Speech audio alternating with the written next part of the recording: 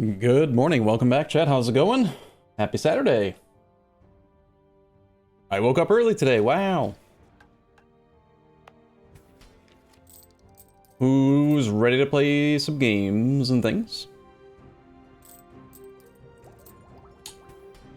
Alright, I'm still in the look around at our country phase. All provinces in the Vorpommern area are owned by Wolgast, and they get permanent claims on Uckermark and the Mecklenburg area and on the Neumark area. We have two of our subjects do have custom mission trees. Might make sense to try to help him complete a couple of his.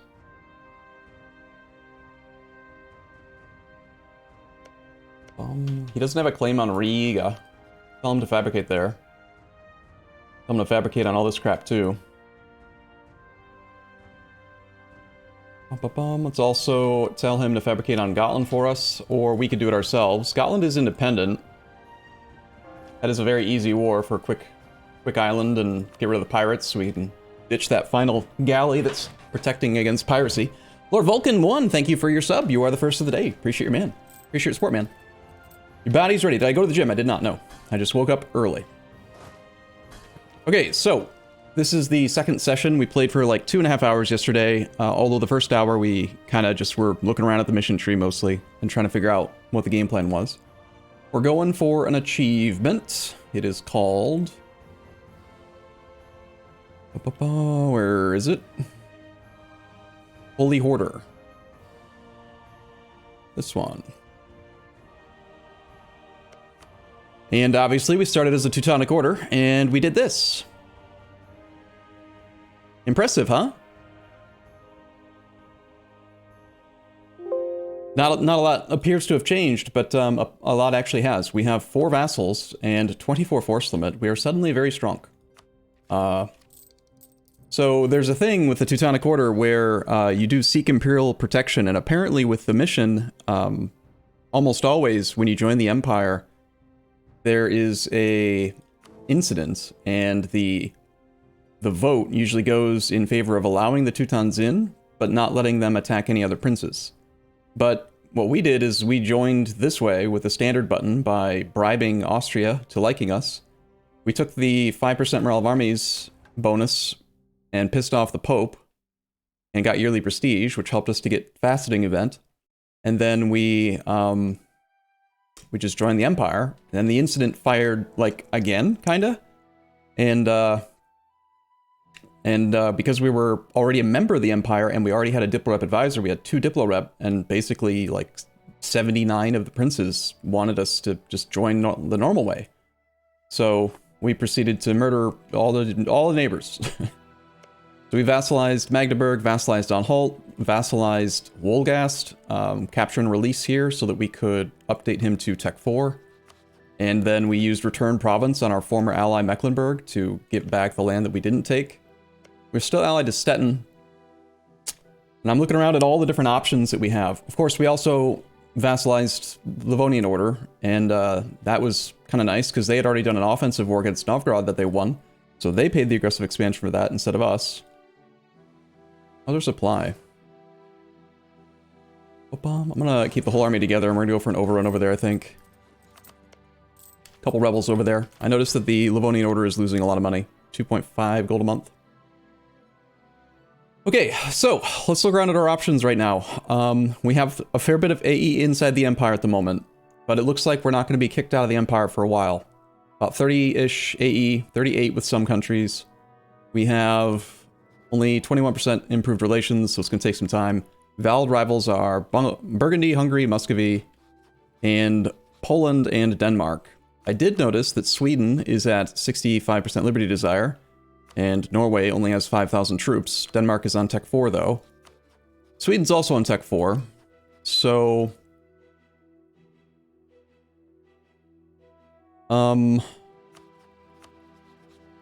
if we rivaled Hungary and attacked Hungary, that is also an option that we didn't consider yesterday.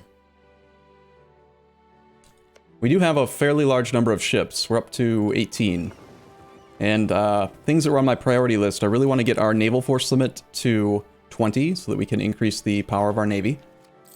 Trade power wise, because trade is like the vast majority of our economy right now. Almost, what, 50% of our income comes from trade. Our monarch point generation is completely atrociously bad. Like really, really bad. We're probably going to want to fire the level 1 advisors in search of a inflation reduction advisor so we can run the trade efficiency inflation combo and try to generate some monarch points. We did dev push the institution, so we have the Renaissance. It's spreading through our country right now. And all we need is a humiliate and fully spread Renaissance, and we will be able to activate Golden Era if we'd like, which could be a sweet spot timing to attack Poland. Alternatively, we could just attack Poland right now. We could. They're on Tech 3, we're on Tech 4. We have 24,000 troops. We have 15% morale of armies from... at the very start of the game, you get an event as Livonian Order, as the Teutonic Order for 10% morale of armies for 25 years. And then we did the 5% morale thing with the Austrian mission. And then we also have Teutonic Persistence, which gives shock damage received -10. On top of that, we have Cav Combat plus 10% and Discipline plus 5% as our national ideas. So Poland is known as the Winged Hussars, right? They're the cavalry kings, but they don't start with their bonuses. They only start with Cav cost -10. So our troops are significantly better than theirs at the moment. We could do it. The issue is, I usually don't like doing wars that are could do it. I like doing wars that are guaranteed, because guaranteed is less expensive. So I'm not sure if I want to exert and put that much like strain on the country at this point. I think it'd be maybe better to go for a simpler war. So first things first, we want to get our prestige to 100 again, so that we have faster imperial authority. Wrong words. Faster aggressive expansion decay. You can get up to 50% improved relations from 100 prestige, which makes you decay an extra 1 full AE per year. It's a big deal. So there's a war we could do with Novgorod. They still have some clay. We could go tax them and also tax Ryazan for prestige and money. And I need to take care of those rebels anyway, so I'm leaning in that direction at the moment. Albania occupied Constantinople. Wow, you're right, they did. And it's been 428 days since the Ottomans started trying to unsiege it. They have 45,000 troops. Oh, the Ottomans are probably trying to siege out Venice or something. Yeah, here's 15,000 Ottomans. They're at 12 siege status. Are they also trying to take down? Yeah, 35% chance on Albania's capital. Just a level 1 fort. But yeah, that's kind of funny. Other things we could consider are just staying at peace for a bit and trying to do like Canottieri type shenanigans, because like Venice would pay us a fairly large amount, and we are slightly war exhausted because of the way we handle the wars in order to get things the way that I wanted them to. I'd like to murder Brandenburg before he stops being a valid rival. Never mind, he already did. He might become valid again on Tech 4? No, probably not. Not when we have 4 vassals. Shockingly, all of our vassals are currently loyal. So we got that going for us, which is nice. What else?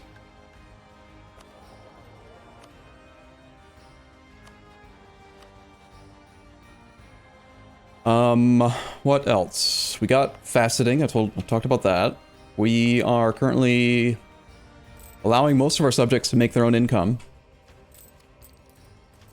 And mission-wise, I wanted to talk about this a little bit more. We have a double branching mission like tree thing, but until we do defeat Poland, I guess we don't get access to any more missions. We've done all the missions we're allowed to do so far. So we have to attack Poland relatively soon.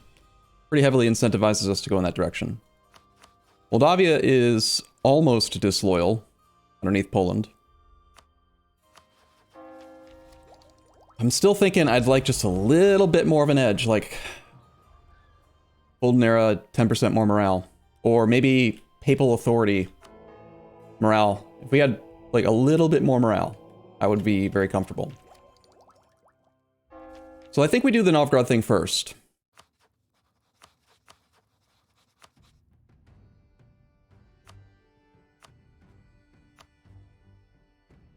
Alright, let's go ahead and play I'm gonna go up and take care of our subjects' rebels. I think we do have enough supply to go up to here and go around. Bum, bum, bum, bum, bum. Lawrence has done something with Savoy. I want to start spying on Gotland. I do want to improve with Wolgast because he is very close to being disloyal. We will arrive there on the 21st of July. I want to make sure we're not suffering attrition ticks with our army since military power is currently a big concern. So instead of going that way, we'll go to Livland, assuming we can be there on the end of the month. Yep. We can avoid the attrition tick that way. Looming disaster. Dominance of the clergy, because they are currently below 50% equilibrium, but that'll happen. That'll go away next month, and then it's not a real disaster anymore, so don't have to worry about that. We only have 3 forts, and we're paying for 2 of them at the moment, because even though we are doing pretty well economically, we're still kind of poor. Novgorod's got 4K troops. Our poor subject is doing their best to take care of the rebels on their own. Alright, we're just gonna send half of the army over then, and have the other half chill. It's kind of tempting to wait a little bit longer to get rid of our war exhaustion. We're so strapped for monarch points that I really just want to... I don't want to spend monarch points on anything else right now. Fire these guys and look for the inflation reduction advisor.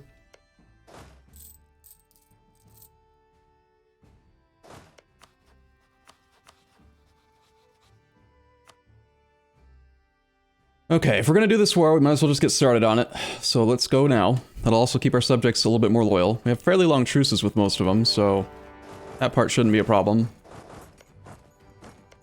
We don't need full morale for this war. We could probably stand it, be at like half morale for most of it. Military access. We'll probably end up getting military access through Muscovy is my guess, in order to get to Ryazan. We want to send our leader over there to take care of it. Let's have our subject do most of the sieges, because we will suffer a fairly large amount of attrition. We already have access through Denmark. Let's tell our subject, the Livonians, to go up there.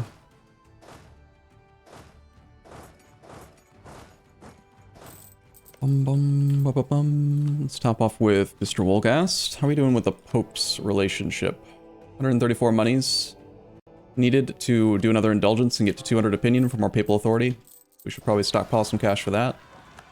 We have Novgorodian peasants. Of course, Mr. General was there. Great timing.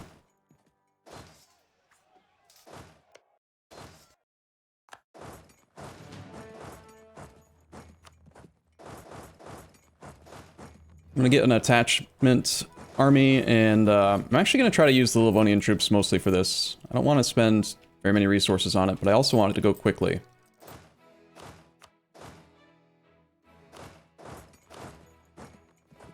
I might have to be the one to ask for access just so we can get down there quicker. We might actually struggle to get to Ryazan because... Huh. Yeah, because Lithuania, Muscovy. Muscovy's like real mad because wants your subjects' provinces, -173. Well, about that, sir. Perhaps what we can do is, I have an idea.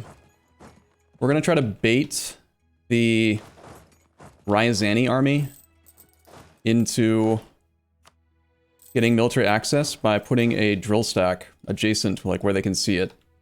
That might make them want to come and attack us. So long as this army is going to go take care of Novgorod's troops by itself, I think we're okay to try that. So we'll drill here. Actually, we'll drill in Neva, so I can have both, like, the whole army do it. Bum bum ba-dum bum bum ba-dum bum bum.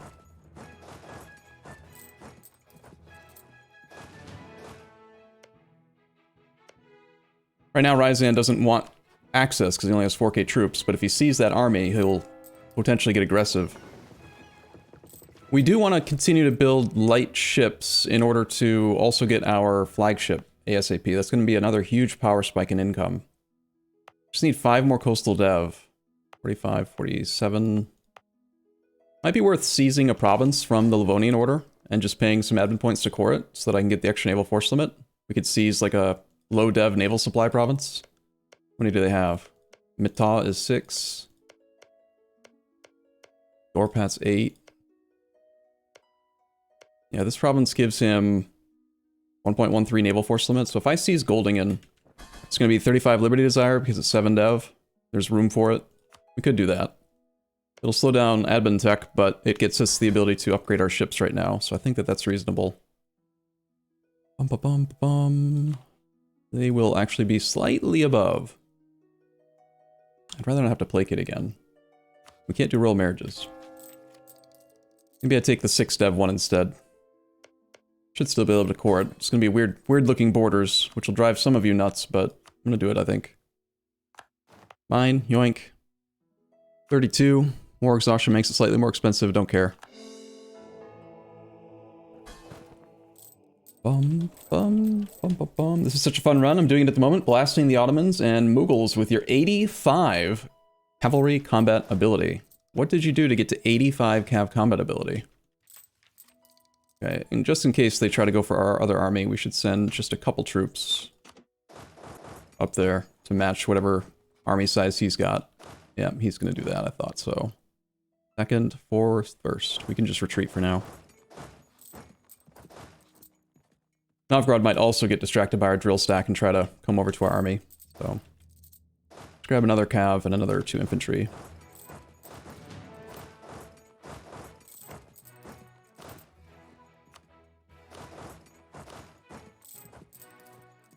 Bum, ba-dum, bum, bum, ba-dum, bum. You know what? Looks like it's just not going to work, so we're going to go with plan A, murder them. We're not ahead of time on tech, but we could definitely benefit from a second general. Our heir is the 345, but if he dies, it's not the end of the world. He's not a, like, he's only +3. Let's make him into a general too. Nice, got a 3-3. Alright, he will do that, and the other army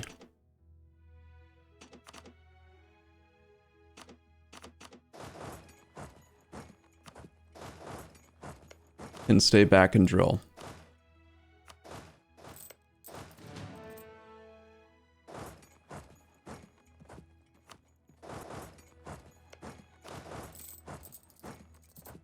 Board, okay, so, sorry.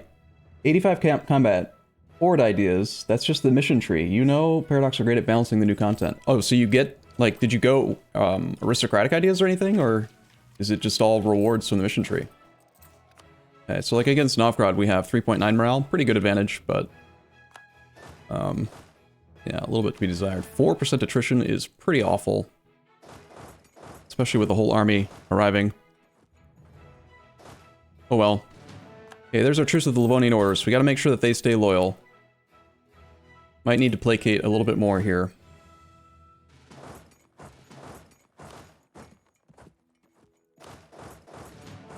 Chase that army down.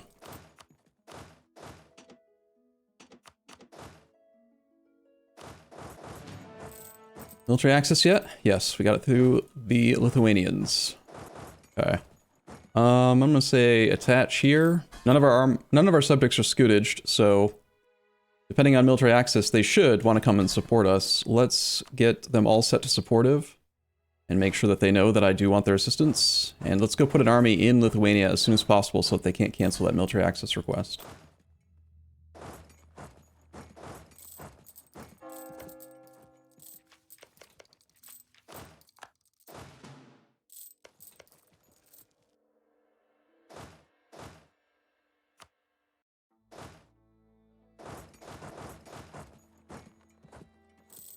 Yeah, we only have 7,000 manpower right now, and we are losing a lot to these sieges. 5% attrition up here. Gain more papal influence at the cost of prestige? Yes, please. That also makes the clergy loyal, which is wonderful. I'm not going to worry about loot. Let's bring the army home now, so we're going to be wanting to get in position for the next war. Let's have the 3-3-1 come over here. Muscovy's just rivaled us. We do have loans, apparently. Just one at 1%.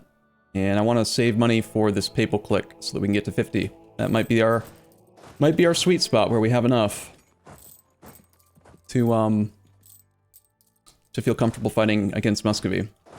Sorry, not Muscovy, Poland. I can say words. We're running 6 cav, believe it or not. I'll go down to like 60-ish% morale for now. Trying to make a little tiny bit more cash. These guys don't appear to actually want to come help us. We got a siege pip, siege pip, siege pip. Cool. Ryazan has only 4k troops, so I'm gonna pull one of these guys off as an attached target. Try to go pick some of these armies up. Maybe you can also tell one of our subjects that this is their job. They might listen. Or they might not. Who knows? He might cancel access on us to the Great Horde before we can get there in time, but looks like he won't. We have rebels soon. Need a claim on Gotland. We should also be spying on Poland for siege ability in our upcoming war. Probably spying on Denmark as well would be good.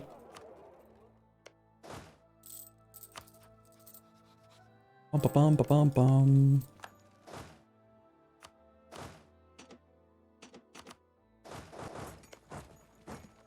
Also, make sure we've got like 1 troop in Lithuania here, just so that if we need to send more troops over there, or we want to try to get our subjects to go and attach, that they have access. Need 127 money here. Did you know you can actually lower the cost of this click by intentionally lowering your income for a month?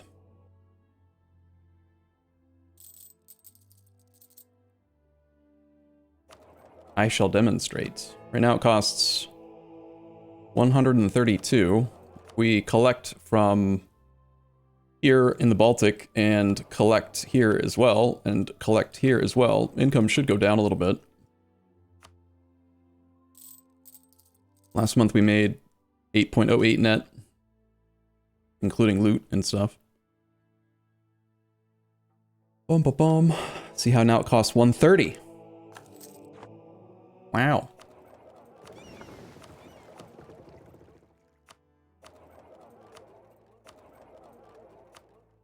Tiny little bit of micro. I guess it's worth it. We need at least a couple transports, probably, to get onto Gotland. He only has 4 troops. Does our vassal have enough troops? He's got 7 transports. He could potentially invade on his own, actually. We're gonna do war. It might make sense to do all the war at the same time. No enemy armies in the war anymore, so let's go down to even less maintenance, although we do have rebels. Bum, ba, bum, ba, bum. So let's not do that. Wolgas is also slightly disloyal at the moment. Guess we have to let them have their trade power. For a bit. Magdeburg. Magdeburg is Madge. Still. We do have a lot of subjects. They're probably trying to tech up right now. Makes them difficult to keep under control. That's why we need to farm prestige. Also, did we get that inflation guy? We did. Level 1 inflation guy is available. Cool. Just need some money. You can hire him next month. Why do we take Mittal from the Livonians? So that I can get naval force limit to 20 without having to do any development clicks. It's cheaper to core 6 development than it is to develop 6 times. Also, taking some of the land from him helps to keep the other subjects under control. We have like an extra huge amount of reduced liberty desire with him because of one of the missions, Historical Friends, minus 50. So, this siege might take forever. Still wanting to see if these guys will attach. They appear to be doing the thing where they don't really like to listen, even though we do have access. And they're all loyal. Kind of frustrating. I'd really prefer to use their troops instead of mine. At least, Livonian Order's doing their job up here. So we might have to suffer this attrition ourselves. Attach to me, you dinguses.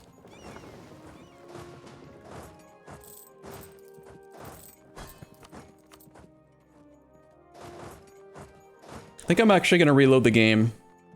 We're down to 8,000 manpower and I really care about it, so... Sometimes reloading the game can fix them. They're just broken. Whether they're on supportive or no focus. They just aren't moving at all. Yeah, exactly, Bristoff. Yep. We've done it before. Sometimes it does work. It is super weird hearing me say that we're running Cav.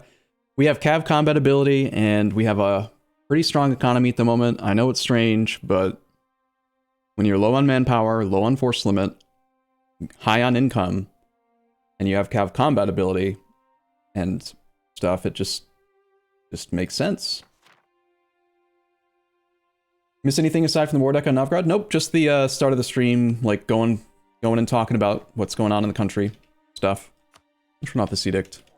All right, you dinguses, come on, attach. This is so silly because like yesterday, do you remember we were? Yesterday we did the war, the thing, and I like showed how easy it is to get the AI to like listen and use attachable armies to control them, and then now they're just like, no, we don't wanna. All right, we do want to hire our inflation reduction guy, try to go for our event, and I'm going to start building a couple extra ships just so that we can potentially have the ability to invade Gotland soon. So I don't want to have to keep that galley forever. Suffering 3% attrition now on the army. Oh god, you are kidding me. You have decided to come home.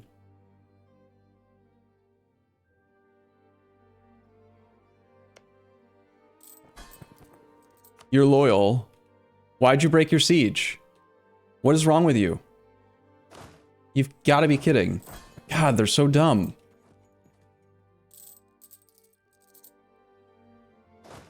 Well, reloading the save did not help. In fact, it looks like it made it worse. Could be that their economy's bad. Now they're turning around and going to re-siege.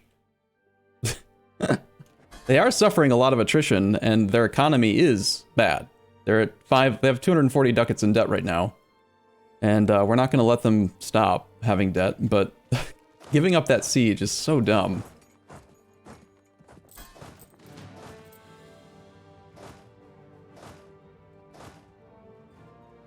Still, just in case, I'm going to send, no. They have to just take care of it. If they don't take care of it, then I'm not going to deal with it. And these guys don't want to listen either. Fine.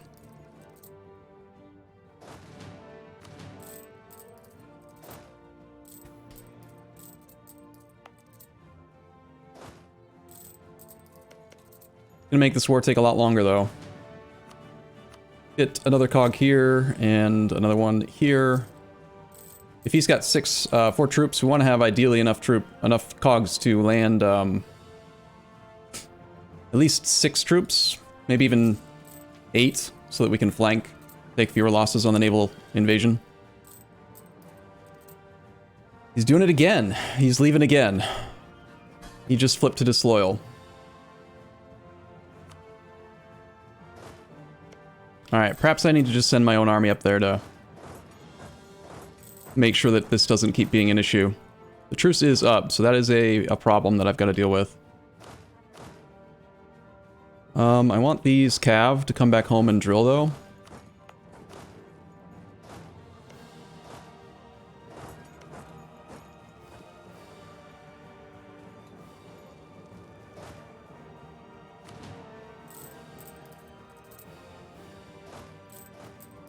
We have room for one more troop. I must have gotten rid of one of my infantry.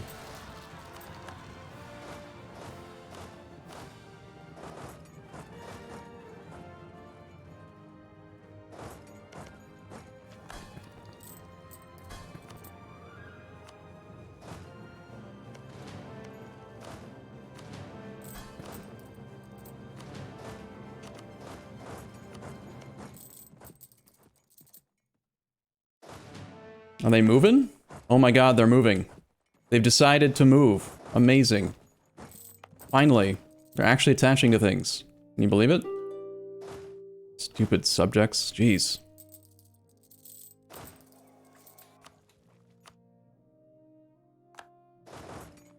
Alright, I'm gonna send these guys over there and try to get them to attach and follow me all the way over to take care of that siege, so we're not suffering 4% attrition. Instead, our subjects are. Same thing up here.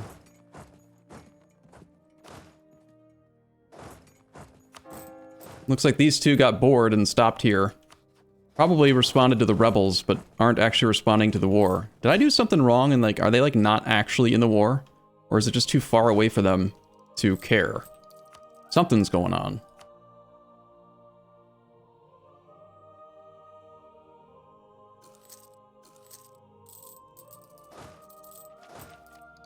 He does have a siege pip up there.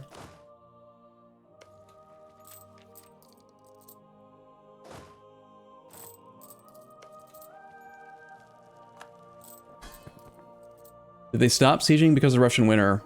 I'm not exactly sure what happened, really. Okay, we are having issues with keeping our subjects loyal, in particular the Livonians, so we could pay off their loans for 5 Liberty Desire per loan. We can also do development clicks in their country, which also saves 5 Liberty Desire per click. Money is better for us right now than Monarch points would be, but I'd still prefer if he would just demilitarize after the war. So I think rather than piecing out Ryazan, I'm going to make the Livonians go deeper into debt, which will hopefully... The problem is, it might make them delete their forts. I don't want them to delete this fort in particular. They've already deleted their capital fort. Don't they have one here? I know they have one in Reval, but I think they also have one in Livland. I don't want them to delete that Gallia. You know? Yeah, I've changed my mind. Maybe we don't put him deeper into debt. Let's just knock Ryazan out now.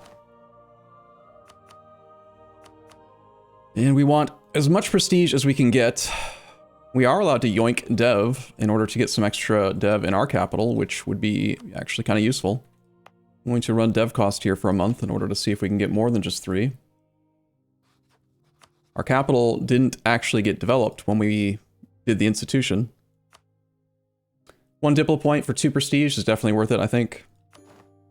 So we'll do enforced military access and then just cancel it next month. Oh, nice. Unconditional surrender is going to save us so much time. Great.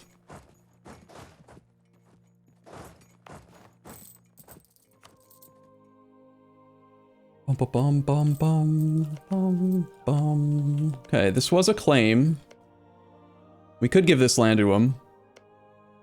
This is apparently a trading post that Novgorod has made in this node, which is bad for us, so it would be better for us to take it. It's also... Yeah, he spent admin points on that.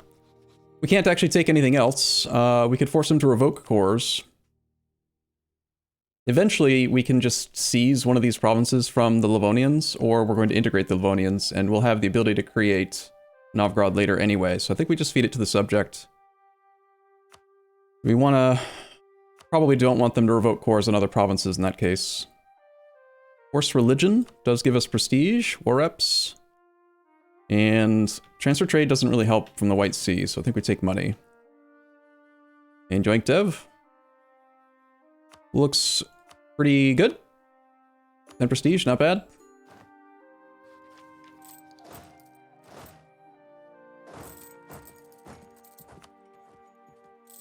And pay off our last loan. Alright. Apparently I took that for myself. Oh well. I didn't pay Diplo points for it, pretty sure. They changed it in a recent patch. You're now, you get the Diplo. You also get the 0 Diplo conquest if your subject is the one with the claim. I believe. So, should be fine.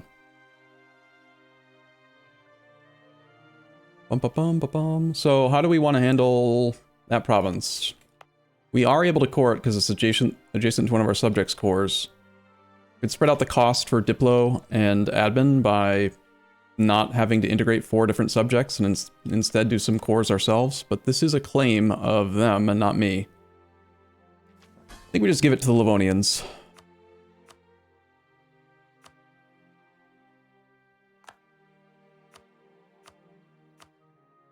$55 Liberty Desire. I do want their trade income. We will, unfortunately, just need to immediately turn around and placate. So there goes all the prestige, but we got money out of it. We got stuff out of it. It's fine.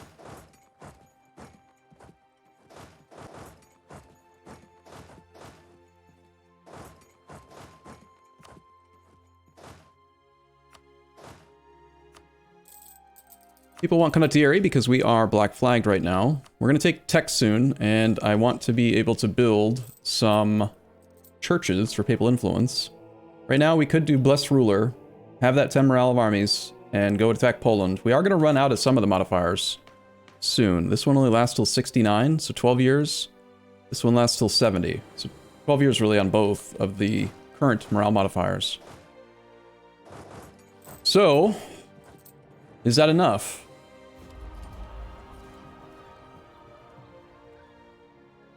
It's also worth mentioning, someone had asked yesterday, I was rewatching part of the stream, and someone had asked why we don't do the dev discount that's based on autonomy. Notice how it's not even in the list. In order for that to show up, you have to have 3 centers of trade in one trade node. Right now we only have 2. So it's worth considering that if I were to seize Reval or integrate this guy, that would make that possible, and we could get another 15% local dev cost if we want to dev push Königsberg, for example, just to increase economy and more gems and stuff. It is nice that the clergy are actually loyal. We get some papal influence that way, get to keep our devotion capped off. This makes us money and makes it cheaper to build churches, which gives us more papal influence. This lets us potentially beat Poland, and also helps out with the prestige issue. This lets us integrate Novgorod cheaper. Not Novgorod, the other one, Livonia. And also having Diplo Rep is kind of usually nice. We have 0.9 right now. We are slightly overextended because of Mittal. I think we just take the morale. Poland did take Tech 5.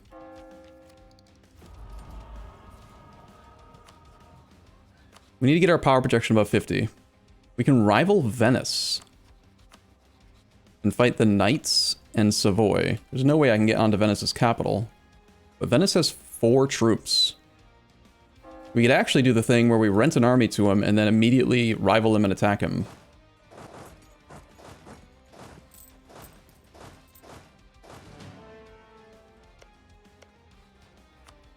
You can rent out 22 troops. He's willing to give us 128 monies, and then we could attack him. That would also allow us to get down there easily in Black Flag. And, like, get on... Oh my god, I can get on his capital, potentially, with condottieri. Oh, that's disgusting. We have to do it.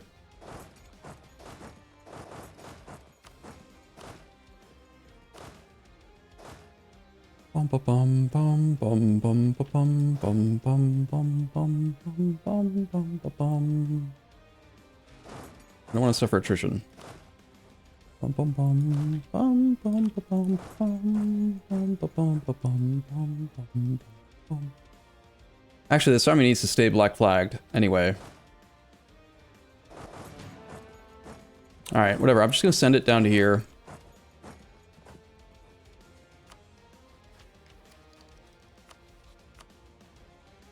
The problem is that it'll temporarily make our subjects disloyal, so I gotta be careful about that. I'm gonna turn this on. We now have 4 point what morale? 4.21. That is really dirty. You love it? Yeah, so you understand how it'll work, right? We're going to, because he's not currently our rival, we can rent to him, and then I can just walk the army down here while it's black flagged, unblack flag in Friuli, then it'll be on contract with Venice. We can move it into Venice's capital, because they have both sides of the strait. We don't have to care about boats. And then we can attack him, and our army will technically not be in his land because it's his. But then the war starts, and then the contract gets invalidated, and our army will just be on his capital. It will be stranded there, but...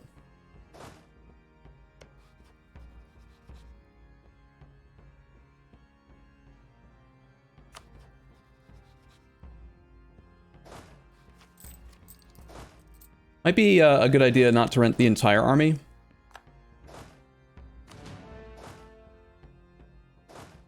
I'm gonna just send him, like, half. Give him, like, a 12 stack or so. And have the rest of the army come home for now.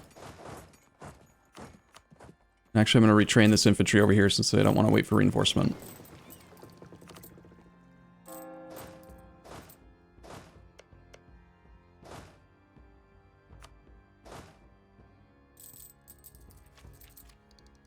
We need enough to not get killed by Savoy, though.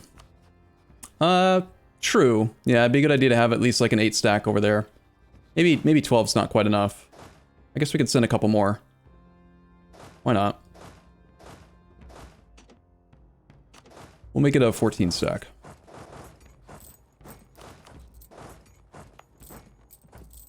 And I do want to do this Gotland War pretty quickly before anything changes there. Oh, he's allied Poland. Okay, well that's actually interesting. We can isolate Poland from Brandenburg now, if we want to, by attacking Gotland. But the problem is that if I don't co-belligerent Poland, the cost to take all of the provinces we need for the mission would be quite high.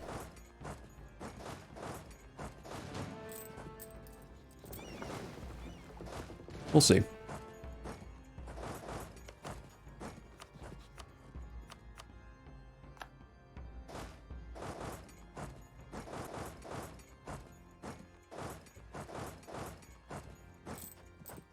Unfortunately, the Ottomans are currently in our way.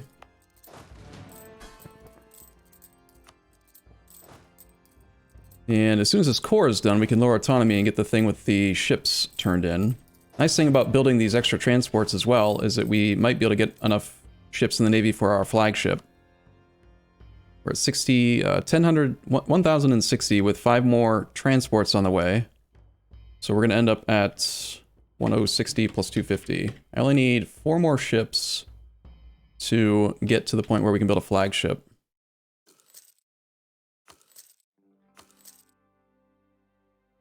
So I'll just build 9 more, a couple more transports.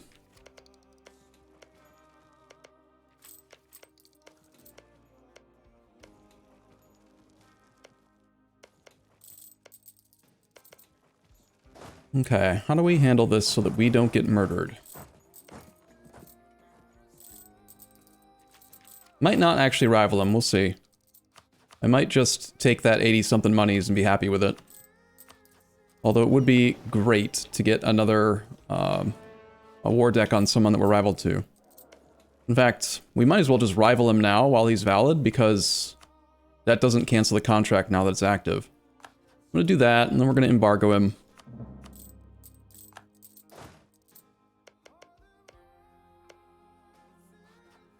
I assume Savoy's not actually at war with anyone? Yeah. Problem is that when the Ottomans occupy that province, I'll still get unblack flagged if I move to Treviso. And this is the only war that he's in, so... Ragusa is the defender against Venice.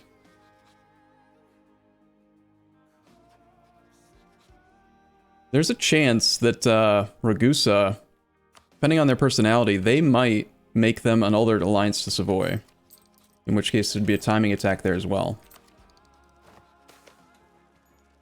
Lose devotion or lose stab? We'll lose devotion. Our subjects is disloyal again.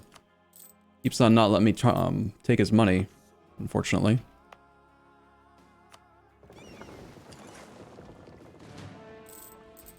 Bum, ba-dum, bum, bum, bum. Don't get stack wiped by the Ottomans, yeah. I gotta be very cautious with this. This is a pretty greedy thing to be trying to do, but when you're small and weak, you gotta make greedy plays. You almost have admin tech. It would be great to save monarch points on admin by having the golden era, but that does not work unless we get the Renaissance everywhere, which it is spreading.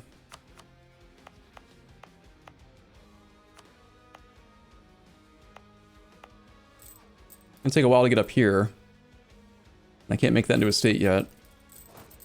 Naval force limit is at, looks like 19.61. Just need this one to finish coring, make it into a state, and lower the autonomy. I'm gonna wait and see what happens with Treviso. AI suffering a lot of attrition, like normal.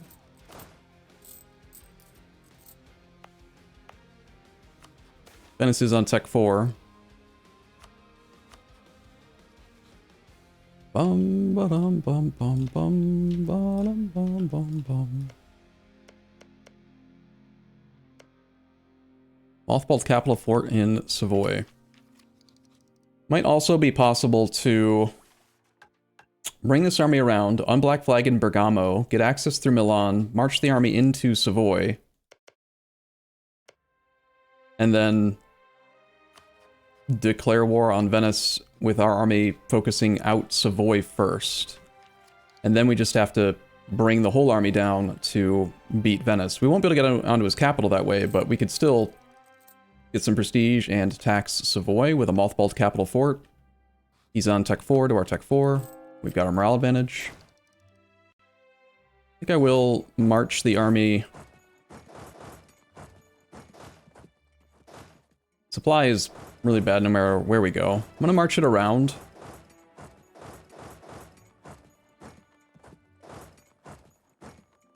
Just get it positioned on this side.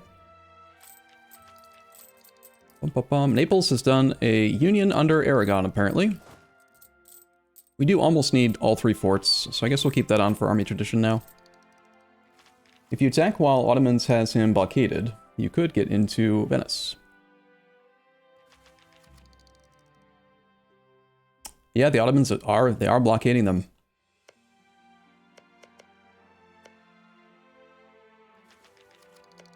This war could also just end at any second. They're at 63 war score.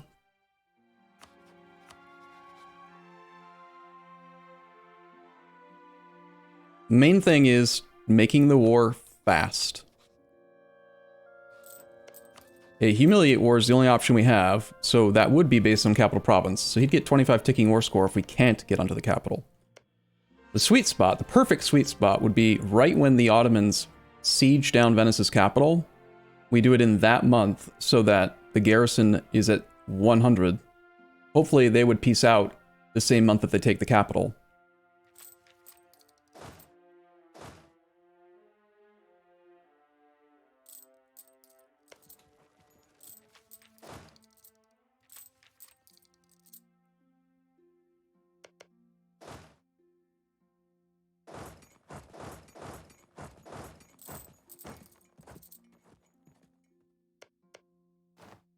It's also not that difficult for us to get down there on our own anyway, because we can just ask for access through our ally, Bohemia. I realized that I'm sort of halfway asleep right now. Like, I'm not really fully awake. Maybe starting the stream early makes me play worse. Okay, we can take tech. I'm considering continuing to wait for more neighbor discounts. Let them go to tech 6 first, so we get 15%. And also possibly waiting for the golden era, so that we can save 60 more monarch points on each tech, just to really springboard our way and get caught up.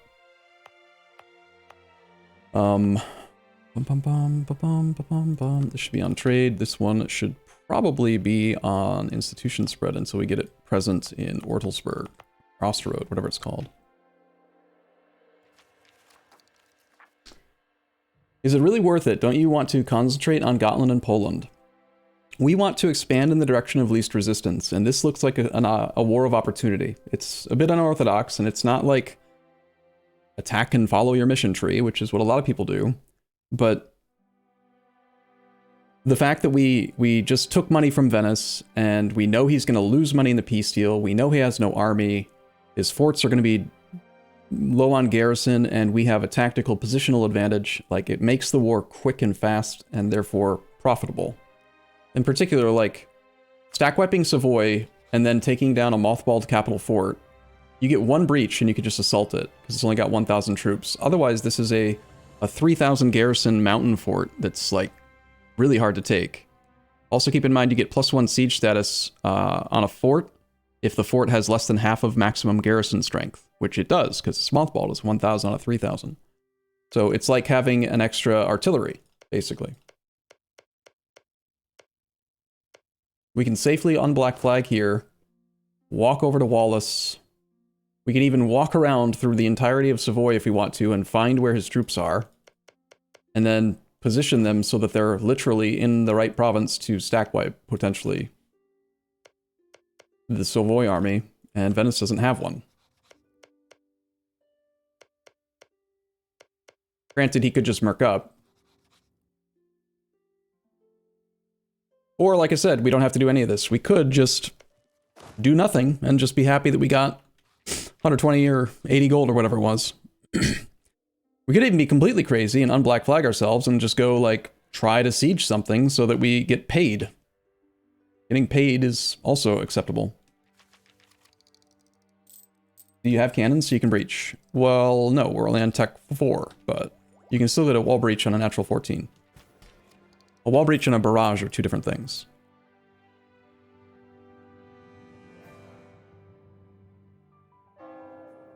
I'm gonna just keep on thinking about it for now.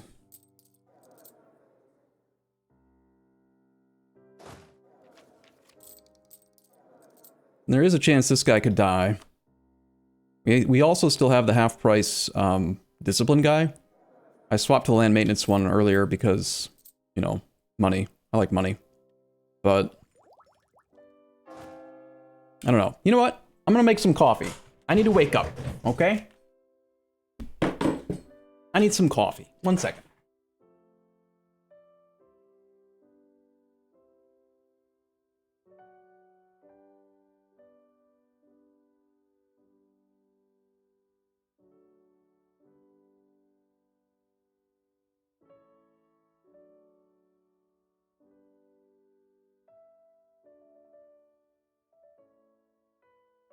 All right, I found some green coffee in the bathroom. I think we chill. No matter, I think we just chill for now. 21 months of war exhaustion to bleed off. This feels like it's a risky play. It could work out great and be super easy. I'm just gonna wait and see if there's an opportunity to know for certain that it's gonna be free. And if so, we'll take it. Otherwise, let's not for now. Hope is currently 68, and that's cool and fine. Improve with our lowest opinion subject. We're going to want to integrate the Livonians as soon as we're allowed to, which is in 61. We also want to top off relations with him.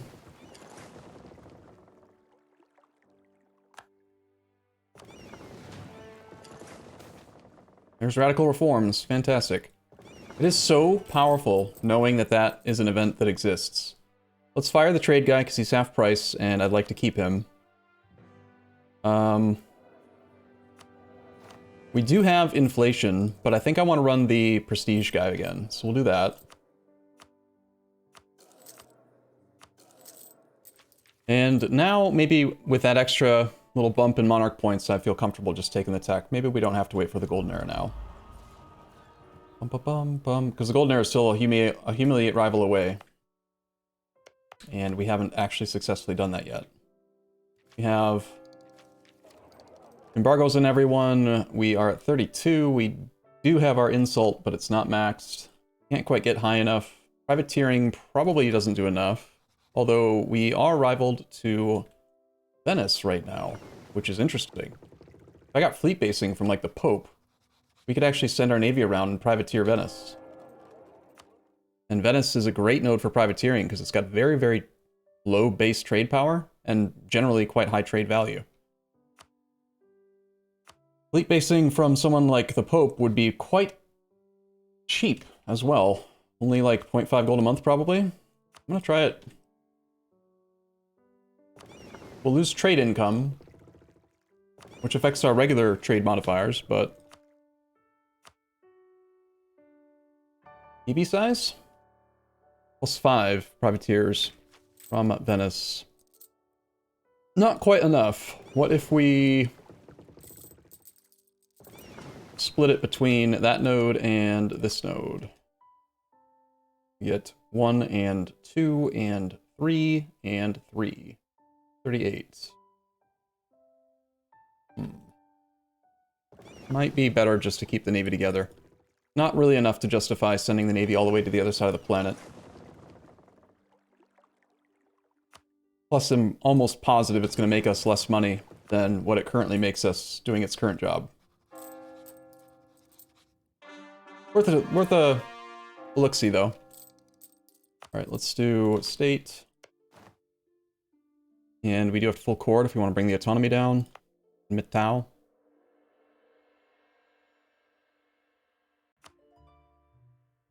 Wait for the war exhaustion to be gone, though.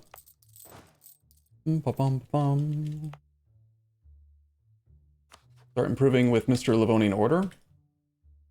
Just with one of our other subjects has gone away, and there is the 24th limit, which is why I wanted to do it. It does cost 131 money because of the number of ships we have. We could sell all of our ships to our subject, if possible. Like, if it were possible to sell ships to Novgorod, or Livonian Order, for example, and then integrate him. How are you guys privateering in the Baltic? That's not right.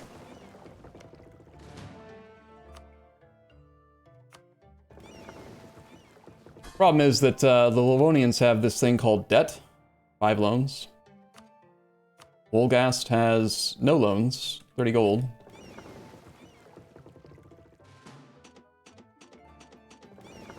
Bum bum bum bum bum bum bum bum bum bum bum. Of course, that also does throw off my number of built ship count, so we have to build another light ship to make up for it, and we can build our flagship. Okay, so we have the bonus now. Merchant Navy, ships trade power plus 33%. Our Navy's even more gooder. Venice is upset with us, which is exactly what we wanted and expect. And they're working on other forts now as well. Would love to actually get paid.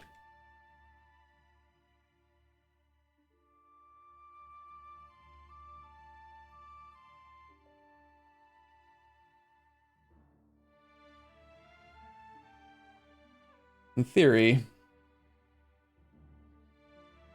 there's no super safe place to get on Black Flag that where we could also do a siege, but if we time it so that we are participating right as the contract, the 18-month contract is up, then I'll be able to just cancel it on command. So if the Ottomans like threaten to do something, we could just cancel the contract and potentially even renew it if I hadn't rivaled them. How many troops does the Ottoman have? Way too many. They've got 40,000. And I'm sure they're on Tech 4. Or on Tech 5. We're only on Tech 4.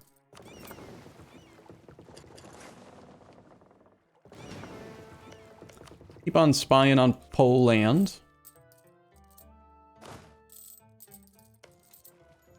0% chance now on Venice's capital. There's our truce with Mecklenburg, former ally.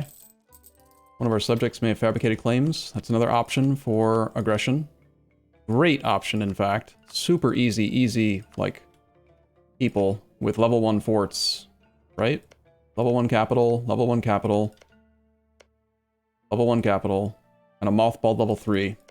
Look at all that prestige. Look at all that potential trade power in the Lubeck node.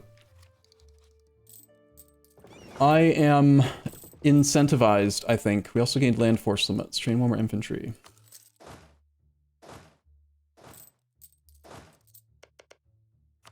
Don't want to get caught lying about the condottieri contract.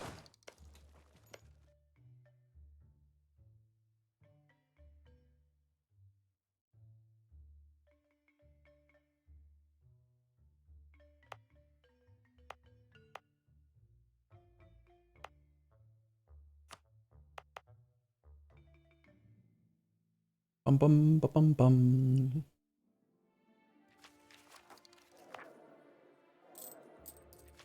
Could go siege Ottoman capital safely then.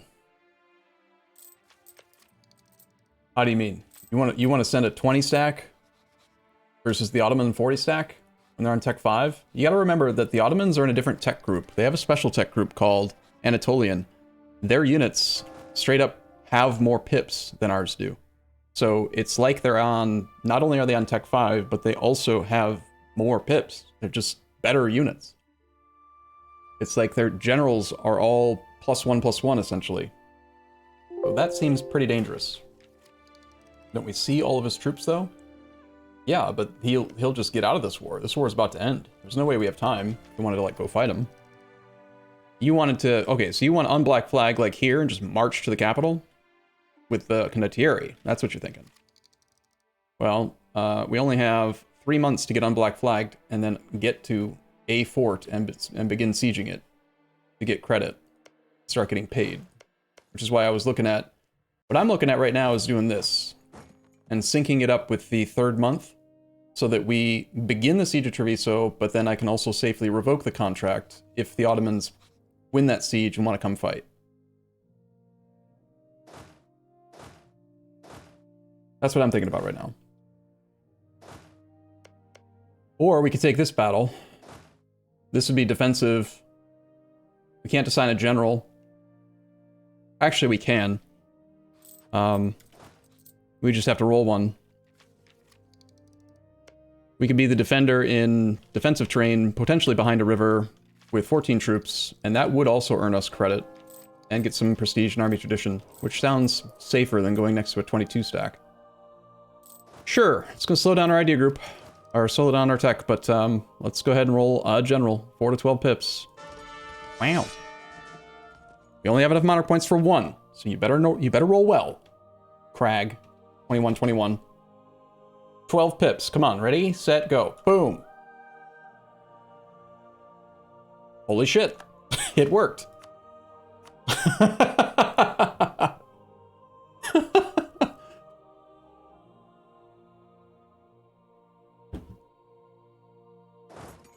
Well then.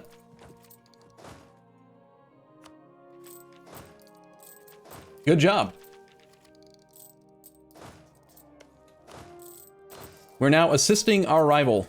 This will earn us credit. Battles do also count. Okay, that buys us a few months of contract. We could now, potentially with the Venice army attached to us, we could go park in Treviso and maybe earn some more credit, or just don't, and just take the few months of contract and be happy with it.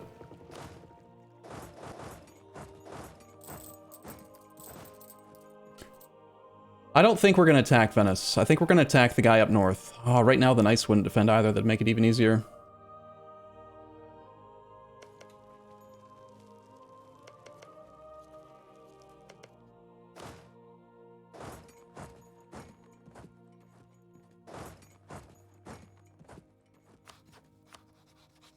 We can also always cancel the contract by declaring war.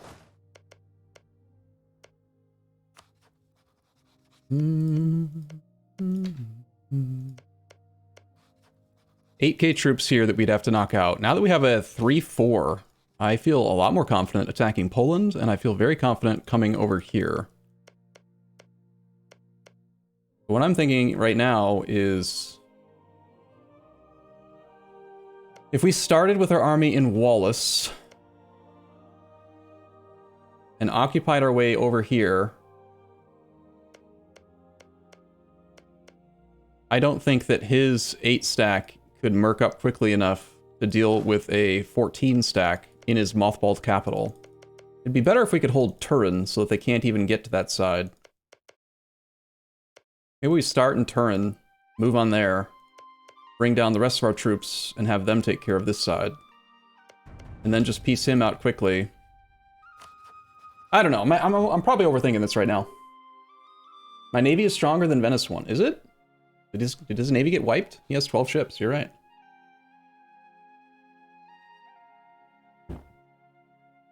Are the Ottomans stranded? Right now, Venice has their navy in place.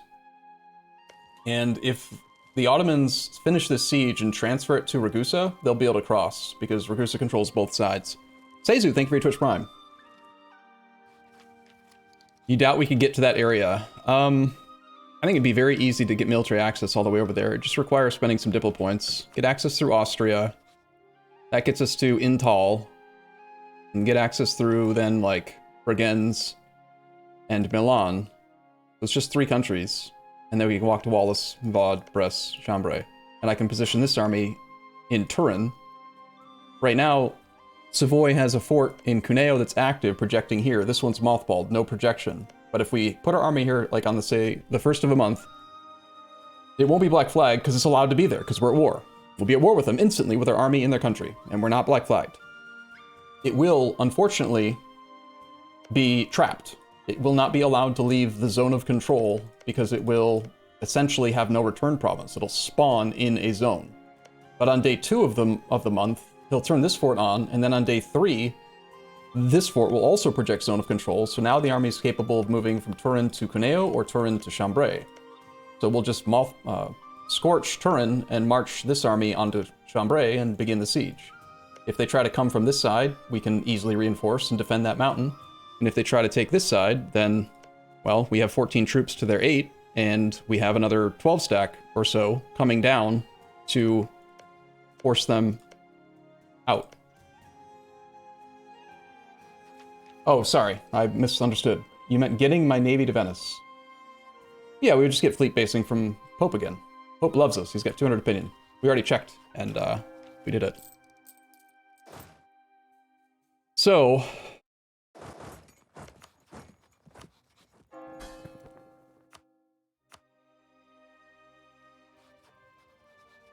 seems like a potentially complicated war.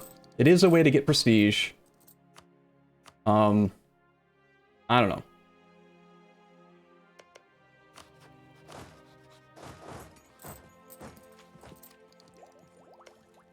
This war is also potentially just going to be over, like, right now, whenever that fort falls.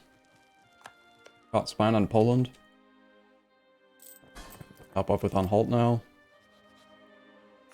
Bum, bum, bum, bum. Ottoman 223 in defensive terrain, crossing a river. Convert manpower into money by reinforcing. I don't think I want to. He can't get to us because he's on the wrong side of that fort, so I think we just let Venice die.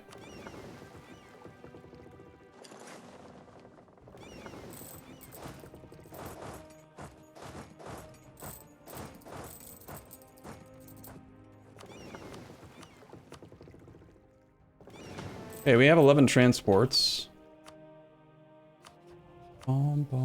Poland has 48 reasons to defend Gotland. Poland has some rebels and are in debt. I still also really like the look of this Mecklenburg war. Or potentially, if we can get a claim over here on Brunswick.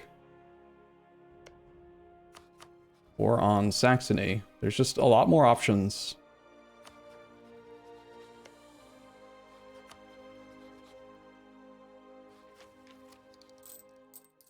To consider. Okay, we got 5 months. Are we getting paid yet? We are not getting paid yet. Alright, so there's a peace deal. Venice cedes Hum, Split, Zadar to Ragusa. Venice cedes Duras, Kotar, Zeta, and Raska to the Ottomans. Cedes Yiboi, Epirus, and Naxos cedes Naxos. Venetia also got pillaged, and Venice released Crete. Okay, Venice may become an invalid rival now. Let's see how much land he actually still owns himself. Still has Corfu with a mothballed fort. Lost his fort in Split. Lost the subject fort over in Yiboi.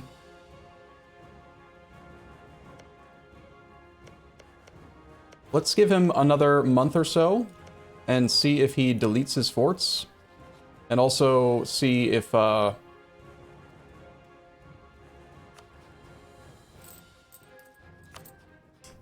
if he cancels the contract. He will be in debt, but he doesn't go in debt till the monthly tick. And that's, I think, when he'll potentially decide to delete forts if he's going to. Bum, bum, bum, bum, bum, bum, bum, bum, bum, bum, bum, bum, bum, bum. Just mothballed that one down there. And kept these ones on. This is the last month we're allowed to consider this. He did just stop being a valid rival, but the CB won't update until after the month's over. I think we just come home. I think it's way easier to go for the Up North War. Quicker, level 1 forts, don't have to worry about the mountain level 3, don't have to worry about Venice murking up again or something. It's just finicky to get down here, so I think we bring the army home. Bum, bum, bum, bum. We are getting paid right now.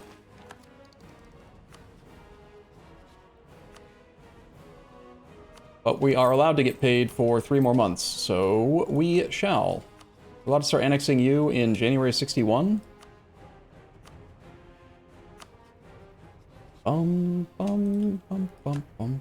He lost his trade league. He has negative prestige or something. Not enough prestige. No members in his league.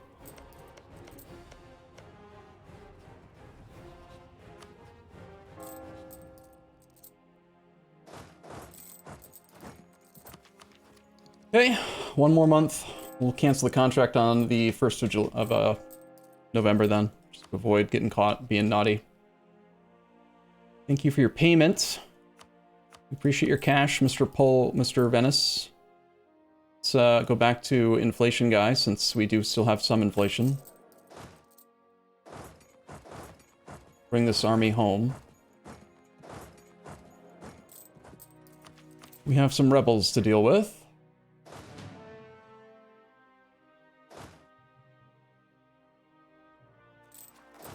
What are we doing on those boats? We're at 1460, just waiting on this last ship to pop out then, and we can build a flagship. What are we building here?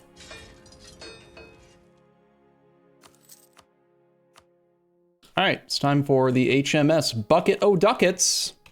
We want to do privateering so we can continue to try to solve our power projection issues. Being at 38 makes me want to do some more privateering stuff. HMS Bucket O' Ducats. Trade power, movement speed, piracy. Bum. Bum, bum, bum, bum, bum.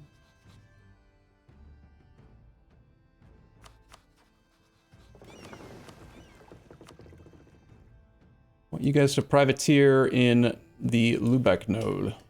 Takes us to 46. And if we set a new rival, it's also an option to embargo, to rival Muscovy so that we can privateer him. This is another good node to privateer in because there's relatively low trade power. The Novgorod node has only 283. Right now we're mostly just steering it out, but how's the war with Muscovy look? Not good. Allied to Denmark, they've got 80,000 troops. How about Hungary? Hungary is still just Hungary, Denmark, and I'm sure Sweden's probably still disloyal. Let's rival Hungary, because Hungary might stop being a valid rival soon. Let's re-up our insult, even though it costs prestige. And that should temporarily put us at 50. Look at that, we get 3 whole monarch points, probably for like 1 whole month. It's gonna be amazing. Yep, see, 1 whole month. I probably didn't even get them, did I? Probably. Sweet. Are any of our current rivals at war? No, no, no. Bum bum. And we get power projection from having the Renaissance in every province. So close.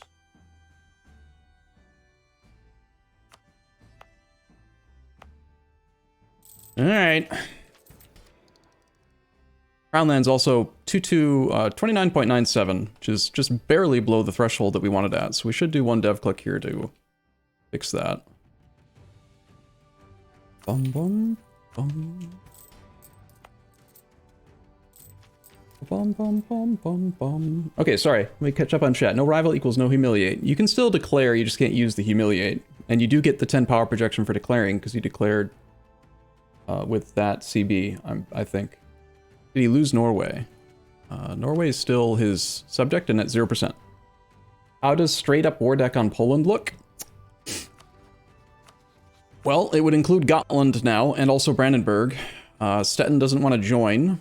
Attitude towards enemies is negative. We have the 10% morale of armies from this thing, so we're stronger than the last time I looked at it, but we still didn't really get prestige.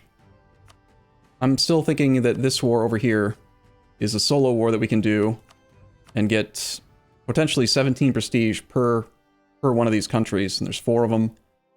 The most dangerous fort is inland and mothballed, so should be super easy prestige. 17 prestige times 4. 34, 68 prestige. That's so much. Like, so much prestige. you know? And we have a pretty darn good general right now. Temporarily. You still have the starting buffs. We do for another 10 full years, which is why, and also, I mean, if we can get our prestige to like 100, that's also like another 10% prestige, morale of armies. I'm very motivated to get more prestige, I think. Ba-bum, bum.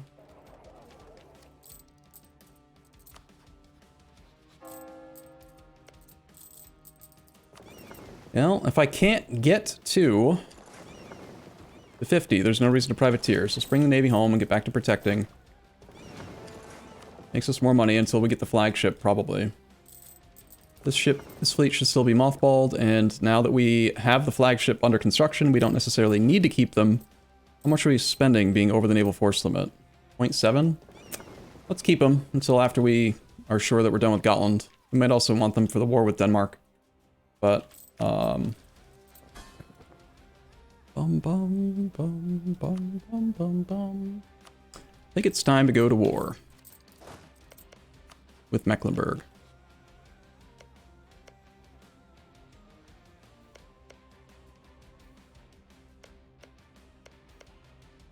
Mecklenburg has no ports of his own, so we can just walk right through and get started on that siege if we start the war at the beginning of a month. I think we start it probably like March 1st.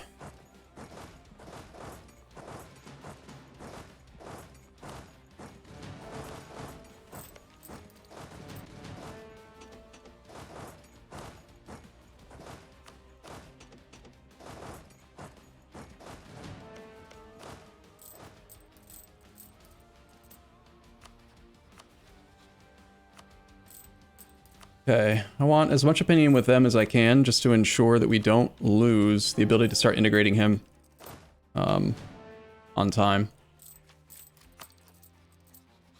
But we'll call him back so that we have the diplomat available on the 1st. Milan is now the Curie controller. Okay.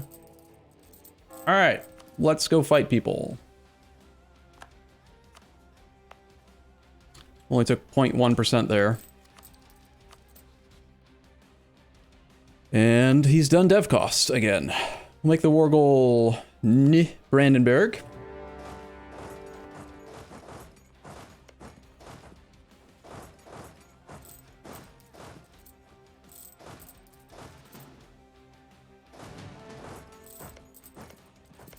Let's tell Mr. Wolgast to be here and attach to that army.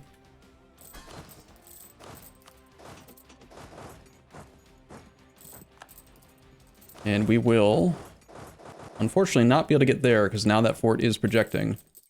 But we can get there before the end of the month, and therefore no garrison reinforcement, and therefore obsolete fort. Or, not obsolete, but like, weakened garrison. Put a few extra troops there, just so that the army's safe. Allow our subjects to attach.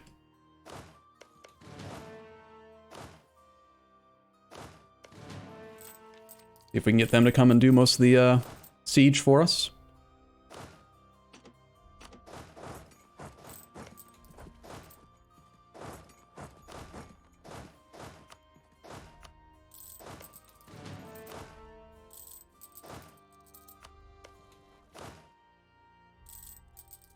Okay, let's see, Anhalt is here, Magdeburg's here. They brought 6 extra troops. We'll try to get one of them to come over here. They don't want to listen. That's sort of fine, I guess. They can all just hang out there. We do have naval superiority. We should probably do a blockade. We'll make the war faster. It'll cost a little bit of gold, but time not at war is good for us. So we have access through Denmark right now. Still holding off on tech because there's a chance we can get another 5% neighbor discount, and also still considering that I might activate the golden era. So until I'm sure I want to either build temples or anything else changes, I'm just gonna keep waiting. Hey, we're at 50. That's with us privateering where? in Lubeck. All right. Well, for 1 month, we are at 50.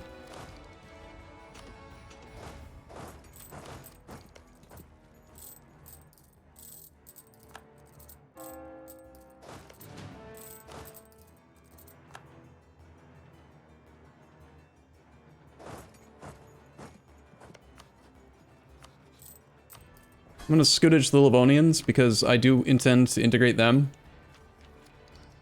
before the war with Poland, probably. We're going to start that as soon as we're allowed to. Shadow Kingdom just fired.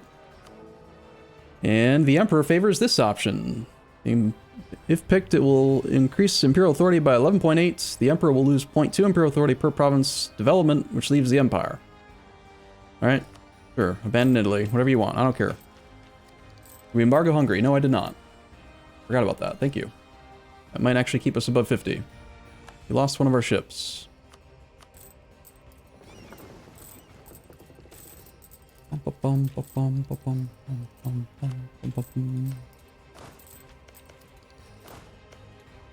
Need a wall breach here, please. Just get a natural 14. Easy. That is the opposite of a natural 14. That is a natural disease outbreak. Got rid of most of the war exhaustion. I guess I will pay for the full core now. Bum bum bum bum bum bum bum bum bum. We call in Stettin. We wanted to... What? Whoa, we lose stability on Monarch Death even though we're a theocracy? I didn't know that was a thing. He wasn't leading the siege, was he? Or did I have him here? Did I accidentally have him on this province? Shit. I must have. Because this guy was here. Dang it. Oh well. 1444. Merchant's Son, 101 monies. We did lose some devotion from something, so... Papal Protege. Papal influence is always nice. This one makes the burghers mad.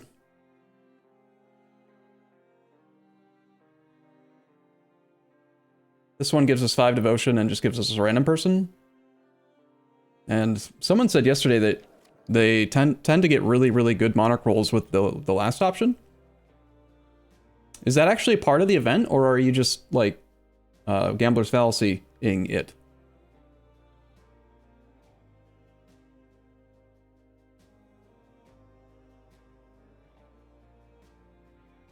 Let's see if we are lucky as well. That's a +1. Not amazing. At least the monarch points are admin focused, which we might be able to use.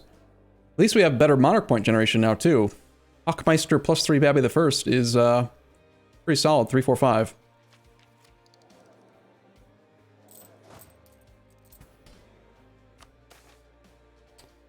Develop Warmia to get some prestige.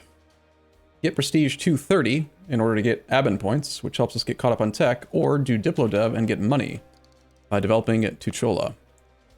It would cost us about 80 monarch points to generate a little over 90 gold. I do like money, but I think we just want raw admin points because we're trying to get caught up on tech now. We'll do the prestige one. He is a sinner and a entrepreneur. Not particularly excited about our heir, so I'm going to make him a general as well. And then immediately proceed to forget about him. He actually has more siege pips than any other generals, so let's put him in charge over there. Teutonic Order gets a claim on Kovno. Sure. Okay, we got a wall breach on the coast, and this is being pretty much all of just our troops. For 5 military points, we could assault if we wanted to, just speed this whole process up. We did get a wall breach here, and this was the mothballed garrison, so also could assault here if we wanted to, but probably won't. No real reason for it. We siege well enough, I think. There are rebels to deal with. Lawlord heretics at 80%. Let's top off relations with Bohemia. Livonian Order is actually helping us blockade. How nice. Have this whole stack head over there. As soon as they arrive, we'll pull our 12 stack off.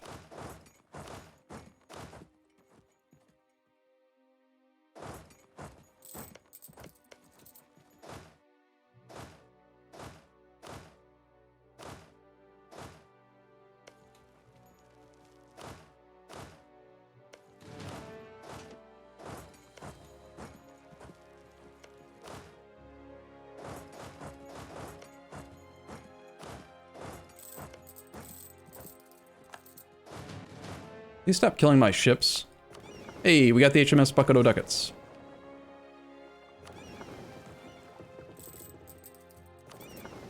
How many ships have I been losing? I feel like we had more than 13 earlier. Might help if we had an actual admiral. But I want my power projection. There, we're at 53. Wow. Now the fleet will get quite expensive because of that extra 1 ducat a month for the light ship, the flagship, and then we are still over the naval force limit. So it is very reasonable to delete our forts, or sorry, delete our transports or sell them after this war.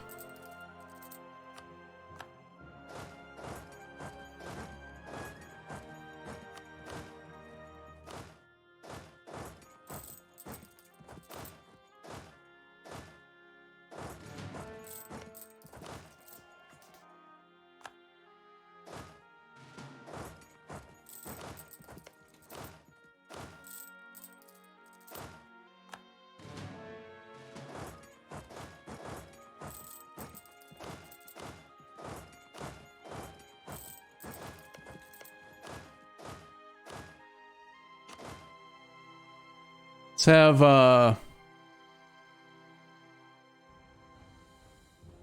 let's actually have Crag go and do that thing in a sec. I'm gonna just mothball this fort and keep control of it myself. Do we have any other subjects that are, like, being problematic? You don't pay anything for mothballed capital forts, so it doesn't cost me even 1 ducat, and there's no risk that it's gonna get unsieged. So, I'm okay with that. I forgot that we could lose monarch points on ruler death while doing a siege. So that was unfortunate. Love this fort in Lauenburg or in Lüneburg. Both of them are great. So they both project perfectly. I think I like it more in Lauenburg than Lüneburg, but Lüneburg's really good too. It projects to Stad and Wismar, and then this whole region is shut down when you're fighting Denmark, which is really good. So should we vassalize him? I mean, we could. It is an option. We have 31 favors with Bohemia. We could get money. I do like money. Do you like money? I like money.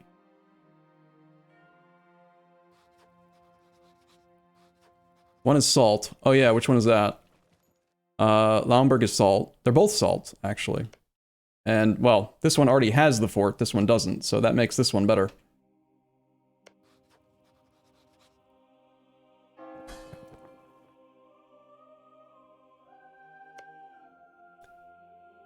Do we have room? We are currently at 6 out of 6 relations. One of our relations is the Stettin guy. Eventually, he'll be small enough that we could vassalize. Maybe. But we're also going to get kicked out of the Empire from our mission tree. And he might not want to, based on that. And our Wolgast subject has a mission to conquer his two provinces. So someday I'd like to break the alliance and feed him to Wolgast.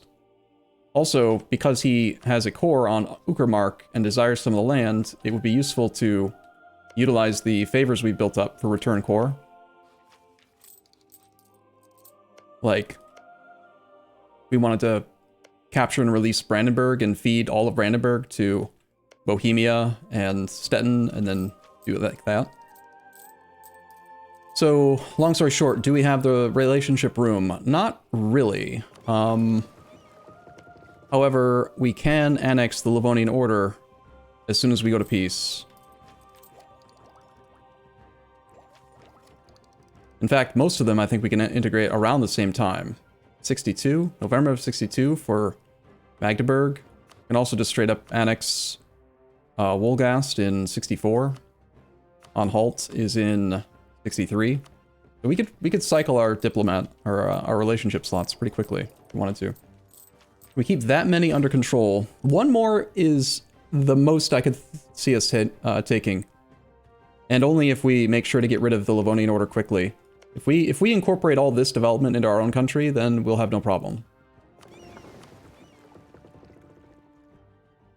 There's also a lot of aggressive expansion, and it would be AE that blocks us from full conquesting what we need for the mission tree. This is going to cost at least, like, what, 30 much dev is this? Everything we have a permanent claim on. This state and this state.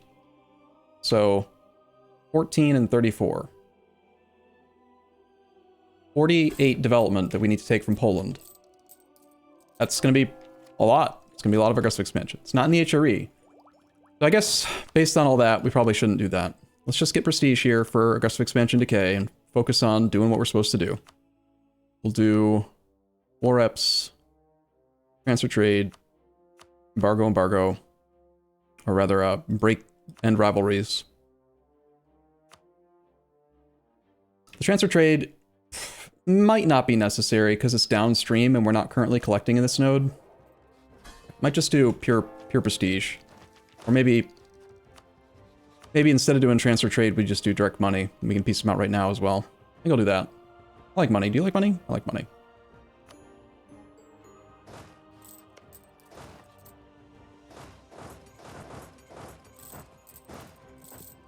Bum. Rebel Uprising. Lollard Heretics.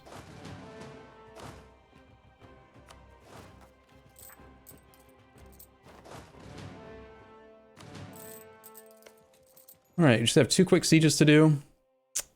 We could go try to blockade, but that guy is inland, I believe, technically. Our navy is doing stuff. We have an admiral. We have an extra transport that we've captured, apparently.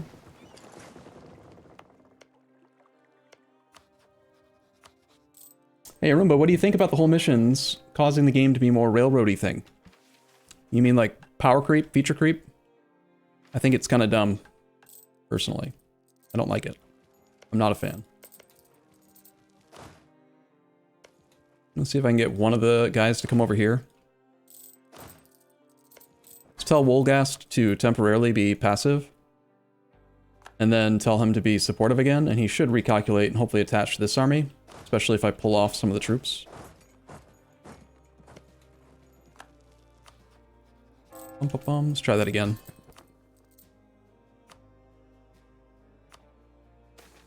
Wolgast, you're not doing it right.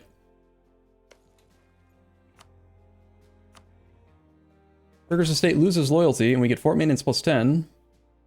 But for 10 years, we get fort defense plus 25. Alright. It's probably not worth trying to min-max this manpower if he's just gonna be a dummy and not listen to me.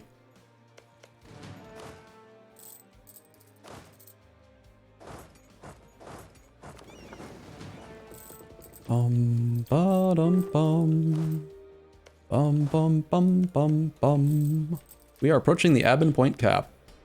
Okay, so Renaissance. Just need it in Osterode and over in this state. And in Mittau. We can turn off institution spread here soon. Still don't have the humiliate, and we don't have enough centers of trade. But after we integrate the Livonian Order, we will have one more center of trade. We have 3 right now? Yeah, 1, 2, 3, 4, 5?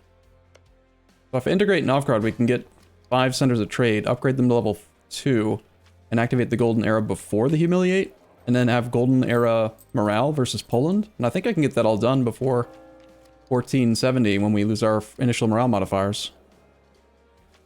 But I don't think we can do anything with our admin points right now, so let's go ahead and take tech in a couple more months. Let's try to wait. Maybe someone will take admin tech in the next month or 2 before we hit the cap.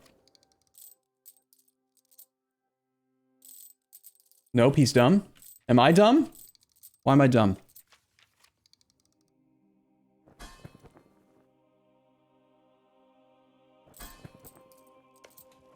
Am I dumb?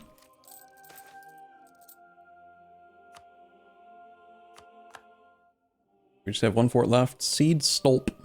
That is inside the Empire. So we would actually get unlawful territory for it if we took it. But it's also something we could spend our admin points on. And since we don't currently have any countries with unlawful territory modifier, it's just another modifier that could be decaying every January that's not. We could take it. Also helps keep our subjects under control, because we'll have a little bit more land personally. Probably best to avoid unlawful territory, though.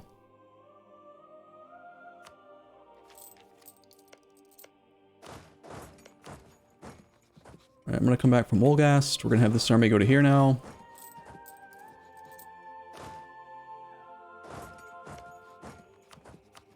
You, sir, I want to get war reps and prestige, and money. There's our... Oh, shit. I just wasted like 35 admin points by trying to save admin points. Sometimes you can mess up, and 1444. We can build buildings. I'm going to hold off on building any buildings until we get the church tax. I feel like we do have enough papal influence generation now that I don't need to keep on buying indulgences. What's left in this war? We already have that guy. We just need this guy now. It's over 9,000!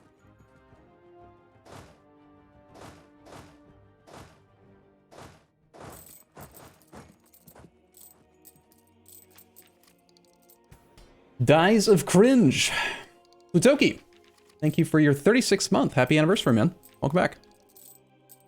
Bum bum bum bum bum bum bum bum bum. Institution here? It is here. Turn that off. Institution is here. Soon. Institution is here soon. These edicts are kind of pricey. Look, this one's going to take the longest, and I think it's the last one that needs it.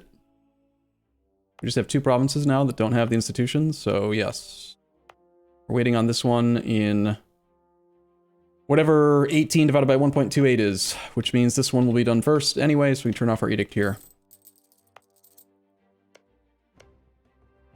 Remember the good old days when you could click on concentrate dev in all your subjects' lands? Oh hey, I can do it in our capital. Or in Magdeburg. 12 Liberty Desire, and we get development? I like development.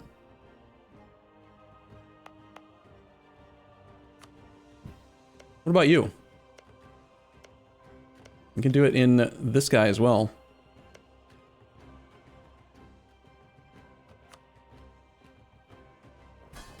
We should wait for the burgers to be happy again. There's a chance that we could get some more out of it that way. It's kind of nice that we didn't develop the capital. Makes it so that those clicks are actually possible. Weird. That was a silly mechanic? I like that mechanic. Clergy can just lose loyalty.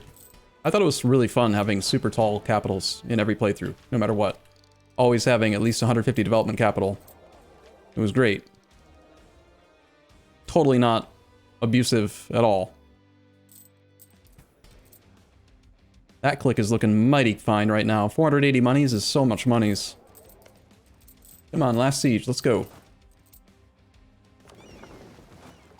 We have 19 naval force limit and only 14 light ships, so I would like to cycle all of our current transports into actual ships that make money. We can also use our transports for trade power now because they have a flagship to escort them and teach them how to be not useless. Bum ba bum ba bum bum bum bum ba bum. Only 10 money? Would you rather have 10 money or 5 prestige? I'll take the 5 prestige in that case. And with Mecklenburg, I think we are still just going for prestige. We can take 5 AE if we want to pillage. Seems fine. 8 Diplo points for 2 dev in the capital. 5 AE. Worth it. Bum, bum, bum, bum, bum. Burgers are almost happy. Let's wait for that, just in case it might affect the amount of development we get from the pillage as well.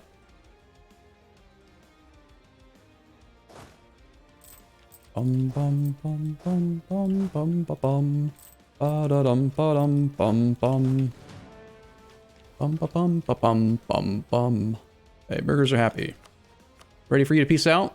Does that actually matter? We're still just gaining 2 dev. Fine. Click. I also do this one still. Yep, click. Can I do it with you? It is still possible in 2 locations. We would gain 4 dev in the capital. Wow. And here we would get 2. It would make them so disloyal that I'd probably have to stop diverting trade, but it also saves us diplo points by moving the development from here to our capital, and we don't have to pay as much to integrate the guy. Right now, to integrate him is 752 diplo points. Which is kind of a lot. Probably would be worth losing some money to... Here, like, if I stop diverting trade, we've got 39% Liberty Desire to work with. This would cost him 18, and this would cost 12. That's 30. Also, though, if I do this one, it might make this click not do 4. And I don't think you can really do the math until you... Like, it's complicated math, because it's based on the capital having higher number, you know? Expand infrastructure here as well. That actually makes it, with the expand infrastructure, I can actually do it in this state now, too. This one's still 1 and 1. This one is still 2 and 2. When are we planning on attacking Poland? Pretty soon. Like, probably... Right now, I think I'm looking at this Renaissance. And then integrating the Livonian Order might be a little too slow. But I want Golden Era. I just want all the modifiers I can get. You think it's better to do this click first or this click first? I can get 4 dev in the capital guaranteed. And then this one probably goes to nothing. Or we could do this one, and then this one probably also goes down. So does it make any difference, really? You do first, in your opinion? Any, like, rationale, or...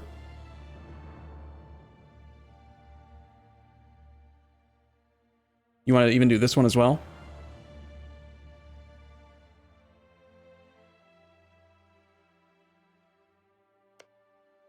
I think I'm going to do the big one first.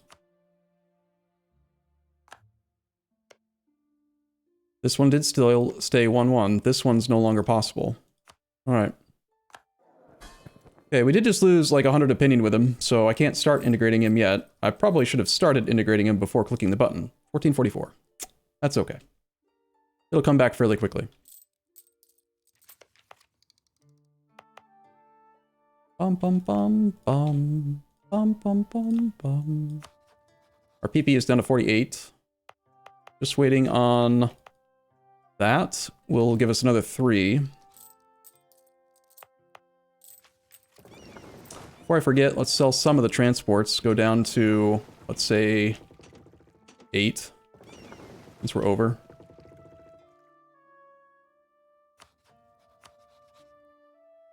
Bum bum bum ba bum ba bum ba bum. Sell ships, this one.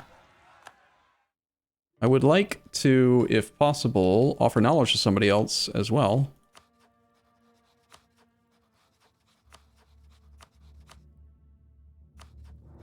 Sell transports to Gotland. No one wants to buy my ships. What's wrong with these people? Why won't they buy my ships? We have negative diplo rep right now? No. You got rebels.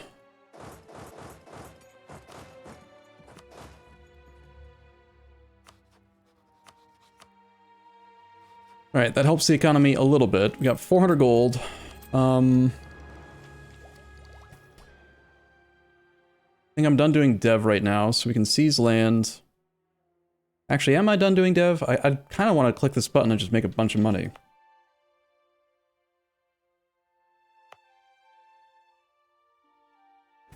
And go down below 20%. This, go to 25% for a while. I don't need to be at above 30. It does affect Liberty, Desire, and Subjects, though, if we fall below 30. Maybe it would be relevant. We go Influence Idea Group. Even with these vassals, I don't think that that's enough to justify going Influence first. We probably still want to go, like, Espionage for Monarch Point Generation. Espionage is just too good in the current patch. Alright, Marienburg has a chance for a cardinal now. What else is going on? How's our aggressive expansion? 22, 19-ish. Okay. The capital has been improved 17 times due to all those clicks we just did. Check there's nothing else we can do in those guys. When can we annex people? 63, 62, 64, and we need you back to 190.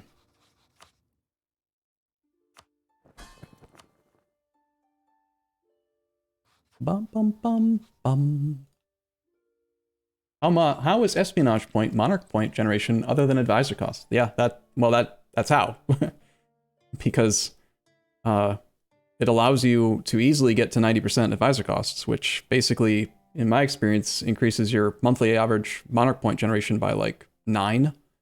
Because you can take most of your advisors that were only level 2 up to like level 4 or 5. So you get 3 more admin, 3 more dip, 3 more mill. You could also consider the extra diplomats to be generating effective monarch points because they are fabricating more claims, which means you have less diplo point cost for your peace deals because you have more claims on each province, on each country you fight.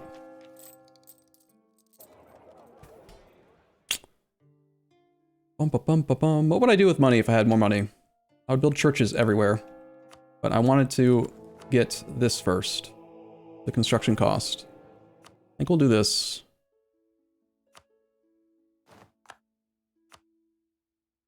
Bum bum bum bum. I don't think we would make a level 3 center of trade yet. We need to keep money handy in order to try to get to 5. Stettin does not want to join our war. 60,000 versus their 60,000. They haven't taken Tech 5. Bohemia has, and we can. So we could both be on Tech 5 versus Poland and Lithuania's Tech 4. And Brandenburg's Tech 4. All 3 of them are on Tech 4. And we could box out Berlin by positioning our army over on this side.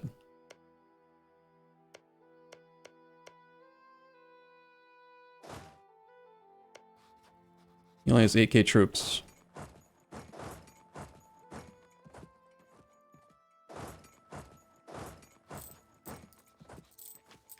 Could be pretty easy to do then.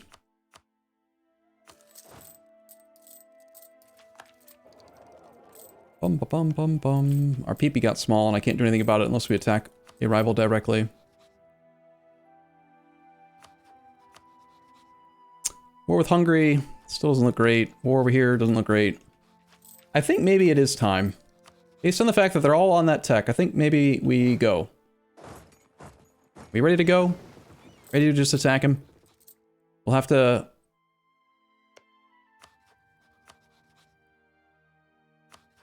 We'll have to deal with Gotland. We got a flagship now. Bum, ba, bum, bum, bum. The fact that we have a 3-4 general and all those other things just makes it feel like it's the right time now. It's almost perfect. Just missing the golden arrow, really.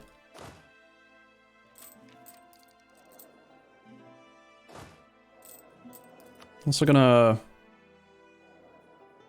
Bum, bum, bum, bum, bum, bum, bum, bum. We put down these rebels.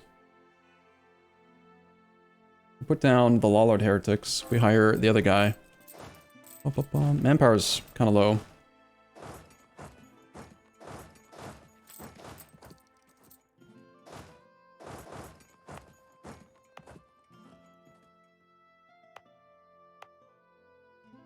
Last province to get Renaissance, and then we will potentially be able to get our power projection back above 30 again. Sorry, 50 again. It's also possible that we're going to lose Denmark as a valid rival if I take Miltech. Possible. Probably not, but maybe. This army is going to get black flagged, and we're going to have it go over to our subjects' land.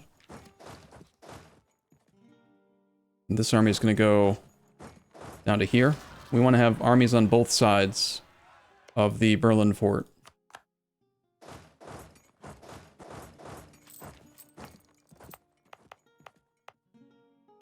Poland might come and do a lot of damage to our stuff. Our prosperity and whatever, while we're taking out Brandenburg, but shouldn't be that hard.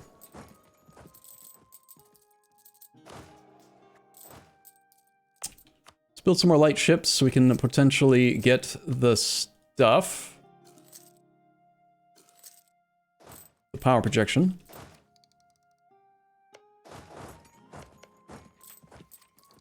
Might be better to not unblack flag the army, because this guy has 3k troops and Anhalt has 3k troops and they're on the wrong side. So Brandenburg with his 8k troops might see that there's nothing to defend this and just immediately march on Magdeburg. We can unblack flag and stack wipe him in defensive terrain and then not have to deal with his army.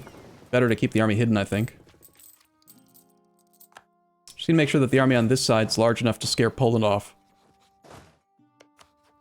If he's got 8k troops, why don't we just keep 8 infantry and 3 or 4 cav over here? 3, 2 cav. Probably just 2 cav. 8 infantry, 2 cav.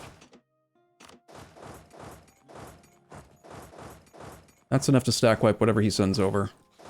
And then this army will hopefully be large enough to prevent Poland from coming toward us.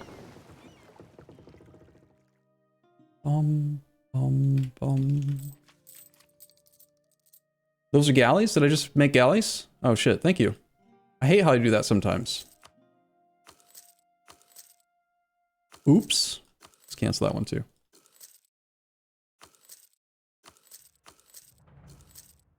$800 days is too long. Bum bum bum bum. These rebels we want to encourage.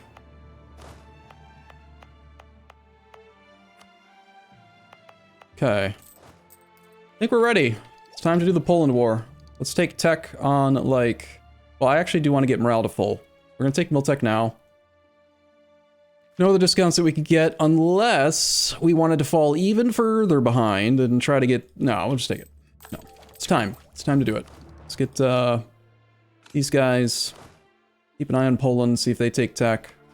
No tech, no tech, no tech. I see a big rebel stack over there as well. Lithuania is still loyal. We want our better general over here. Second best general with the siege pips over here. Land force limit at 26.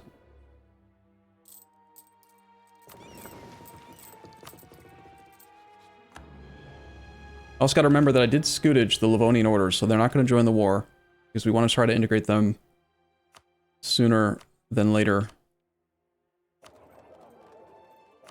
as well.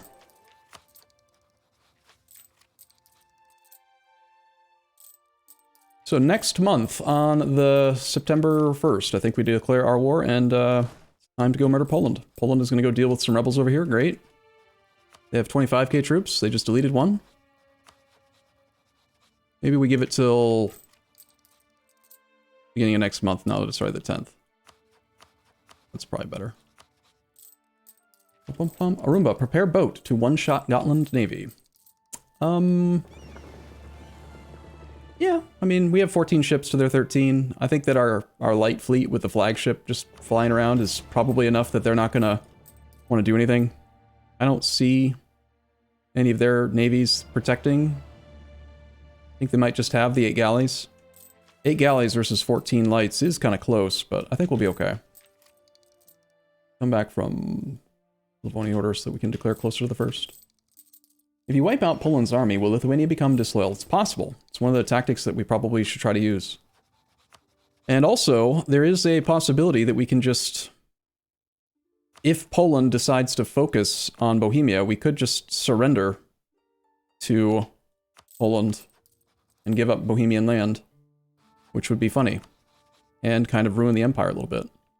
Make the war goal no tech, so that we can easily defend a wood province. Apparently our ally Stettin is going to join against us as well. Alright, well before we declare then, let's ask him for some soldiers. Thanks to your manpower. We're just gonna turn around and use it against you, dummy. Brandenburg, Stettin, Gotland looks fine. Wait. Relative strength looks horrible. What the hell happened, Bohemia? Why do you have 10k troops? He's rebuilding. Did he just, like, delete troops and then decide to rebuild them? He's got a mothballed capital fort. Well, even better. I don't care. We're doing it anyway. If, I think did he delete troops because I asked him for money? I just asked him for money using favors, and I swear his military strength just went down. Like, a lot. I think we win anyway, but and it might even be better for us to attack a war where we're weaker, in theory, because then I can just surrender Bohemian Clay. Oh, he did. Okay, he annexed the subject. That must have just happened. Let's see, it's 1462. He integrated that one, and then just a couple more years later, right here, he integrated this one. Yeah. Good eye. And he hasn't lowered autonomy in this state yet. He probably lost land force limit and was over, and so he decided to delete troops. And also we lost the extra, probably over 10,000 manpower pools that those subjects had. Even better though, I don't care, we're going. It's time.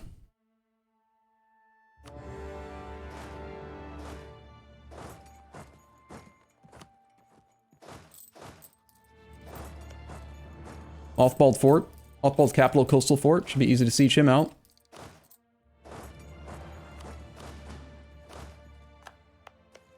I'm gonna wait and see if Brandenburg takes my bait over here.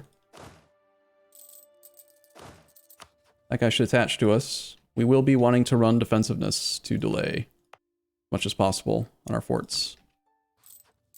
It's like he is going to take the bait. We will come around this way so that he can't see us until we're right up adjacent to him. And then we will come and be the defender behind a river here.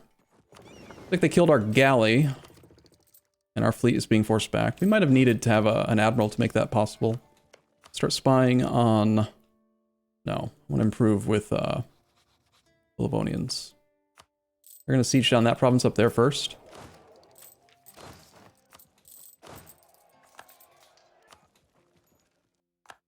No stack wipe, but we do have control on both sides of Brandenburg. So there's a chance that we can still catch him.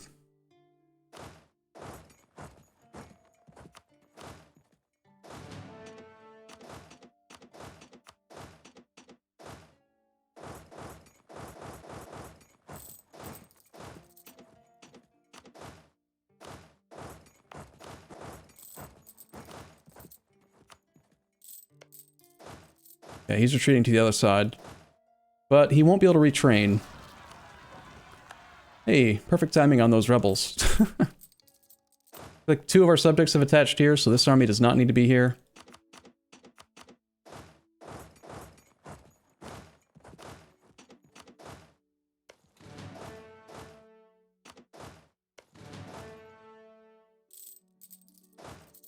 Get all of Brandenburg occupied, and then I think I might just piece him out. Or, we're gonna get raided because Gotland.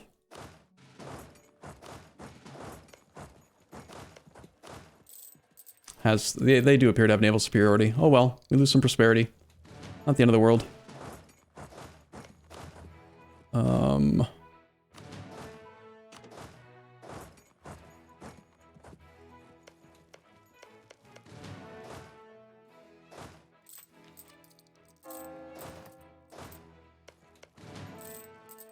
Okay, how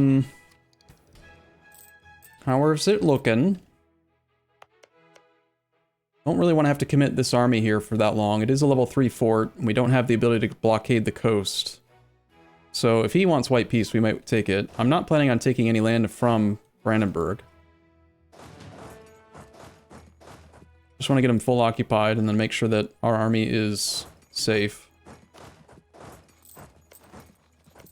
Might already be enough to just knock him out, just occupying everything, and if I hunt his army down,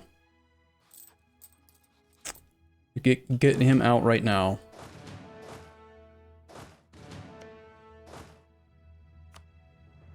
Ba-dum bum bum ba-dum bum bum ba-dum bum bum Bum, ba-dum, bum, bum, ba-dum, bum, bum, ba-dum, bum, bum. Okay, that's a lot of troops there, Lithuania, Poland. How come you guys are sieging me and not Bohemia? Don't you want to siege down him? He's got land. He's already at -5. I think we go for the white piece on Brandenburg just to get the war balance in our favor. Bum, ba-dum, bum, bum. In which case we don't actually have to maintain this siege. I can just leave one troop behind. And we can send our army over to go threaten and protect our holding, our stuff.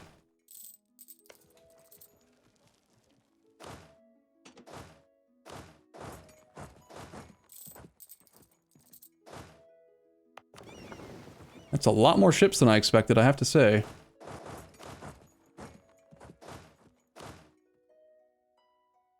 This is our 3-2, our 3-3-2-2. This army, we do want to allow Bohemia to attach to if he wants to. But I don't want my subjects to attach there. Bum, ba, bum, bum. As they keep training, I'm going to keep pulling more of our troops off. They've got rebels here. I could take control of that siege as the defender, but it's flat terrain. This is also flat terrain, but it's a leaderless stack. They have a 4-1-2. Brandenburg's army is over here. Be even easier to knock Brandenburg out if we could just isolate that 6 stack.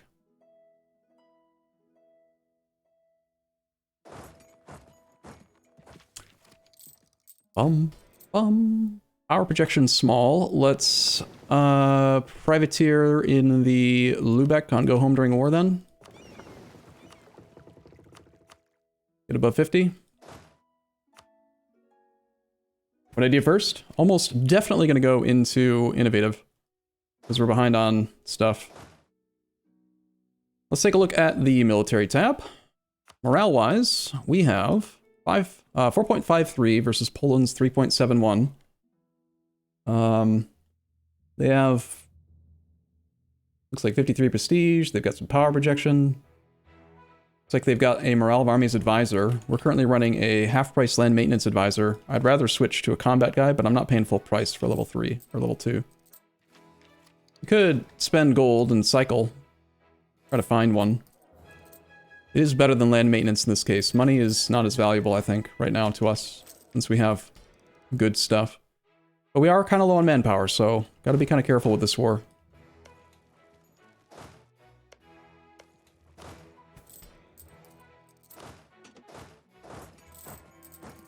Denmark has become the papal controller. We almost have enough for the levy to church tax.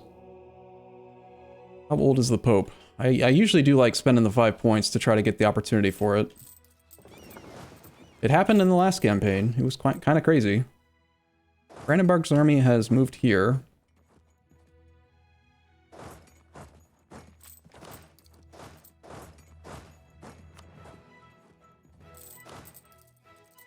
You'll be there on the 29th. They can't leave till the 1st. Okay, unless they pile in, this is potentially Brandenburg's army being removed. There's institution spread. We got reinforced speed and national manpower. For now, we'll take national manpower guy, but I'm gonna fire this guy again and try one more time. Look for discipline or morale. Stack wiped the Brandenburgians, which means you should be ready to peace out for at least something. You can get 21 war score right now and not even have to do the siege. I think that that's better. We'll just take war reps money and knock them out right now.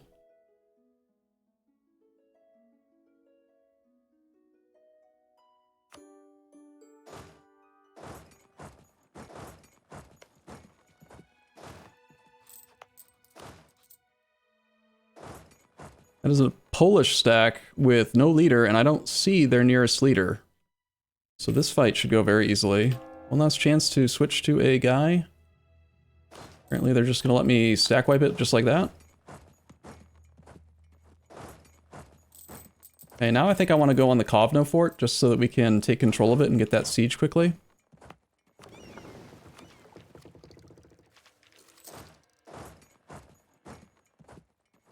I'm going to be moving into woods. They're going on the 6th, we're there on the 8th. The battle's happening with this army that's arriving on the 6th. We're stack wiping a 1 stack. That's an overrun. And then we just march over here. Hope they don't take the 21% siege tick. And we can assume control of the siege, even though it's flat terrain. You arriving in time? Yes. So we get to maintain all that siege status and actually get the tick right away. Picked up recover RB morale speed plus 10. Now we're being presented with only level 2 advisors, unfortunately.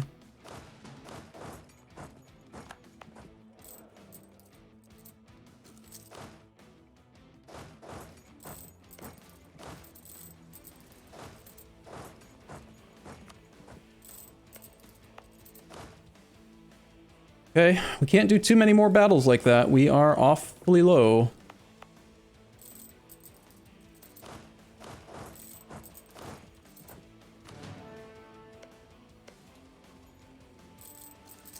And it looks like they're going for this army now. Lithuania is with a 1-3. And I wasn't paying attention.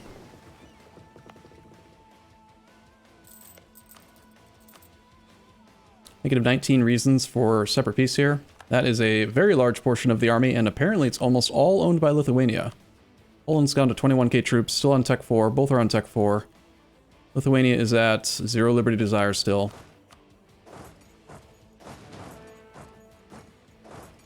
Probably gonna have to retreat after 12 days, unfortunately. Mostly not my army, though. So I guess that makes it okay. We'll focus on this since we have 42% siege status here. And it'll all work out in the end, don't worry. Everything's fine.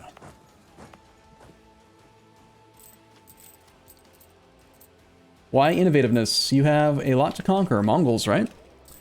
Innovative Ideas is just the best idea group in the game, hands down. It generates more monarch points than any other group. It saves you more monarch points than Administrative Ideas would. It's just superior. Like you can make the argument, and we've done the math before, you can make the argument that Administrative Ideas will save you more monarch points because of coring cost reduction. But if you look at what stacking advisor costs can do, which Innovative does extremely well, especially when paired with other groups, you just generate more overall monarch points with Innovative. Not to mention you get all power cost from actually getting to the innovativeness cap.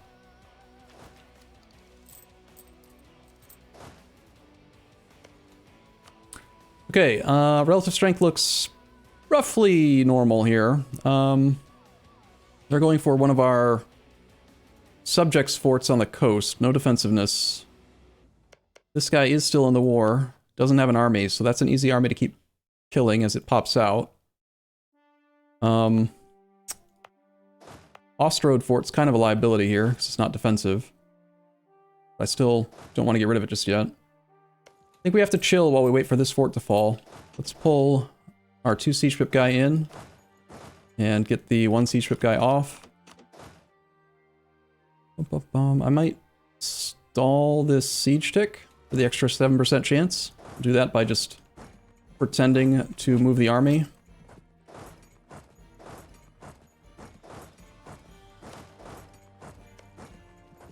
Still didn't work. Dang. We have room for one more troop. I'm considering training another cavalry. Because we have cav combat ability. Gotta use that manpower efficiently, you know? These ships are gonna get forced out and die if we don't do something over here.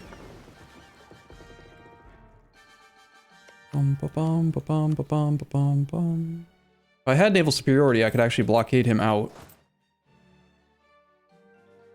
Yeah, seven galleys that I didn't account for is kind of the issue that happened there. Let's scare Lithuania off of that, hopefully, to protect that fort, or protect that ship. It might just instantly die, nothing I can do about it if it does. Yep.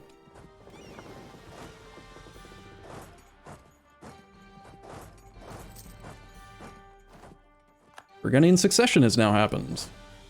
Heading to Gniezo. Okay, let's turn on levy church tax. The Emperor favors this one. Sure. I'd rather not fight the Lithuanian army, if possible, but I also need to just pick off smaller stacks when I can. That's a 3-1-4, we've got a 3-4, we've got only 2 cav in the army right now. Did I really leave 4 cav over there? Shit. So... yeah, that's too many.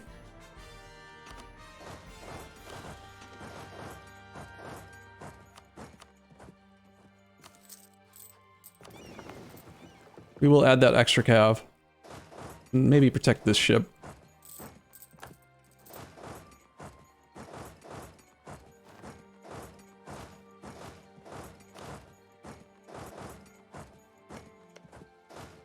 Hopping out on the 12th of February and on the 6th of April.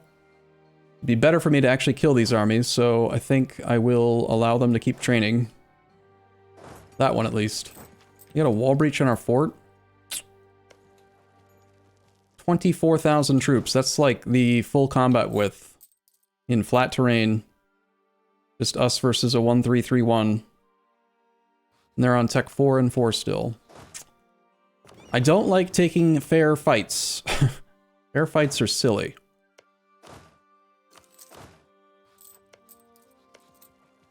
Silly subject. Why isn't he working harder?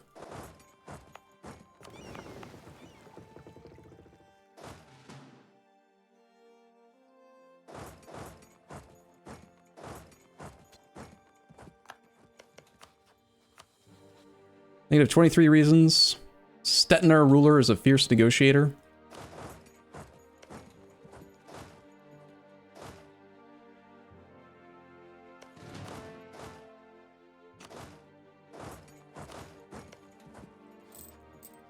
Alright, we got Kovno. I don't want to pay for this. Which one of you derps has money? 23, 121 for Magdeburg? Okay, Magdeburg, you get to pay for stuff. Have fun, bud.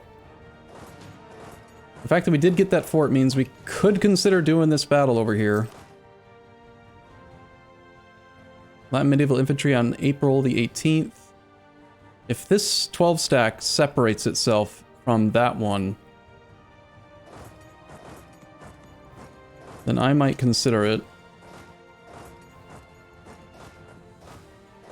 They broke their siege, and they've trapped themselves on the island if I can knock Stettin out. Because we probably do have naval superiority if Stettin and Gotland aren't in the war. Almost for sure.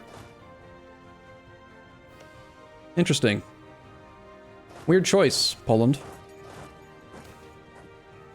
Byzantine influx. Yep. What time it's so that we get this next wipe? April the 19th.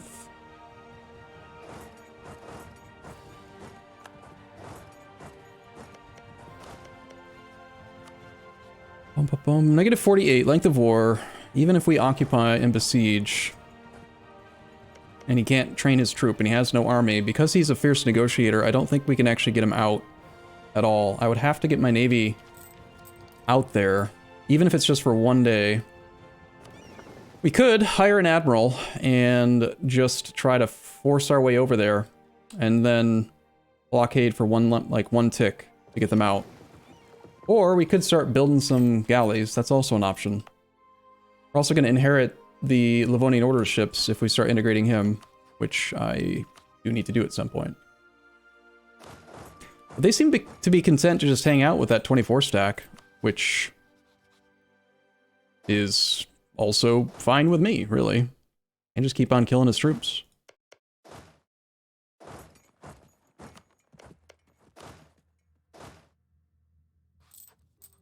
Big brain Poland play. That is how they like to do it. June 30th.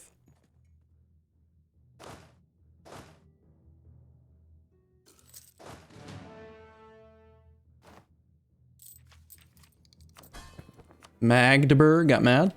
Magdeburg.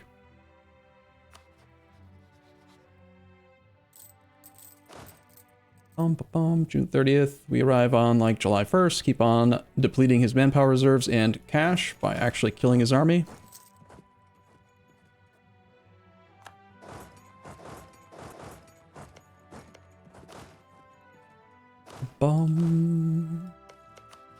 We want out. -7. That is not a defensive fort, but it is a very easy army to beat because of how small it is. I think, this 14 stack seems to be enough to scare him into not trying to cross. He can cross, because he's got the coast, but he doesn't wanna. 7 galleys versus 15 light ships plus 2 plus whatever, and if we get an admiral, might also be enough. We gotta take tech at some point here. Still can't do our golden era.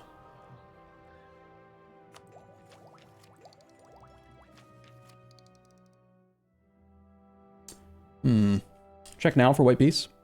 Even with the occupation, he would accept if he were any other AI. It's that Stettner ruler is fierce negotiator -10 that throws the math off.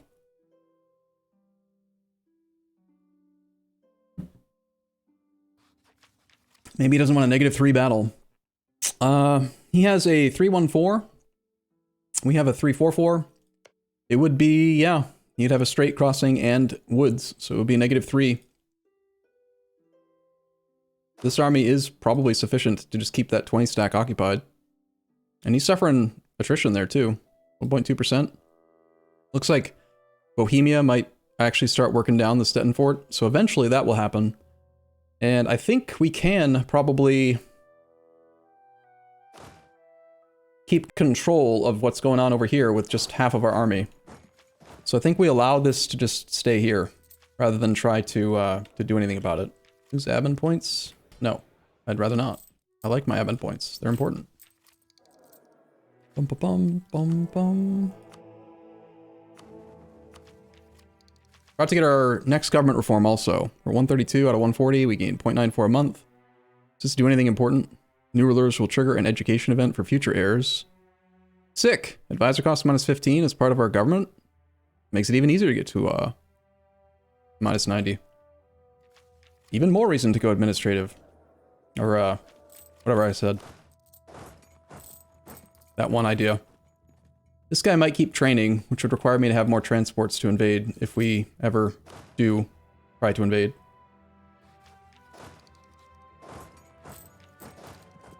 That's Moldavia's entire army, probably.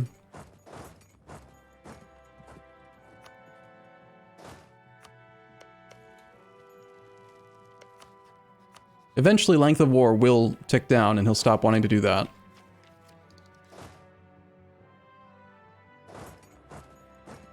I'm worried there might be a few too many reinforcements nearby, and there's no chance for that fort to fall yet. So why don't we try to pressure this flat fort instead, while occupying the war goal? I think that'd be easier. That way we also get to keep the better general.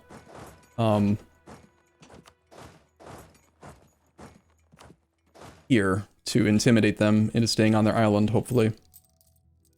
We're losing money since we're not, like, actively protecting trade. But we have 800 gold, so I'm okay with the current situation. I guess Bohemia doesn't want to actually do the siege. I'll allow them to attach here so we can get a few more troops to protect that. Just don't want them to cross. One of the generals died. We also can go there whenever we want, right? No, they have it occupied, of course. Stettin, just leave the war, buddy.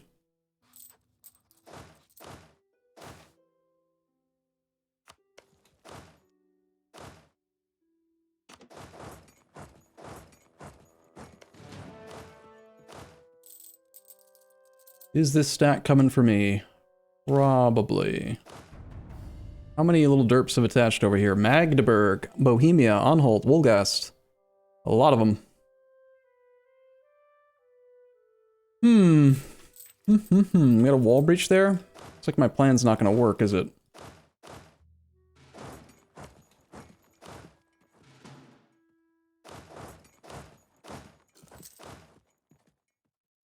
Gotta double back and try to defend that fort.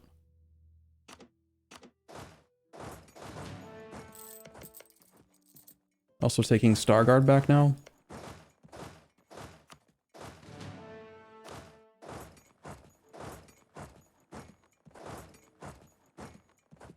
How many troops are actually attached here? It's hard to count because you have to actually just add them all up yourself. I might be able to pull some of my army off and just have all of these derps stay attached.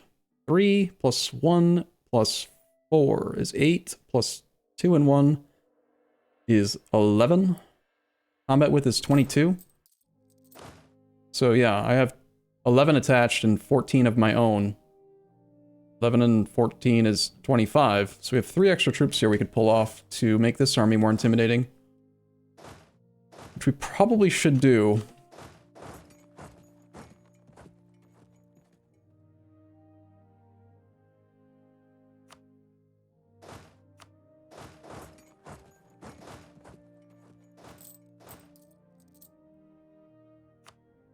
Fierce Negotiator is like one of the worst traits in the game. It's just really stupid and bad. Support the Florentine School. 90 monies, some avid points, get yearly prestige +1. We already have a lot of sources of prestige, but more prestige is pretty good. I think, though, because we already have some, I'm going to say no to this one. I don't want to spend money right now. Okay, we're holding the war goal, but Poznan will take it back, and I need to definitely send this whole stack over here to threaten that guy off. We'll have to retake no tech, most likely. I wonder if we're allowed to do this without him trying to cross. Maybe. Let him keep training.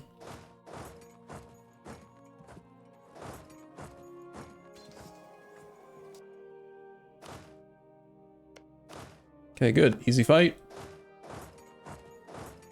Go back to no tech. We'll come through to Chola first. 27th of January, 1st of January. Okay, looks like Austria might be going to war with France.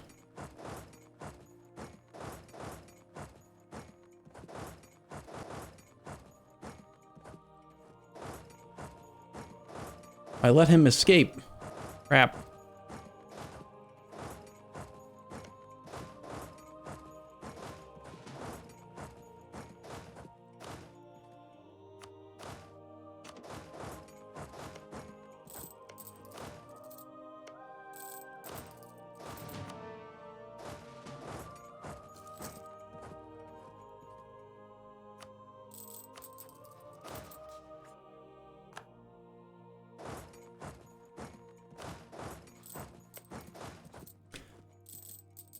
Okay, we are down to 3,000 manpower. It's awfully close. I don't like how low we are.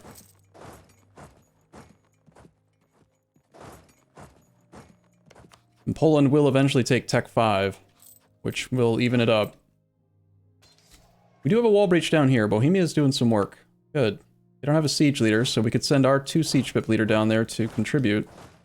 And maybe speed that siege up, which could make a big difference. While we are here, let's see if we are there. We have enough yet? Yes, we can white piece this derp. Great. Government reform. We'll take advisor costs. No question. No question.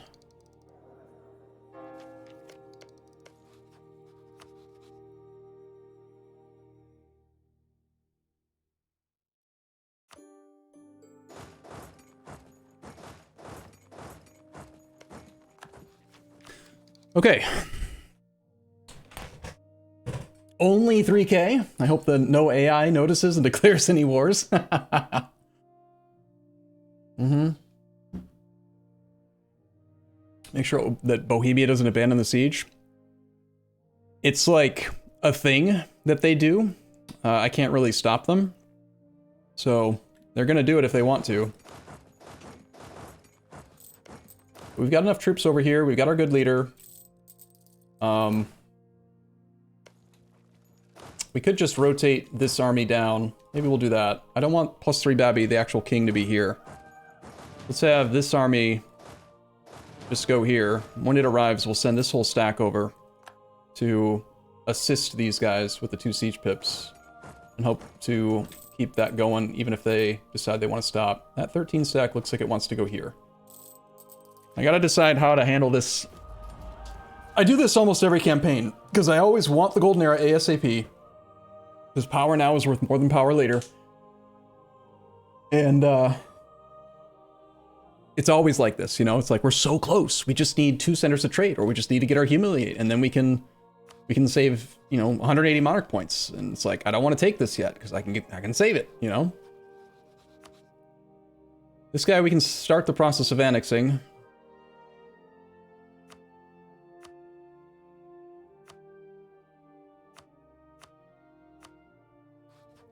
For 170, that's actually enough that I can get him to 190 by doing the trick. This is a very, very, very useful trick that you should know about if you are new here for some reason. You get 1 opinion per 10% transferred. No, you get 1 opinion per 5% transferred trade power. So when you do transfer trade power with a subject, they give you 100%. They don't have any choice, right? You get 20 opinion. But if they're disloyal, you can't start integrating, right? Liberty Desire has to be below 50. But what if you could just have both? What if you could have the opinion and also not have the Liberty Desire? It's simple. You just turn it on and turn it off back off again, and then don't look at it. just don't look at it. Don't look at their opinion. Update it to 190, then don't look at it. Look away. Just look away. It's totally at 190, I swear. It's definitely not at 172. It's 190. 192, please. See how it works? We're cool. Fun little cheese. Schrodinger's vassal opinion. And then now that you've started it, their opinion can go back down to 170 and it doesn't matter. All that really matters now is the Liberty Desire. So, yeah. Higher Admiral? That's an option. Instead of, are we going to have enough war score to humiliate Poland here and turn on the Golden Era? All we need are 3 provinces in the Kuyavia area and in the Wielkopolska areas. Just 3 more. And that'll unlock the rest of the mission tree and give us 25 power projection and stuff. I assume it's these 2 areas. Lowest dev out of those would be Notek, Dobrzyń, and one of these 2. This one's got grain with more land force limits. We probably want that. See what it would look like if we took every claim. 41 AE, no coalition. 55 war score. So technically we could fit the humiliate in, but then we don't get war reps and we don't get to put him into debt. Putting him into debt is also a big part of the first war. First war breaks the camel's back and he never comes back from it. Making sure Bohemia can't get this land is also kind of important. And I don't know what the next missions are. I don't know how important it is to take all of it at once. Stettin out of the war? Yeah, with Stettin out of the war, we should probably reevaluate the naval situation. We've got 2 and 15 and 1. 18 light ships, one of which is a flagship versus 9 galleys. I think if I want to get onto Gotland, we have to just train some galleys and just start them right now, and in a year we can do it. I don't think we can win without the galleys.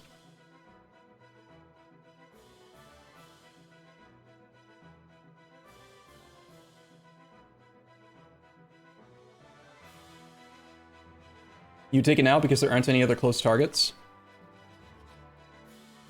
If we take that much land, Poland might lose control of Lithuania just because they will lose a lot, but putting Poland into debt is also a really easy way to make them become, you know, to have Liberty Desire.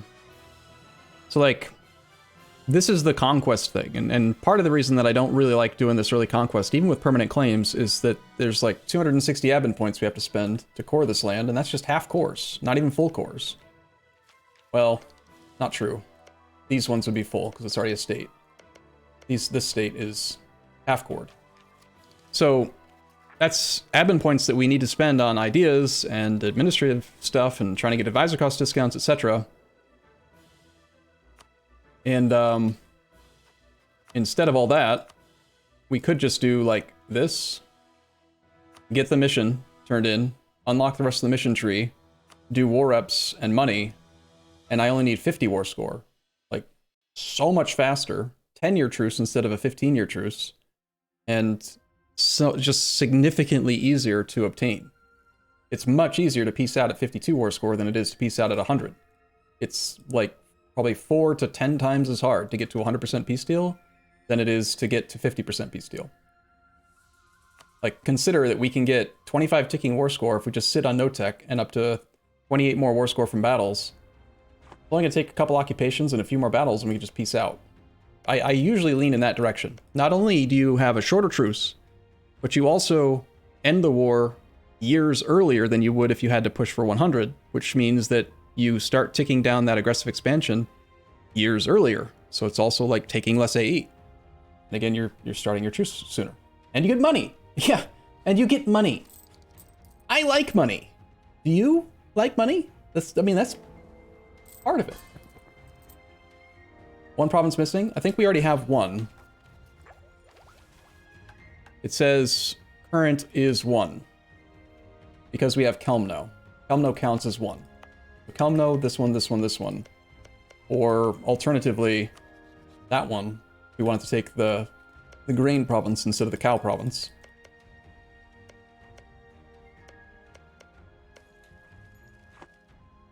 Bum, ba, bum, ba, bum. Want to take the state? Well, we're not playing the multiplayer pack, so there's really no advantage to having a full state versus not. Unless you plan on taking the center to level 3. We could do that. We could take this one instead of this one. Not take the no-tech woods and theoretically take Kelmno and turn that to a level 3 center of trade so that we have a manpower state. 4 provinces is okay for an inland manpower state. 5 would be the better option. But this is also an upstream node. This isn't our primary node. We would really prefer for our first level 3 centers of trade to be in our primary node, so that we benefit the most from the trade. This node's not as valuable as the Baltic. Unfortunately, there aren't any Baltic inland centers. They're all coastal. We have 3 merchants, so I'd be okay with a 4-province inland. If we only had 2 merchants, yeah, we'd probably want to look for like a 5-province state, like maybe... What, Krakow? Is Krakow 5? Krakow's only 3? Gross.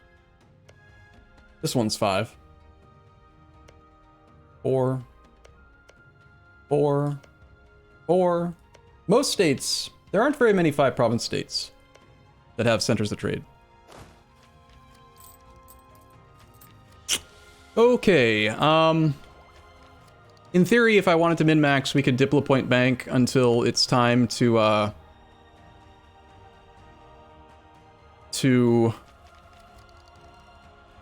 until we get our 3rd administrative idea, in which case we would be able to save 10% tech cost, but I think that's too much work. I think we'll just take one of the techs right now and be happy with it. That, or we could just dev push a little bit more, honestly. Like, more dev is always good. I don't mind just deving. Especially if we have a province that's, like, really cheap and good to dev. Like 5 gold trade value gems, for example. Each click makes us almost 0.1 gold a month. Gets rid of the devastation in the state as well, which we still currently have. And that edict off. Turn on trade power here.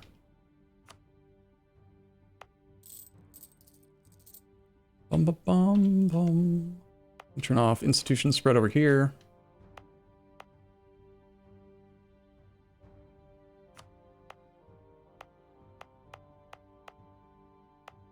Yeah, we're continuing to incur devastation because we're blockaded. And they increased the amount that you gain by a lot. This used to only be 0.1 per month from coastal blockades. Now it's 0.25. It's actually really noticeable. Okay, let's start building.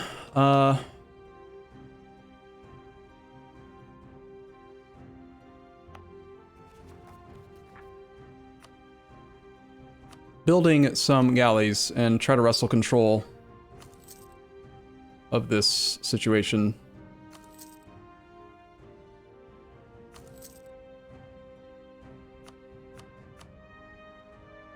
Better to go over than under, just in case You can always sell them. Potentially. Well, I mean, galleys don't sell as easy as the other ones do, but you know what I mean. Espionage gives siege ability. It gives 10%, and then indirectly it gives you more because you will, on average, have more overall... what's it called? More spy network, because you have 50%... You have like 60% increased spy network ability. Just built into it. We can still get innovativeness from innovative ideas. Sold. Convinced. Bum, bum, bum. And we've started integrating the Livonian Order, so that's going to be a thing that we work on for a while. And we'll go from there.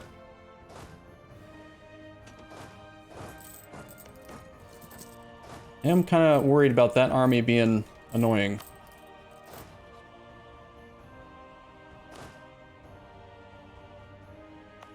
We've got 44-day siege ticks for our side, 33-day siege ticks for theirs.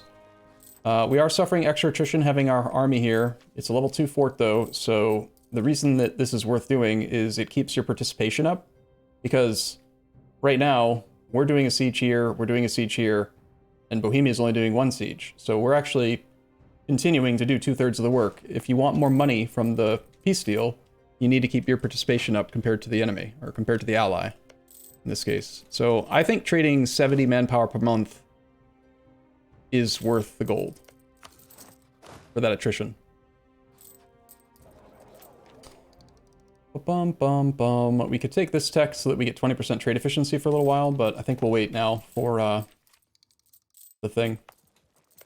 Until one of these forts is actually threatened, like with a wall breach or something, I think we're okay to just sit like this and try to take Krakow. We could also risk a stab loss by putting our 3-3-1-1 there, but... In fact, why don't we try doing this? I think that the 3-3-1-1 is scary enough. We put Crag here. They still shouldn't try to cross. And we got Krakow. Cool.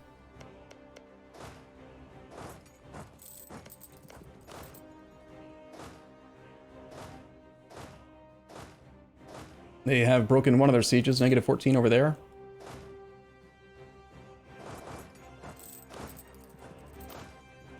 Keep our 2-2 here.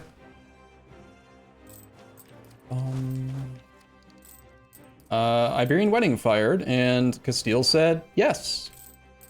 They said yes.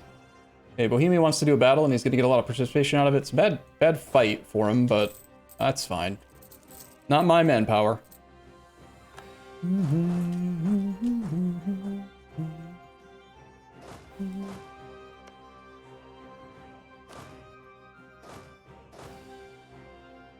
I need to keep an eye on this because it is possible that the reason they don't want the fight is because they know that they're going to take the maneuver, the crossing penalty, right?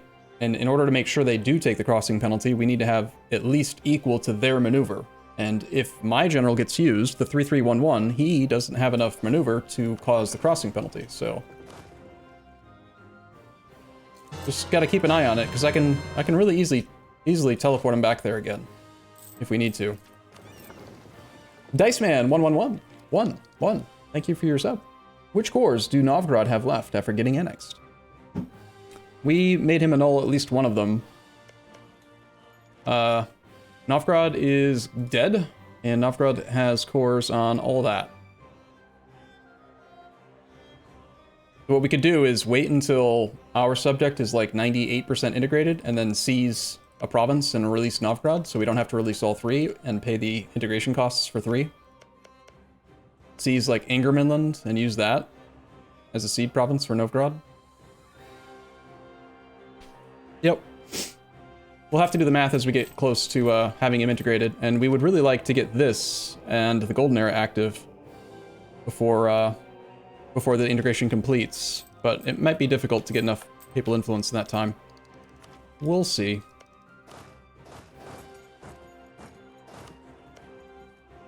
I'll just put the 3-4-4 back over here now.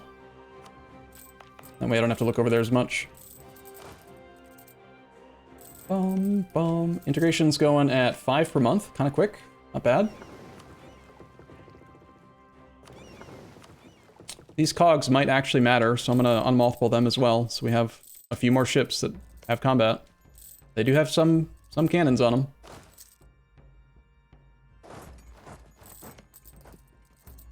Take our first idea.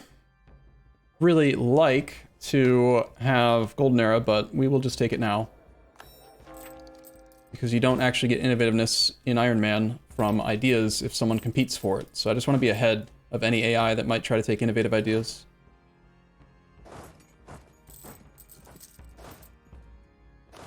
Bohemia's doing the same thing and piling their troops here, even though I haven't asked them to. Rude.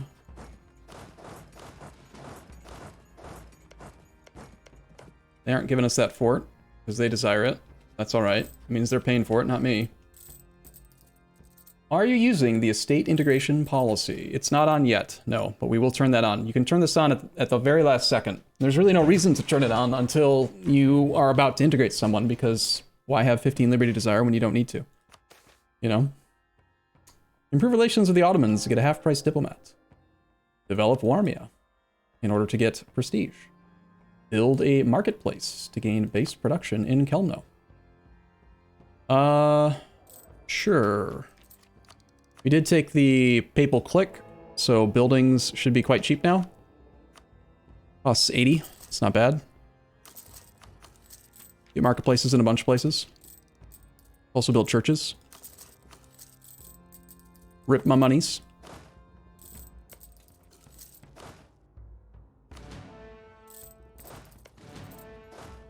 I'm gonna tell Bohemia to, like, go somewhere, so maybe they'll leave that one alone and stop helping, quote unquote.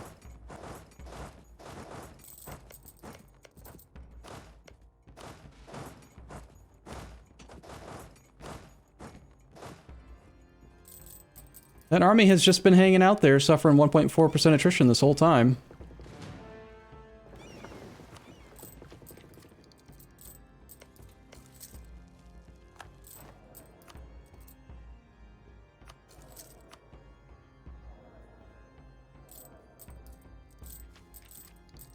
Got one galley done now. Second one on the way from the capital.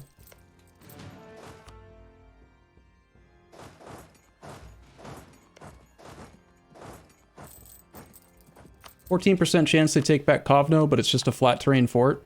There's Poznan. I'm gonna transfer this to Magdeburg. Go get started on the siege of Plock now. Actually, what we should do is threaten to go fight that army to keep control of the fort. So I'm looking at taking those 3 for the mission, plus war reps. No humiliate, but so much easier. Almost have the war goal, like have this war done. I want to make the first war as easy as possible, I think. Get started on Warsaw. Oops, broke that siege early. He is just hanging out over there. Cool. Might not have had to build all those galleys. I think we're going to just be done with the war soon. Hey, look at that. Bohemia actually listened to him. Went all the way over there. Silly goose.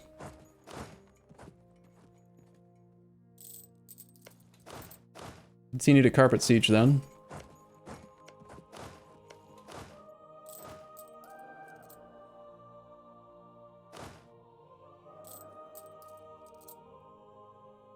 $49 PP? Oh no. Insulted rival has gone down. We did lose Kovno. We can insult Mr. Denmark. Also, this fleet should be privateering in here on Go Home During War. Might be also part of why we lost it.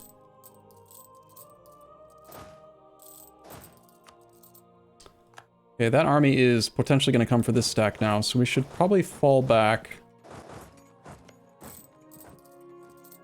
Have they taken tech? They're still on tech 4. This army can only retreat in that direction. Should collapse in. I can't take Warsaw yet. Now I want to make sure this whole army has the same return province, so that they don't get isolated from each other. So like this army can go to Kelmno, but this army, yeah, this army can as well. Okay, so this army is good to retreat in one direction. We're going to unassign this leader, and then group the armies up using rebalance so that they share the same return province. And I don't have to worry about them being isolated from each other. We'll just hang out here. 7% chance to take that. Negative 42 over there. Still have 25,000 troops just sitting around doing nothing. Got 2 more galleys. We'll wait for all the galleys before deciding if we're going to go try to siege down Gotland. Sieging down Gotland would be nice, but it's not really necessary.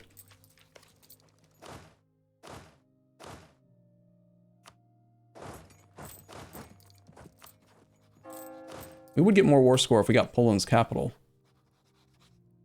than if we got Plock. But Plock is defensive, and we might be able to use that against them if we have to actually fight them somewhere. More churches, please. Might also want to build a fort over here. The defensive fort in this area is better, I think. Although we're going to inherit forts from the Livonians, potentially. Unless they've deleted them all. Yep, they deleted every single fort. Yep, the AI does that now, apparently.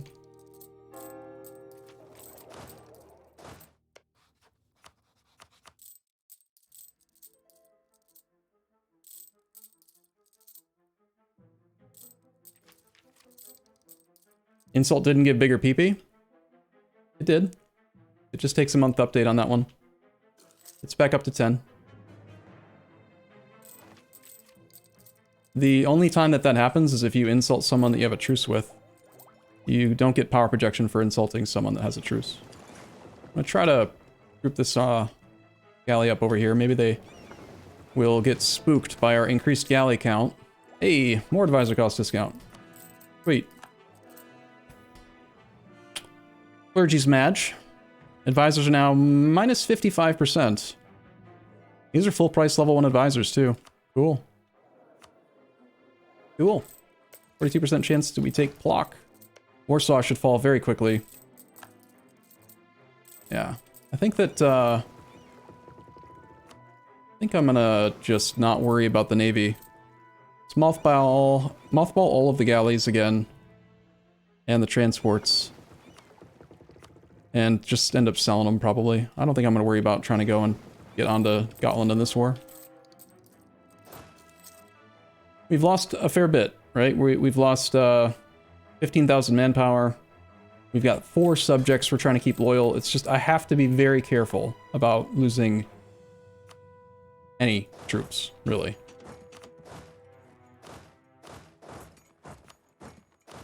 The sooner we can get out of this war, the better, I think. Bum, bum, bum, bum.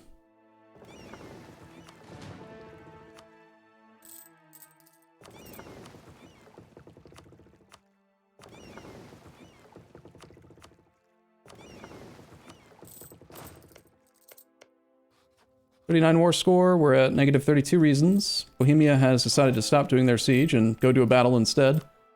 We still have 61% participation. Bohemia is going to lose. I guess I sent them to their death. They didn't get stack wiped though, so good.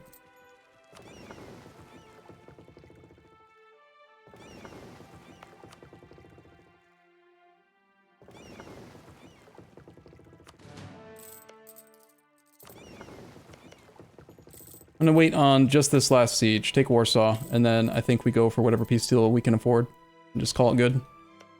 I don't think they're gonna try to engage my army. Not with Bohemia nearby. Bum bum bum bum bum.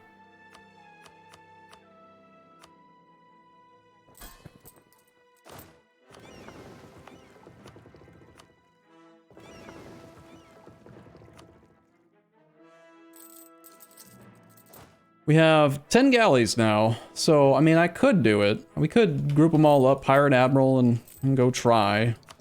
The level 3 coastal fort, though, it's gonna take forever, and I would have to pull this army to go do it, which would make this army get exposed for sure.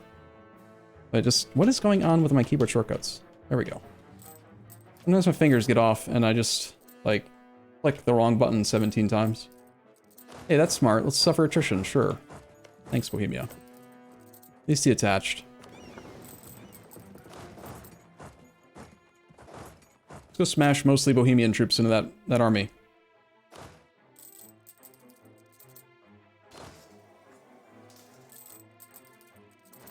And stack wipe it. Nice. We have 5 war exhaustion.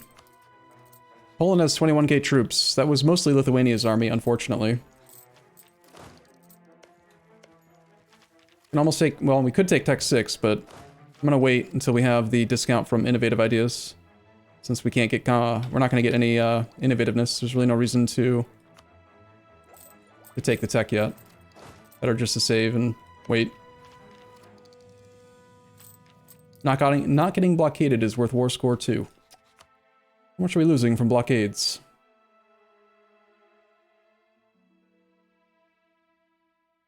.37 and .4. Don't think that those actually count. Money, I would lose professionalism. We do actually have 15 professionalism somehow. Let's just keep building it up then. Got Warsaw. 56 war score with Poland. He is ready to give us money. Bum, bum, bum. If we take just a tiny bit less money, could we also get Poznan?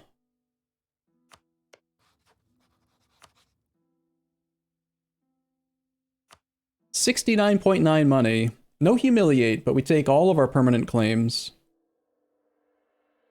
Or we go with the plan B option, where we just take what we need to get the mission tree unlocked and focus on getting the money. We are only going to get 60% of the money, but even though we only get 60%, they definitely pay 100%, and that'll put them in debt, and then they'll delete their forts, and they'll become weak, and blah, blah, blah, blah, blah. They won't run advisors, they fall behind on tech. Long term, we win. Long term, though, Bohemia might get mad, because they want this land also. But if we take Poznan and this one, then Bohemia might just break the alliance because they want that land. You know? Exactly. It's a lot of admin points to core during an ID group. We would also have to wait for Renaissance to spread here in order to be able to do the Golden Era. And we also don't have the Humiliate. Alternatively, we could take less money. And we are at -5 reasons for War Reps, Humiliate, and the 3 provinces we need for the mission. Get Carpet Siege all of this. The ticking war score is only at 10.8. We have another 14 easy war score if we just wait. But we are gaining war exhaustion every month. We're at 5.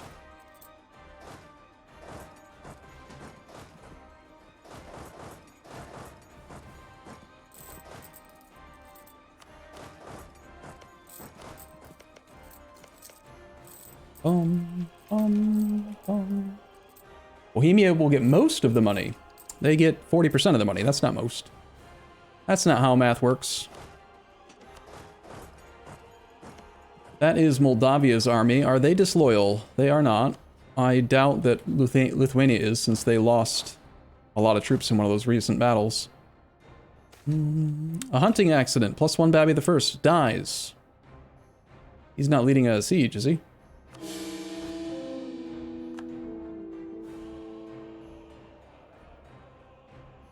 Do we just lose stab no matter what? Because I thought you only lost stab when you siege a fort. Like, you don't lose stab if your monarch dies sieging a regular province. Are we sure that it's tied to that now? I feel like this government might just lose stab on monarch death. Hunting accident loses stab. Option 1 is to lose stab. Option 2 is to lose 10 prestige. I chose option 2, which was not stab. We're not a monarchy. It's a monarchy mechanic that you lose stab on monarch death. We're a monastic order.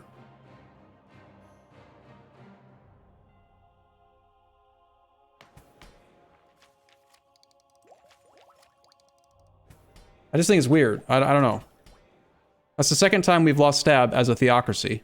Just confusing to me. Okay, well, we do want more papal influence, so I think we take papal influence here. Are you kidding me?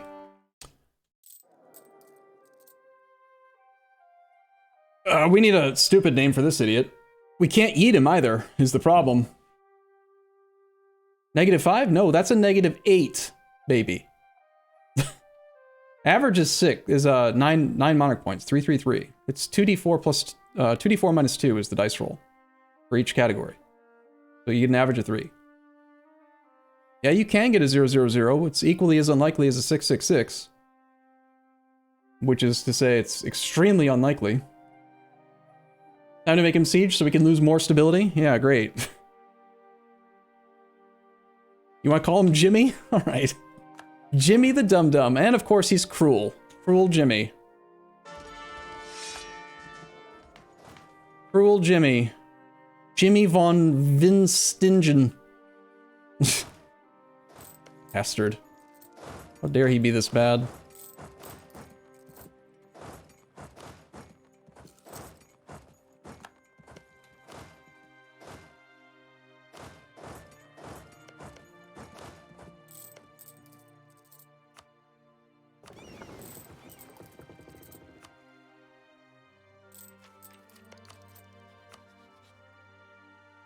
If we blockaded Gotland, we can only get 25 war score. And we'd have to actually land and take his army to kick him out. We have 8 transports. He still only has 6 troops, so we could flank him. If this army were freed up, and I felt safe to have it go somewhere else. This army, Poland appears to just be done. They don't want to fight anymore. They're just hiding in highlands. So we can probably establish occupied and besieged provinces on Podolia. And occupy every other province we're able to, and then just call it good. Again, we have a lot of war exhaustion. I want to get out of this war, and we have to keep our subjects loyal. The longer this goes, the harder and harder it's going to be. It's already, like, kind of dicey. Picking war score is at 11.6, so we should wait at least 1 more month so we get to 12. Because it does round down. Should end up at 60. Come back from Poland so that we can talk to Poland. He is now ready to give us the Humiliate, War Reps, and 3 provinces for missions, and 70 monies. Instead of 70 monies, we could also take 1 extra province. No tech.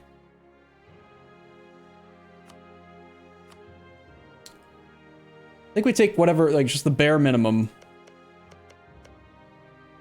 for provinces in this war. I would rather take no tech to connect our land here, actually. I mean, we have it connected through Stolp, but I'm looking at building a fort in, like, Neumark or Dramberg, and having no tech would make it project better. I think I would rather do no tech over in Auralklau. We could build one in Dobrzyń. How you say that? Poznan already has a fort. Poznan has a fort in farmlands, which is stupid and bad. We like defensive forts, even if we have to build them ourselves. Taking no tech saves some war score for province costs as well, so we could actually take some money while still getting the missions going. Take all 4 provinces for zone of control with Dobrzyń and build one there, maybe.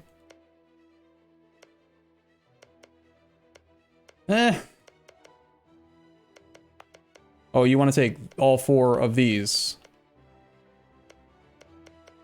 Since Tuchola would already cover these 2.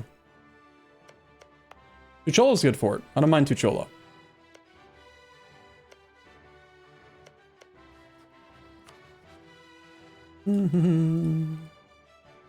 That does look better, border-wise. Bum, ba-dum, bum, bum. If we humiliate right now, we don't get to embrace the Renaissance because, or do our Golden Era, because these provinces will still need to get it. So taking provinces that have super low dev is less admin points for us to core, but it's also going to take for frickin' ever to have them get Renaissance. So I won't actually be able to turn the Golden Era on for a fairly long period of time. Annoyingly.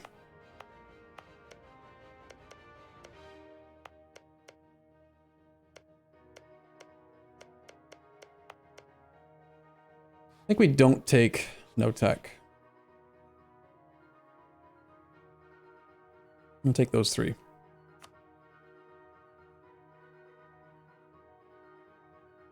You get it once you annex subject. We get it via the upgraded centers, but that's also kind of a far way off, and it'd be better if I can get the Golden Era now so that the annexed subject gets an extra 10% all power cost discount. Like, yeah, we will get it then, but it'd be even better to do it via the Renaissance. So I'm leaning towards this. Bum, bum, bum, bum, bum. Sure, I'm happy with this. Let's just get our mission tree going. Let's go. We're done. No more war. Well, wait on that occupation first. Bum, bum, bum, bum, bum, bum. I get 93.2 monies and 34 PP size. Wow. All right, we're done. Good war. See you next time, Polan.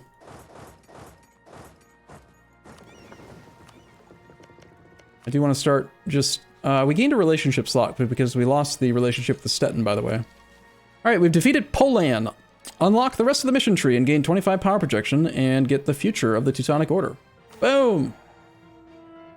Oh, right, this kicks us out of the Empire. Forgot about that. Do we want to attack anyone before I click that button? Maybe we shouldn't have turned it in right away. Crap.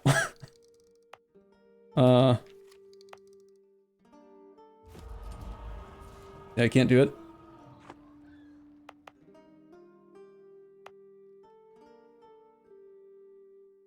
We have to do the Crusader mission path in order to get the achievement.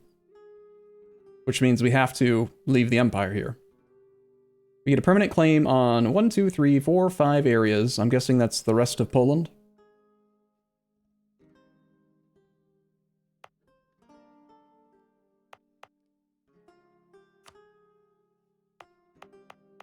Only gonna take like whatever number that is. 100 divided by 1.47. About 5 years we'll be able to do Golden Era. So we probably don't hit the Monarch point cap before that. We can maybe stockpile points for a bit. Of course, we also have to core this stuff. Let's see, we got truces with all those derps. Did our subjects fabricate claims for us? No claim on Lubeck. We did get a claim on Brunswick.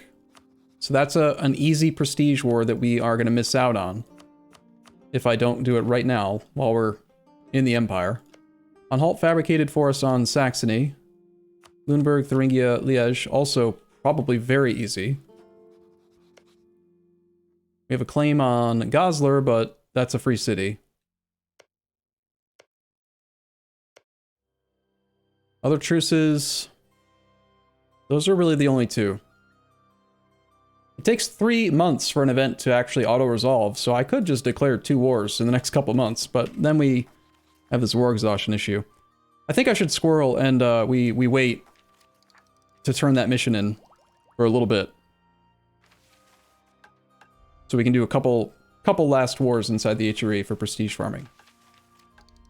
That sound reasonable? Yeah? Good? Okay. Bum, bum, bum, bum, bum. Sure hope the game doesn't crash. Oh no! It crashed. AKA cheating.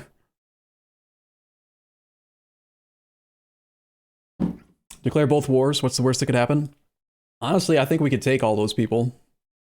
We've got 26,000 troops and like 25% morale of armies from events right now.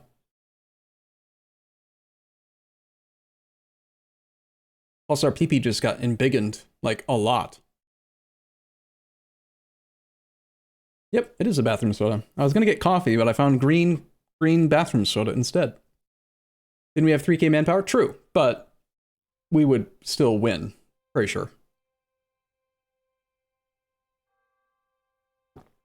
It'd be better to take the wars one after the other, and also potentially allow our war exhaustion to come down a little bit first. So I think we'll just, yeah, we'll take our time here. We need to end slowin', but conquestin'. Just destate Kuyava before peace deal for Golden Era. Hey, there you go. That's actually thinking outside the box. That could be worth it. I don't think we've dev'd Kelm, though, at all yet. I think it's a pretty low dev province. It's a center, it's a level 2 center of trade. So if we destate this, we would lose 69 admin points worth of coring. But then we immediately could just start saving 40 monarch points per idea, 40 monarch points per tech, and I could take tech right now and not feel like I've got to stockpile points forever. Alternatively, we could actually take 3 provinces from this state, and then we would still satisfy the mission, but because they're not part of a state, they wouldn't count. Hadn't thought about that. We could do this. Humiliate war reps. And he's ready to agree to that as well. Here, we'll play this out a little bit again.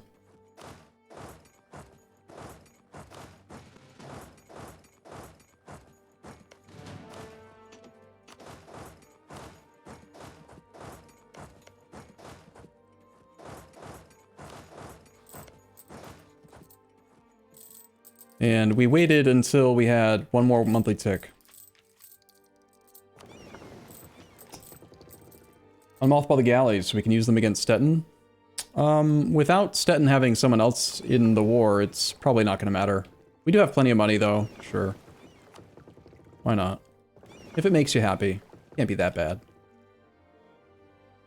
I'd rather sell them, to be honest, but... Alright, we're gonna get our final occupations. Admin points. I like admin points. Do you like admin points? I like admin points.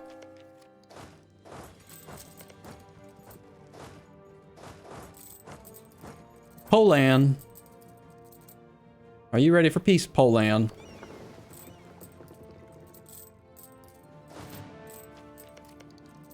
So the original plan was to take these 3 because they're very low dev. These ones are higher slightly, but not by much. And it solves a lot of the same stuff. It'll cost a few more admin points to core, but we get the golden era right away, which means we can save on the annexation of our subject, make ideas cheaper to get caught up faster, and yeah. So yeah, I like that. In fact, it's like still the same amount of war. Peace deal. Borders look hideous, but it also connects us to our allies, so that's kind of nice. Cloth province for value monopoly.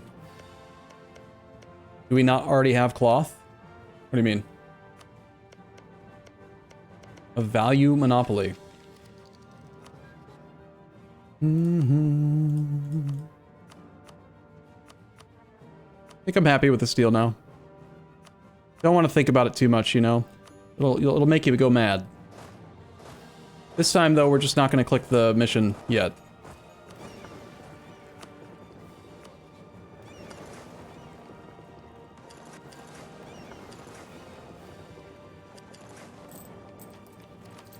Bum. Ba-ba-bum. Ba-ba-bum. Ba-ba-bum. Bum. Bum. On the monthly tick, we can take the golden era.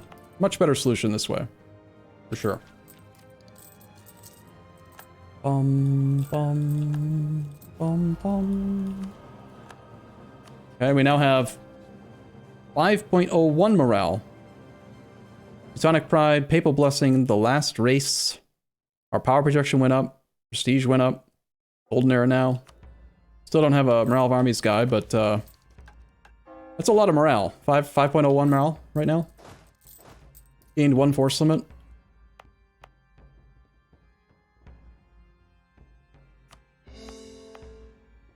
Have to core these so we're not overextended.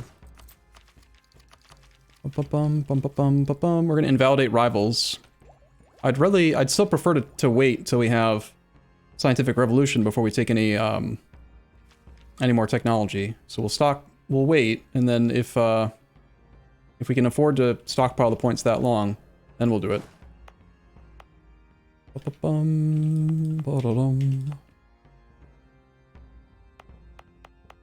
Okay.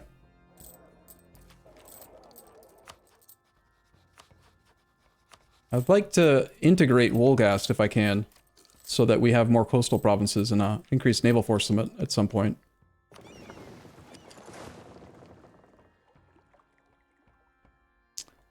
That fleet can go out.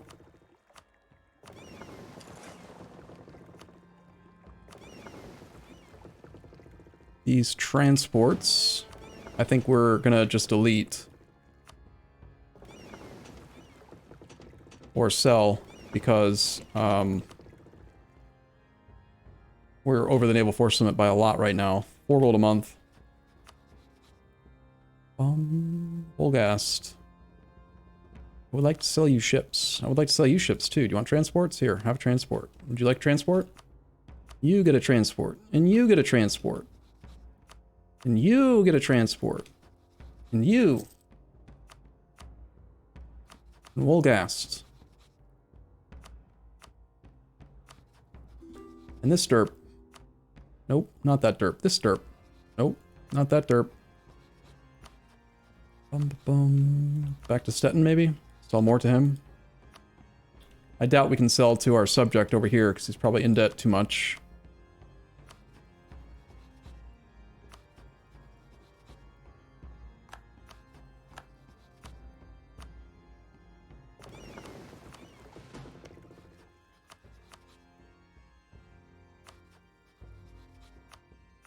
Okay, there goes most of those ships, and we still have these galleys. They are these light ships. They want to go back to. I think we're going to go protect trade in our capital state rather than privateer, because we have PP size now.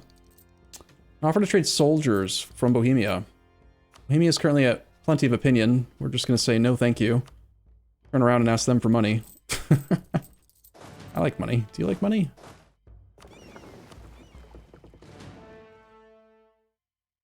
We can mothball that fleet and have a couple of these on hunt pirates in the Baltic, on to go home during war. And we still have 7 galleys. Now we're not wasting that much gold, but if I can get rid of the galleys, I want to do that too.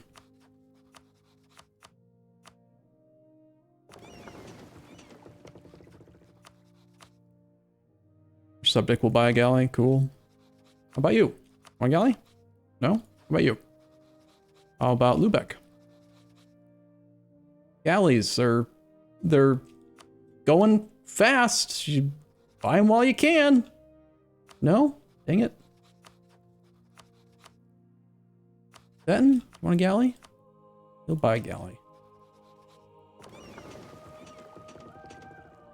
Maybe I can sell all of them to my subject if I do it over time. Bohemia wants to get the money back. No. My money. The downside to doing that's only a 10 opinion hit, which is kind of ridiculous. Can't sell any more to Mr. Stettin. Able State Security Controller. And it looks like we're all done selling galleys. Not enough Diplo rep, probably. But we're gonna get some soon.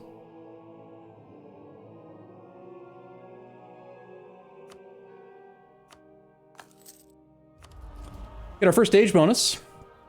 Our capital is in farmlands. We are technically in the HRE right now, so AE impact's kind of worth considering. Adaptive combat terrain. Warsaw's farmlands. We're going to be going east a lot. There's not a lot of farmlands to the east, so I don't know that that matters that much right now. And seize land again. Ooh, we only have 23% crown land. It's kind of low. I like money. Do you like money? We should do some development. 7 clicks plus seize is worth like 600 gold-ish. We can develop Warmia. Burgers are happy. Develop away some of the devastation on the coast, for example, would also be good. I'm gonna do that. Do gems, and a little tiny bit of manpower here.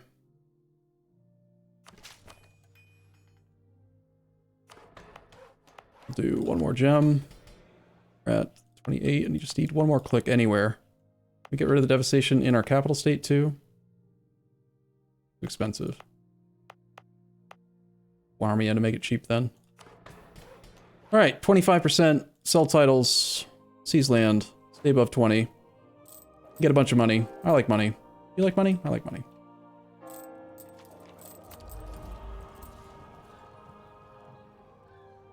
You have Königsberg because of gems. Yeah, Königsberg is like, it's efficient in terms of money per monarch point, but it's not efficient in terms of crown land per monarch point. And one of the main reasons that I like to do dev is to gain crown land. So I prefer usually developing the cheapest thing, even if it's got a lower value trade good, because trade good prices fluctuate over time. Like, it doesn't really matter long term. Gems versus gold versus fish versus whatever. What really matters is the crown land and then the big ass click that you get out of it. Alright, I guess we gotta sit on these 4 galleys. Fine.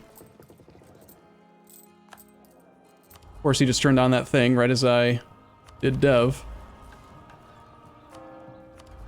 Don't want to be Defender of the Faith. Don't want to take tech just yet. We have an extra relationship slot open.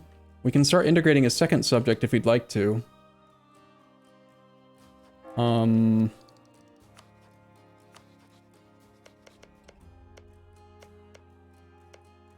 Might be nice to, just so we have more relationships available. What's the advantage of taking your golden age early as opposed to mid or late game? Early game snowballing is worth more than late game snowballing.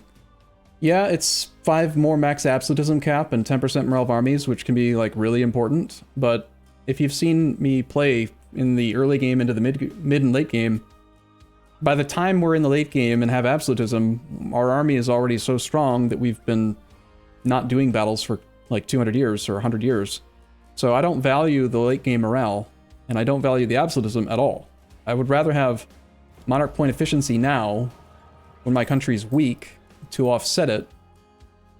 And then, as I unlock idea groups and get to 90% advisor costs and other crap, and get to not 100% innovativeness, then I don't need the all power cost discount from the golden era, because I've got like 30 to 40 monarch points a month guaranteed, no matter which country we're playing. So, yeah, you turn it on early so that you get the value now. Also, the burgers weren't happy. No, I did the dev, then did the C's. It's fine. Monopoly on textiles.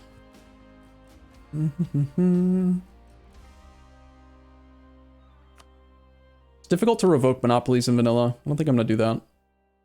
But I would like them to have higher, slightly higher loyalty equilibrium if I could.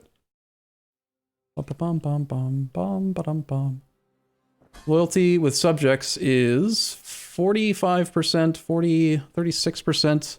I want to see if it's possible to turn on the vassal integration thing soon. So he would be disloyal. And he would be disloyal. We're not a great power.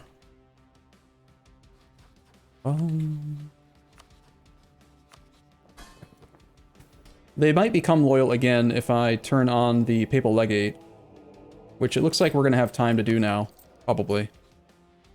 We need 52 points for each one of these things. We have 37 and we gain 10 per year, so like 18 months I can turn on Papal Legate for Diplo Rep. Could also consider swapping to a Diplo Rep Advisor, even though he's full price. Still pretty inexpensive. And that might keep the subjects loyal. Just want to make sure everything lines up. We want all of the Diplo annexation discounts we can get. And we wanted the golden era, which we have now. So we got that going for us, which is nice.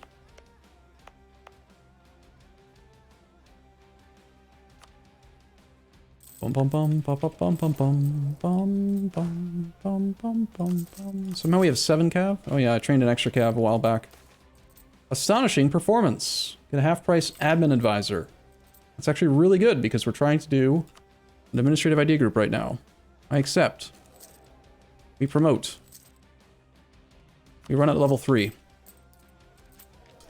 12 monarch points a month. Wow. Bum, bum, bum. Our heir is really bad. Yep. His name is Jimmy von Winstingen. Jimmy von Idiotnessnen. Okay, age bonus. I mean, we could run more Cav. Economically, we're probably gonna be able to run them if we want to. But I still don't lean toward taking like aristocratic ideas or something and trying to make them good. What's divine ideas? Is this any good? I don't remember divine ideas. This must be new. Or theocracies. Instead of like plutocratic and aristocratic. That's weird. I'd still probably go offensive. Because I like to win. Winning is more fun. Divine has good policies.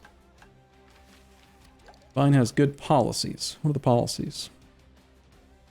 Morale of armies +5, shock damage +5. 15% trade efficiency. Work creation -5.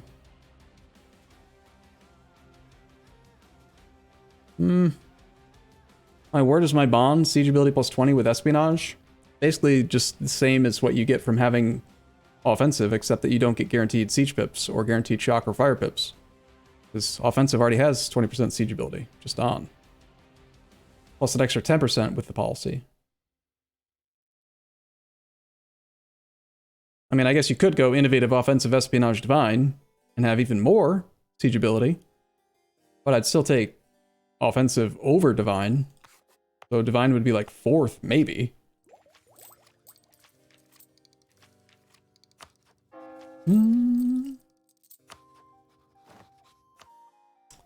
Okay, our integration's going at 5 per month. Just need to make sure we get that thing on. I might just take AE Impact, just because I know that we're going to have to deal with it. And I don't think the other ones are particularly relevant right now. Since we are wanting to do the mission tree, I am also kind of tempted to either ignore the war exhaustion and just do our wars real quick, whatever wars we're able to. Get our prestige and all that. Or possibly buy it down, but because we're still behind on tech, like a lot, I'd rather avoid buying it down if I can. Bum, bum, bum, bum, bum, bum, bum, bum, bum. Have Crag go here. Let's have Jimmy go down here. Bum, bum, bum, bum, bum, bum, bum, bum, bum, bum. You love divine ideas. Well, if you love it so much, why don't you marry it? Build a couple more lights. Since we aren't at naval force limit in light ships yet.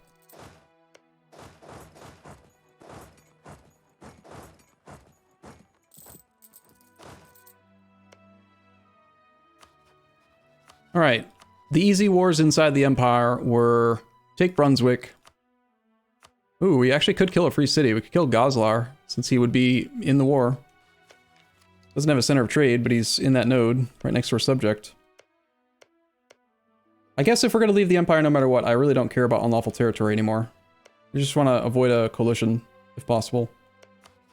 It was attack this guy, or attack... Ah! Jesus! Genghis 2.0 here. Ah! The game is paused. You're not supposed to do that. War can't be declared on you when you're paused. Conquer Stettin via Brunswick. Yeah, that was one of the other ones. They have a mothballed capital fort too, so if we can get our army over into Magdeburgi, that would be good. FK troops for Brunswick.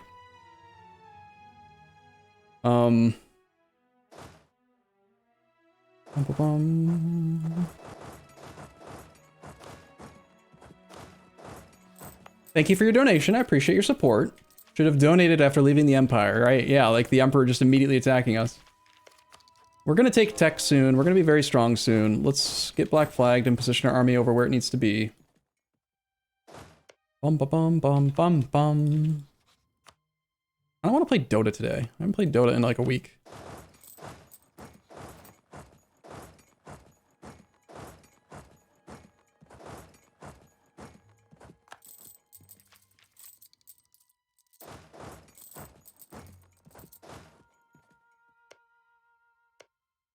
Okay, so this army takes down the 4-stack. This army jumps on that mothballed fort before they can do anything, and then we just go from there.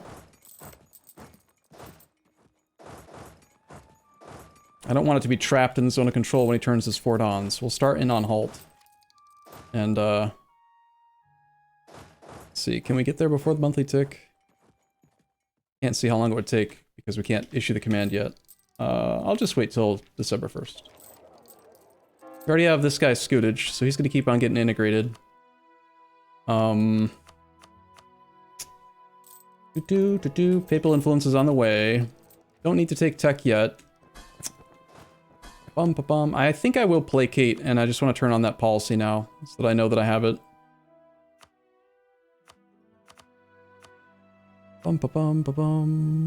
97 loans. He only has 97 loans? Did he go bankrupt? What happened to his, like, couple hundred loans? Where did he get all his money? Alright, nobility integration policy, please. And we will placate you one more time.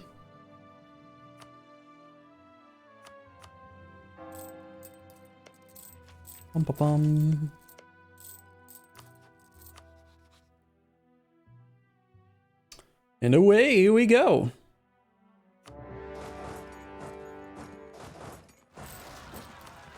Rebels, dang it.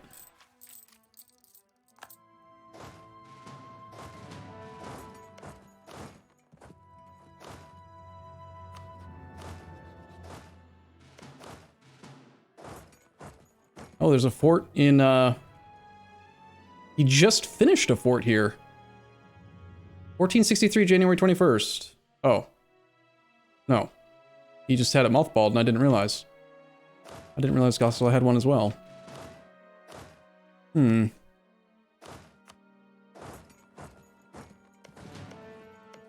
get on to Gosler's fort quickly as well so that he can't get reinforcements. Since it seems like we lose stab no matter what, I'm just going to put that guy there.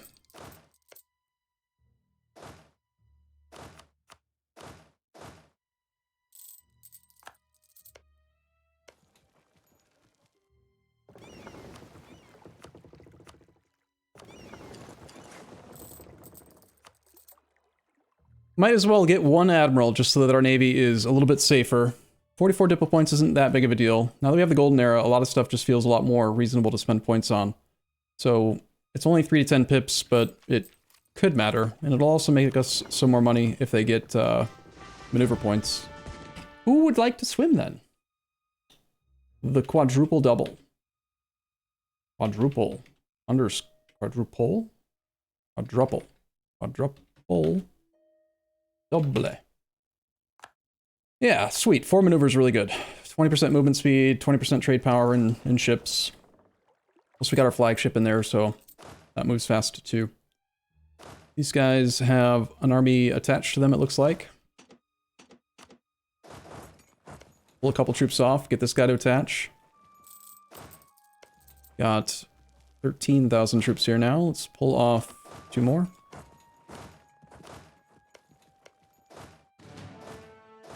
Have access through Brandenburg yet? We do.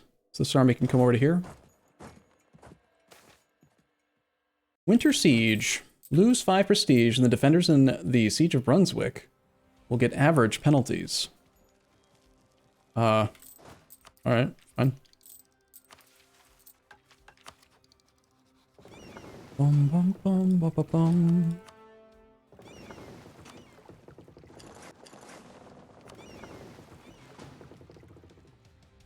Better to just keep the fleet here, I guess, while we're dealing with that blockade. We don't have naval ideas, strangely, so we have to worry about it costing monarch points to that click. Weird, huh? Second admin idea done. Can you take tech soon? Pull the king or whatever the hell he is off now so that we hopefully don't take a stab loss. Have him hang out adjacent with enough troops to do the siege. Where's our 2 siege pip guy? Oh, he's the one that died. Dang. Bum, bum, bum, bum, bum. Mm-hmm.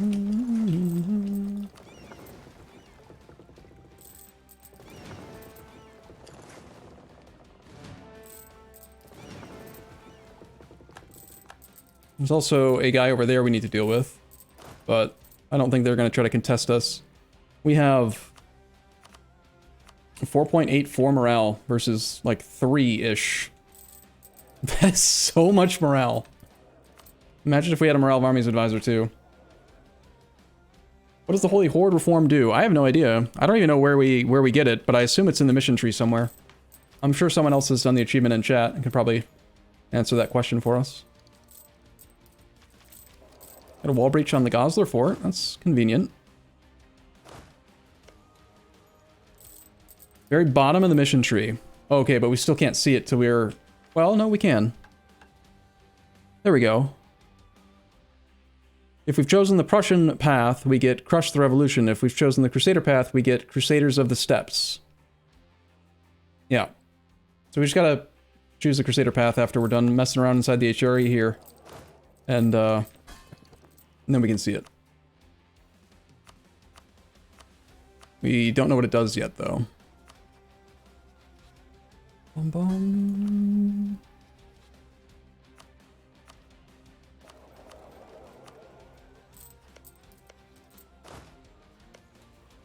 Way too many troops here again.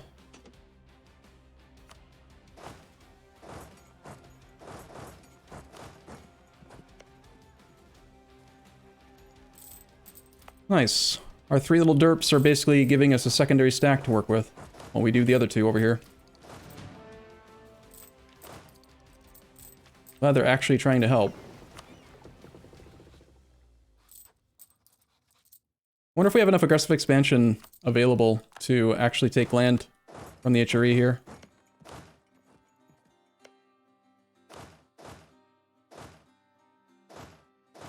Bum, bum. Bum, bum. Can't go here yet. We are at 14.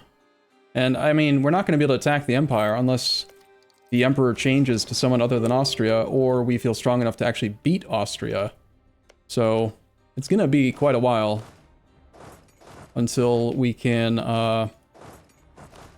actually do anything inside the HRE again. Lose 1,000 troops, pretty good deal.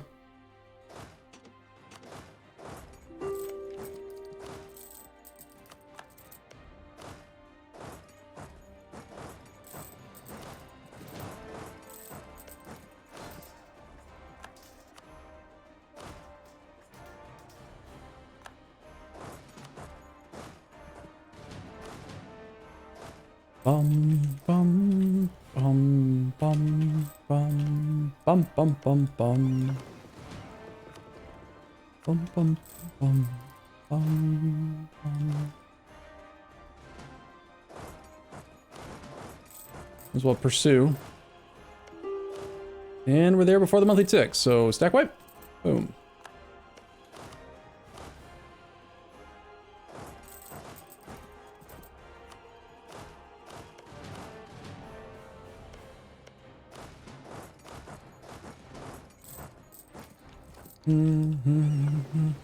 Poland has rivaled us. 46% integration on Livonian Order. We gotta remember to do the thing where we seize a province from him. That's not good. Where we seize a province from him and release Scotland before we full integrate him. Otherwise, we're paying Diplo points to integrate 3 provinces owned by him. Ingermanland, Ladoga, and Tikvin, that we then immediately have to release. We can't choose to release less than that. I don't want to waste monarch points on that. Why not seize now? Because he'd become disloyal, most likely. The cheapest one we can seize is 6 dev, that's 30% liberty desire. And we're already not demanding trade power from him. Probably not worth trying to siege down Friesland out here. Let's just, accept a peace deal from him, and everyone else is good. That one's done.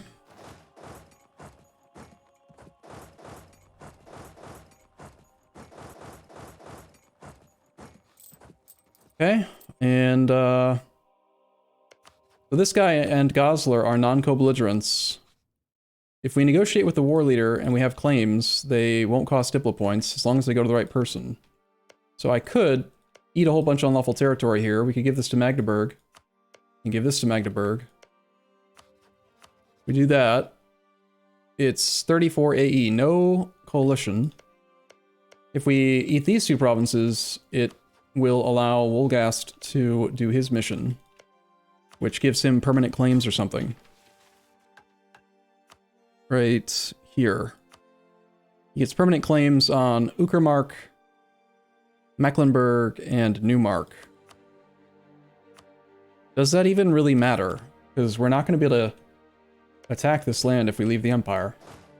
I guess we could use those claims right now to go and attack Lübeck. Austria's only showing that they would defend because we don't currently have a CB. It would just be Riga, Bremen, Hamburg, Dithmarschen. And that would allow us to easily get onto Riga. Our subject did already fabricate a claim, but, okay. Yeah, it could be good. Alternatively, we could do separate pieces, and it's the same amount of aggressive expansion either way. See, Goslar's 23.4 when we negotiate with Brunswick. No Diplo points, but if we negotiate with Goslar directly, still 23.4, but we have to pay the Diplo points. All to get 30 money. I better negotiate with the war leader. Unfortunately, this is too much war score. Since he's a non-co-belligerent, the province war score cost is doubled. So Stettin would cost like 60% war score here.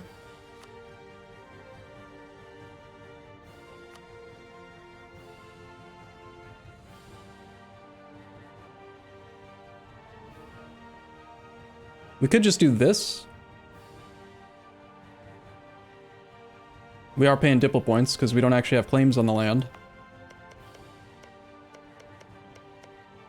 I think we just go for prestige here. Rather than try to eat more land inside the Empire when we're supposed to be going east or something.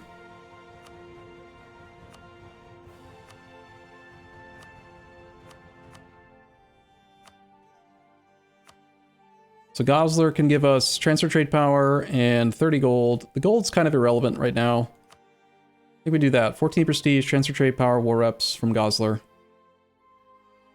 The transfer trade doesn't really do anything in this node, but it does help with propagated trade power in that node.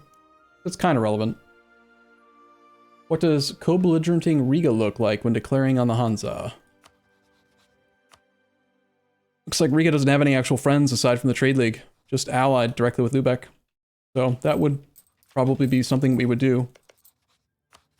I'm definitely not taking land from Goslar. Let's get him out. That leaves Stettin Brunswick.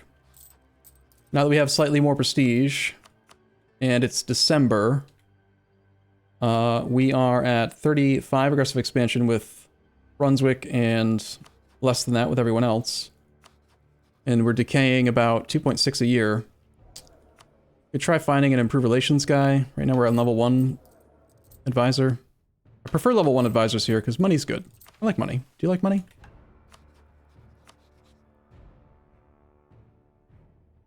It wouldn't be a coalition. It's 37 Diplo points to get a claim on Lübeck. I'm annoyed that he hasn't fabricated on that, even though I told him it's vital interest. Like this. So he should have fabricated on it via this sea tile.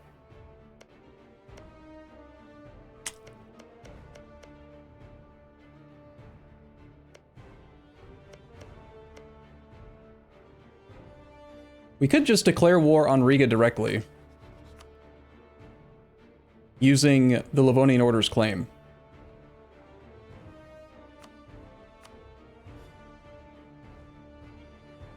And that's just an easy war. I don't know that I need to do this mission. It feels like a lot of extra aggressive expansion for no real reason. It's not going to make us that much stronger, you know? If paying Diplo points, why no separate piece? Yeah, like in this case, it's the same AE, the same Diplo points, so you would want to do it as a separate piece. But I'm just thinking about not even taking the land. I don't think doing his mission tree is important. I'd rather do,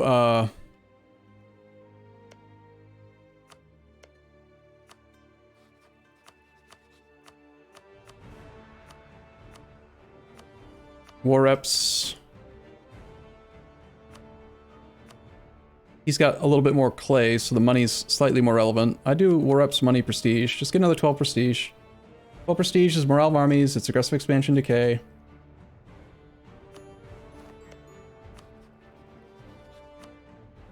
And then with Brunswick, this is the only peace deal that would actually be like the right amount of aggressive expansion for the cost, since he's the only one that was a co-belligerent. Like a primary belligerent or whatever you call it. So this is only 11 AE for his fort. That has an actual fort in it. Again, though, it's like downstream from our node, and like, do we even care? Is it worth paying monarch points to integrate a larger Magdeburg if it's all downstream from us and we're supposed to go east? Maybe it's better to just not worry about it. Yoink some dev instead. Pay the AE to put the dev in my capital. This one, I don't even have to, I get 3 monarch points in the capital, and sorry, 3 dev in the capital, which is worth like 150 monarch points, and I don't have to pay any monarch points for it. Almost like a show strength, half a show strength. While also keeping the relative strength of our subjects low.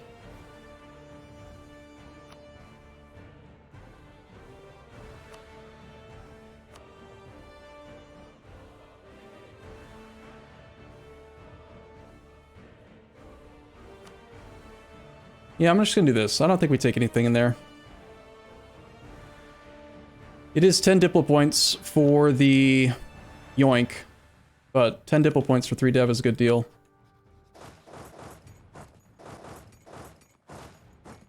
Alright, so that was one of the last wars that I wanted to do inside the Empire. The only other war we can declare inside the Empire... Actually, isn't Riga in the Empire? They're not. We can do that later anyway. Attack Saxony, fight Lüneburg, Thuringia, Liège. All easy. Have to siege down a level 1 fort here. A level 3 mothballed capital fort. Remember back when the AI would never mothball their capital fort? Now it seems like they always do. Makes them a lot weaker.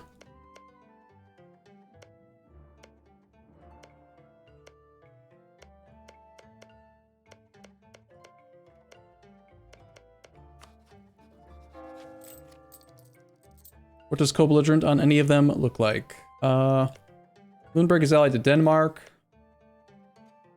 Liège is allied to Mainz, Cleves, and Lorraine. Apparently Lorraine is independent from Provence. Nothing that I really care about.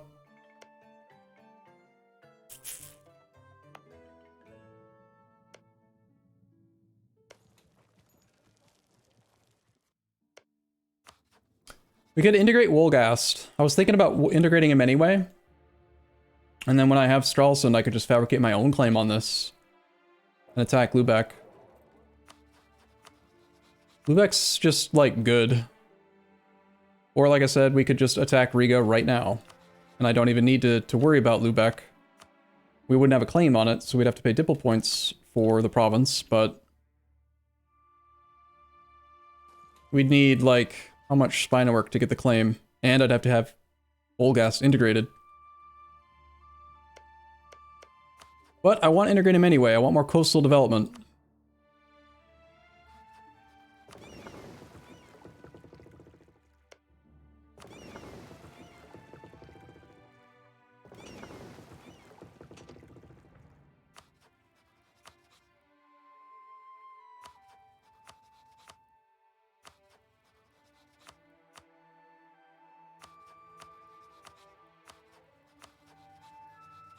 Still trying to pawn off these galleys. And we got rebels to deal with up there. Oh, he took care of them. Good job, little guy.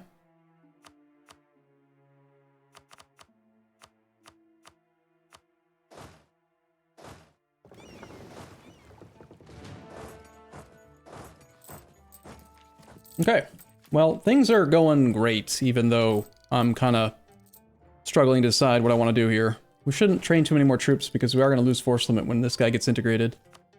We've already got the 5% Diplo annexation discount from the nobles. We still need the bonus from the the Pope. Let's get that one turned on now that we have the points. That pushes us to 55% integrated. If I seize Ingermanland, we lose 30% Liberty Desire, or he'll have 30% Liberty Desire. But if we time it perfectly, then he'll still be above 100, and the fact that he has the Liberty Desire won't matter. So I can just seize it, release Novgorod, and then it'll be fine. Let's see what that math would actually work out to. Annexation cost is -15 at the moment. And then an extra -10 from all power costs from the Golden Era. And that's additive. We have -25%. So 0.75x multiplier. It's showing here that it would cost 519 points to integrate. Just want to double check. 85 dev should cost 85 times 8. And we're paying 519 out of 680, which is 74%. I'm guessing that 518 out of 680. Is it actually rounding that extra tiny little bit from the all power cost from our innovativeness? 0.2%? Anyway, so we would seize at what percent then? 6 dev times 8 dip base times 0.75. 36 Diplo points is the cost to integrate Ingermanland. So I need to be at 519 minus 36 divided by 519. I think as long as we seize that province, when he gets to 93% integrated, he'll jump to 100%. I'm at math check out. I think it checks out, roughly.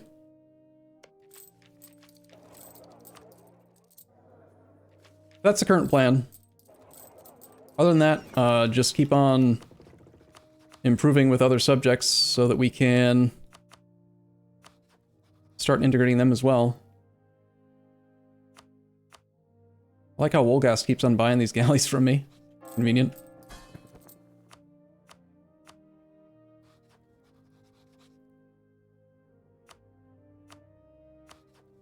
Don't want to buy any more though. You could start spying on Lubeck.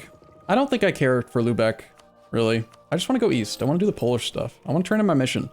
We should just leave the Empire and stop being in the Empire. Being in the Empire is dumb. I mean, it was awesome, but it was dumb. It, like, made us a lot stronger. Like, super, way stronger. Very fast. But it was dumb. Center of Trade upgrade? Centers of Trades, these get downgraded when you integrate, so why would we upgrade them now? Monuments don't lose rank when you integrate, but Centers of Trade still do, as far as I know. If we don't do the war now using his claim, I will need to get my own claim on Riga. Maybe I should just spy on him for a bit.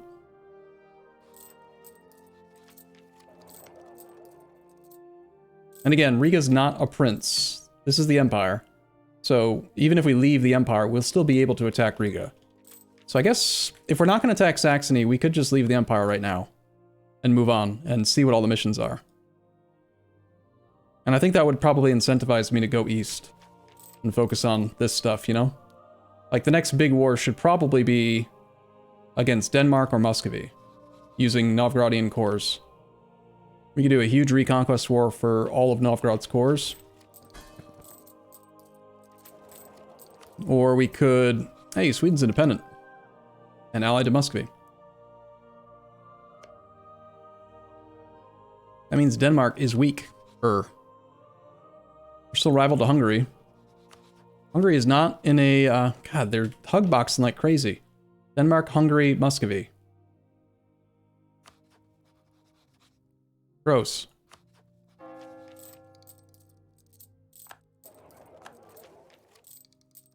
Okay, we can start integrating Wolgast using our little trick.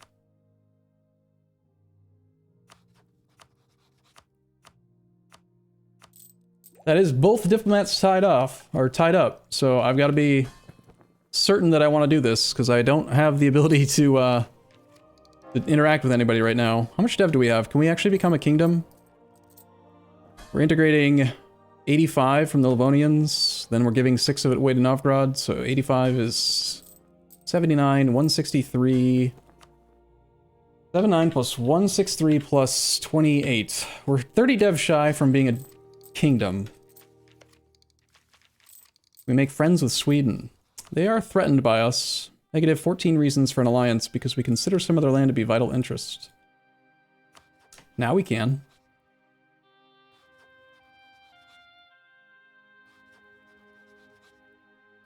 We get Hugbox just like they Hugbox.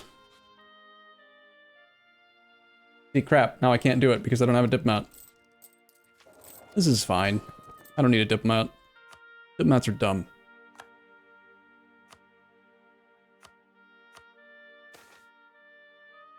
Gain stability? Sure. I like stability. Gain devotion. I like devotion.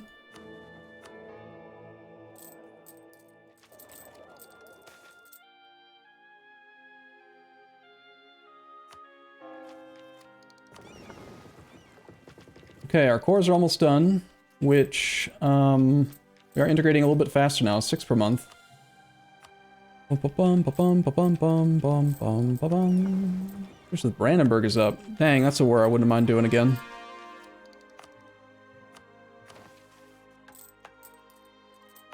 Hold off on doing these cores.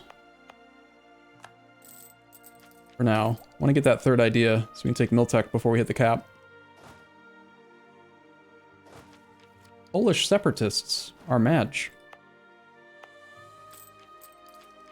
Taking 13 gold now. And that's without the trade power from the Livonians. They make 1.32 ducats from trade that we should be making. But I can't afford to do that with them. 20% Polish separatists.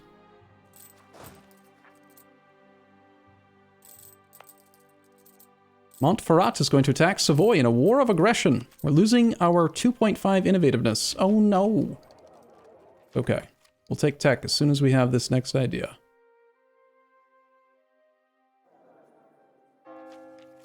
Turn that off.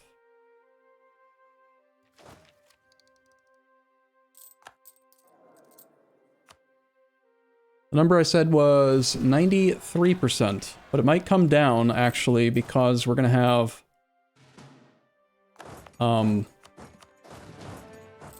what is it called?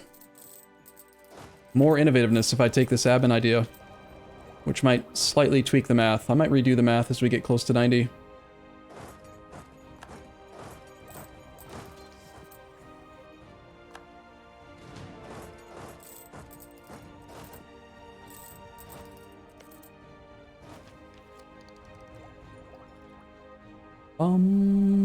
Alright, here it is.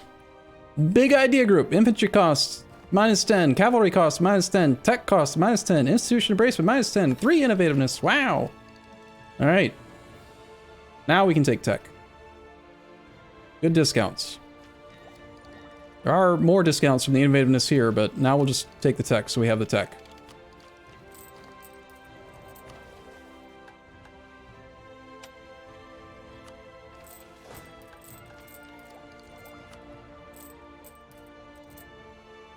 Yeah, so the top end price here lowered to 517. We definitely did just, should probably consider accepting Polish culture, shouldn't we? We're gonna kill a lot of Polish people. Yeah, I think so. We already have the golden era. We're integrating more than we earn.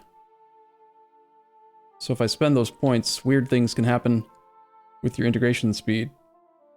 Let's hold off on it until after, we get that guy done. No rivals, and I can't remove the rivalry because we have no diplomats. Oops.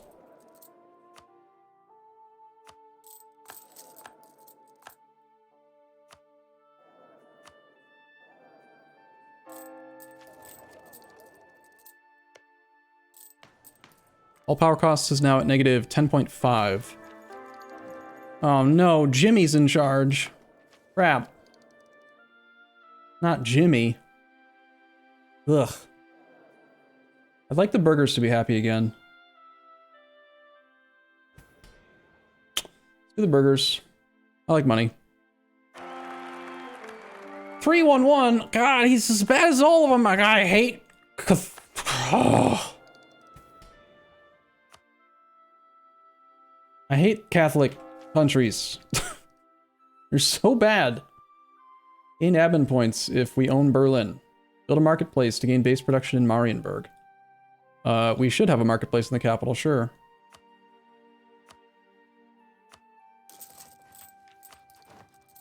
Gross. Stupid. Government type. This is why I like other ones. I like the, you know, the good ones. We do have enough money that we could upgrade a Center of Trade level 3, and I was looking to do this one, but we gotta dev push it first. We'll wait for prosperity. And, see what we're gonna do. One with the balconies. Balconies are better than this one. Only monarchies have balconies that offer air throwing, though. Stupid theocracies can't kill kids, for some reason. Which, if you ask me, is completely off theme. I think they were all about killing kids and doing other naughty things to them. Bum bum bum bum bum bum bum bum bum bum bum bum. All right, how's this math work? Yeah, -8 per month. 10.5 plus 15 divided by 100 times... Okay, so that's the total discount. So the price should be 85 times 8 Diplo points. But instead, we're going to pay 1 minus 0.255. I calculate that the price should be 507, and it's showing it at 517. So either some rounding is happening, or... Yeah, I think that it rounds based on integers and stuff. I had a spreadsheet for this at one point. To be safe, we probably just go to, like, whatever I said. It was 6 times 8 times, like, 0.75. Like, we'll go to 36 less than what it shows the cap to be. 481. Oh, yeah, still want to go to 93.06, or it's basically the exact same math I did before. That tiny little bit of extra innovativeness wasn't enough. -8 Diplo's not looking good. I mean, we're already at 85%, so we're basically done integrating this guy. We can do a piggyback war on the Ottomans soon, potentially. Sorry, not the Ottomans, the other one. I don't want to lose all this legitimate... fine. Hungary, I mean, because they just got attacked by the Ottomans. And they're not allied to Austria. And Denmark is getting murdered by the Ottomans potentially here too.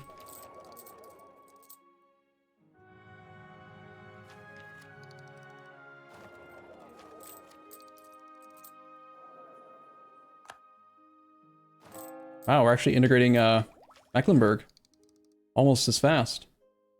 In fact, it looks like they'll be done first. Doesn't matter, we have no Diplo rep loss on integration, so we'll be okay, but... Alright, 88.9. Do we yoink Novgorod province? We're about to do that. That's what all that math was. I'm trying to set it up so that after yoink, he'll be at 100%, and I don't have to deal with the fact that he's disloyal. He's almost not disloyal anyway. I would just have to placate one time to fix it, but still, it makes sense to try. 91.3, and the sweet spot's 93.1, or 93.2. Bum, bum, bum, bum, bum. 92.3. Inefficient embargo. Yes, I noticed that. I would love to do something about it, but you may notice that we have 2 diplomats. And they are both 93% of the way done integrating countries. Therefore, I don't have diplomats. Okay, so we're 93.4. What do you think the chances are that I did the math right? Let's find out. Livonian Order. Give Ingermanland. Boop. Hey! Cool. Alright, so we're going to be over the relationship limit for 1 month because I don't have a diplomat to cancel the access through Brunswick. But we can now release Novgorod. We will. And even though this guy is disloyal, it doesn't matter because he is annexed. On the monthly tick, he'll just disappear. And because we've already released Novgorod, we don't have to give back the other Novgorodian cores that he would have taken from us, that we had already paid to integrate. That's why we did all that crap. Ingermanland is unfortunately the wrong religion, though. We'll have to convert that. And this guy's dead. We're 29 out of 28 force limit, which we can probably fix by lowering autonomy and making states. We're 161 out of 200 governing capacity. Coastal dev is worth more than inland dev. So I'd prefer to make... Can we do center... Can we do We cannot do trade companies, because we're in the Empire. But we're not going to be in the Empire. But our capital's over here. So I guess that means technically we can make trade companies downstream from us inside this node. If we wanted to. Probably get another merchant. But I'm paying to integrate this guy, so we have full cores, which makes it kind of dumb. Plus we lose naval force limit. No, we don't. We gain naval force limit. I'm just not going to do it. No, trade companies are dumb. No trade companies allowed. I've decided. 187.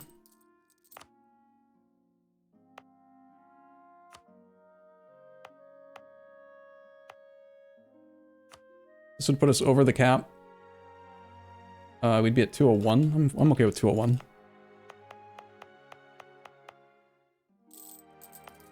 Alright, I'm gonna keep the troops for now, because I think we're going to get rid of... We're gonna increase our naval... our land force limit soon. Mothball all these ships. We can rival our ally Bohemia, or we can rival Muscovy. Obviously, Muscovy's a great option here, since we have a new Novgorod that we can do things with. Novgorod, we would like your trade power, please. They're disloyal, but that doesn't matter, because they have a 5-year truce with us. Since we just created them. And we're gonna lower autonomy. Over here.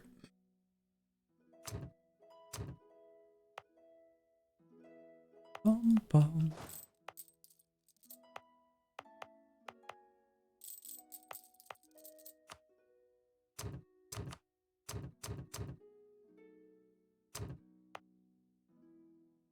Okay. Autonomy looks like that now. We are 2 governing capacity over the limit. We can convert a province. Province of Neva. 0.3%. Non-accepted culture. It's pretty slow.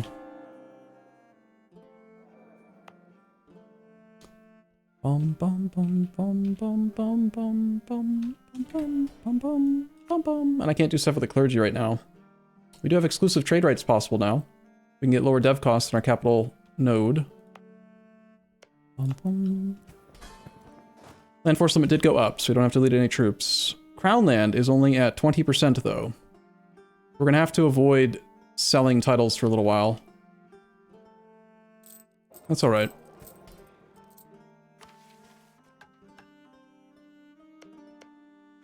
Alright.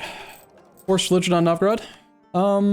It's not necessary. Like, I don't really want them to be trying to convert their provinces until I have more missionary strength and stuff. Anyway, so there's no real reason to do it just yet. We'll just improve with them a bit. Okay, this last guy is going to get integrated. We should not be over the relationship limit anymore. I do want to cancel access through Brunswick before I forget that I have it. Like Brunswick lost land after that war that we did to them. It's only 0.5 something a month, and we only have one missionary, so I guess we do get started on this. 1.3.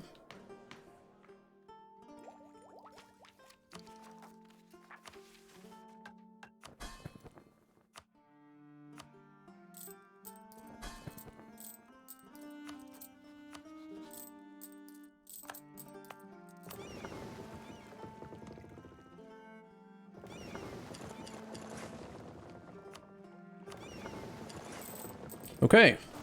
Land force limit is still where it's at, and we are still over the governing cap.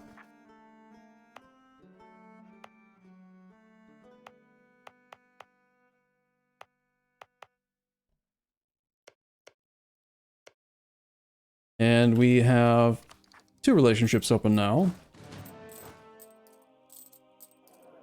Our heir is equally bad. Make him into a general. I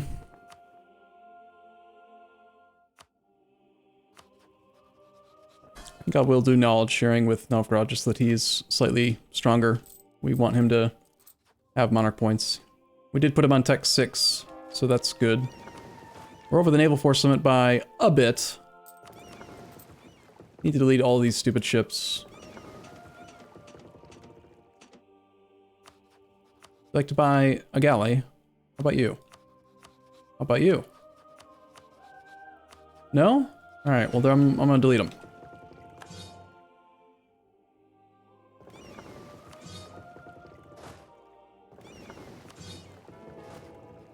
There, we're not over the naval force limit anymore. Easy. We inherited all this land, but we don't have any forts here at all because the derps tend to delete them when you put them in debt. So, zone of control is bad right now. And we have almost 300 developments. We're supposed to have 6 forts, we only have 3. No forts in this guy's land.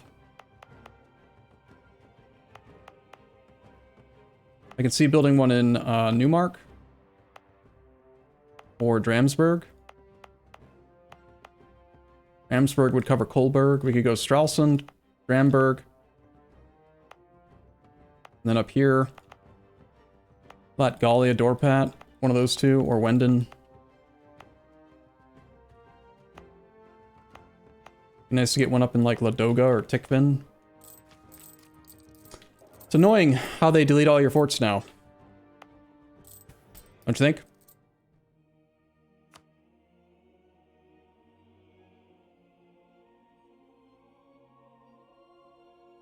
Grant Orthodox autonomy. Orthodox provinces have local religious unity contribution negative 100% at the cost of 10% clergy loyalty equilibrium. Huh. So we could just not have to convert stuff if we wanted to. But converting stuff gives papal influence. And papal influence is good. I like papal influence. Is our army strong? We have 29,000 troops to Muscovy's 37,000 troops. He's on Tech 6 to our Tech 6. He's a valid rival. We've got a returnable ore thing we can do. We could just go take all that clay. Make a big old Novgorod. That all seems pretty good to do. I think we click this now, yeah? Yeah, we do need to turn on some estate cap privileges, but I can't do it right now because we don't have the crown land for it. We're almost at the point. Like, as soon as we finish innovative ideas, you'll see, like, especially with a government that has advisor costs this early for all advisors, when we finish innovative, we're going to be at like minus 60-70% advisor costs. So even though Hawkmeister Jimmy is an idiot, and we're only generating 18 points, we'll be able to run pretty high-level advisors very cheaply. So we can make up for the crazy, weird skews and generation. It's tempting to do a little bit of development right now just to get that fixed. Burghers are loyal. 27 in Calais. We'd have to full core it first. And we have a 2.4% admin efficiency penalty because of the governing cap being over.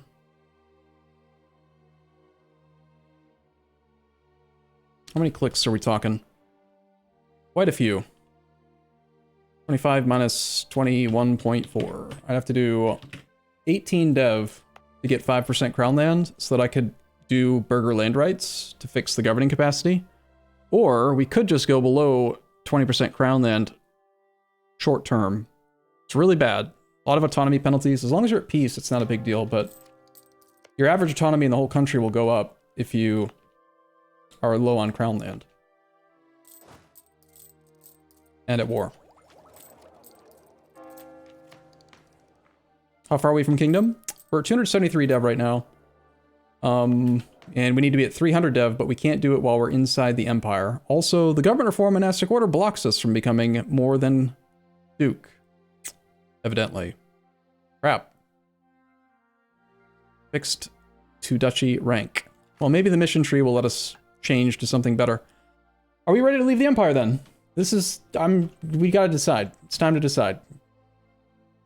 Go? Be out of here? Stop being in the empire? Do it? Empire stinks anyway? Yeah, it does. It does give dev cost discount. And construction cost discount. If we're gonna build any buildings, we should do it now. Got him min-max.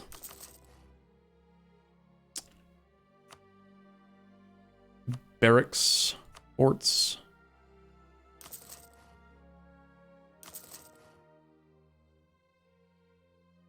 I think I want a fort on this border more than I want one elsewhere. Matching the terrain of your capital is usually good, but our capital is in farmlands, so it doesn't really matter where we build it here. Pretty sure that Ladoga doesn't protect Kexholm, though.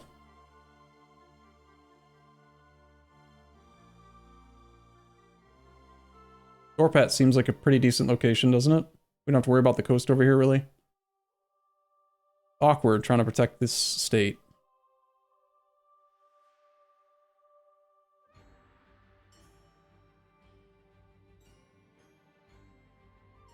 Wendon is good. Well, the rivers are here. So these two are slightly better if you're facing off against Muscovy. They try to cross the rivers. Wendon is behind the rivers. But we do want to keep our economy sort of trim if possible. Just going to build a little bit extra. We're making 14 gold a month. We're okay. And I'll improve with our subjects. Alright, I'm clicking the button. We're going to leave the empire. Boop. Data path. We will not be able to form Prussia. Oh well. Boom. We've increased our income. Gain 3 dev in Marienburg, and West Prussia area gets growth of the capital. Cool. And we get, for 25 years, construction costs and construction time. Okay. Well, let's cancel all those forts.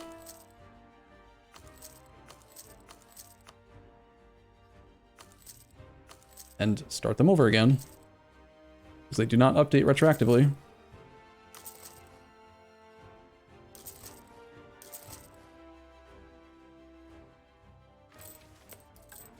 Okay, and now we can see all of our missions. We're supposed to ally the Pope, apparently, with an active cardinal and a blessing. We can get a Inquisitor. Well, the Pope certainly does like us. And we have 2 relationship slots open. Okay. Clergy loyalty needs to be 60 or higher, and then we get to enable the Clergy Privilege Anti-Heresy Act and a permanent claim on Karelia and stuff. Alright, well that's going to be happening fairly soon. Sure. Pope, I want to be your friend. I will take this half-price Inquisitor and 75 Papal Influence. Going to 3 stab would make it easier to convert stuff, but we could also just hire that Inquisitor. Bum, bum, bum. We do have inflation.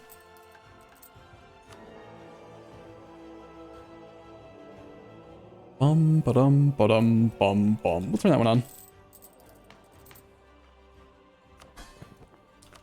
Okay, now what? Should embargo our rivals. You should transfer trade power now because you are small and weak and you have to because I say so. Rest of the mission tree. Okay, so clergy we're working on. One of the following must be true. Has completed religious or divine. Damn it. Game's gonna force me to go with fucking divine ideas instead of offensive. Okay, fine. We do that, and we have completed it. We can gain 2 admin. If we've completed divine, we get 2 mil. On 1 ruler. When your rulers last an average of like 10 years, and then they die. We have to convert 75 provinces. Okay. We need to win 20 battles after having completed the defeat of Poland. Okay. That'll get experiences of the battlefield. Army tradition, cavalry to infantry ratio, and 10 army tradition. 25 owned provinces. Currently 3 need to have a fort with a level 3 military engineer. And then we get, for 100 years, a fortified order. Okay. Annex Lithuania. Okay. Just annex that state. Got it. Lithuania is not independent, obviously. Conquer Poland. Now we need 20 provinces. Permanent claims. This is just going to be a pure, like, permanent claim mission, isn't it? Or permanent claim country.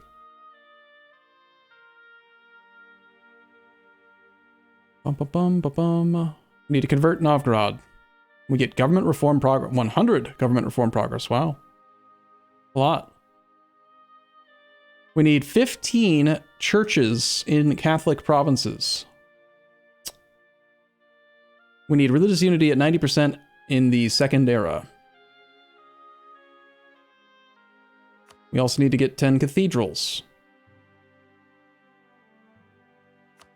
We gotta conquer all the way over to Kazan, and then murder that guy.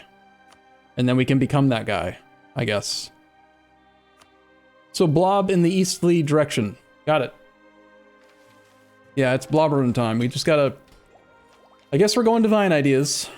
Does divine ideas at least give, like, the Holy War CB or something? It sounds similar to religious ideas. Nope. Dang. Oh well, we're gonna have permanent claims. It'll be fine. Bum ba bum ba bum bum.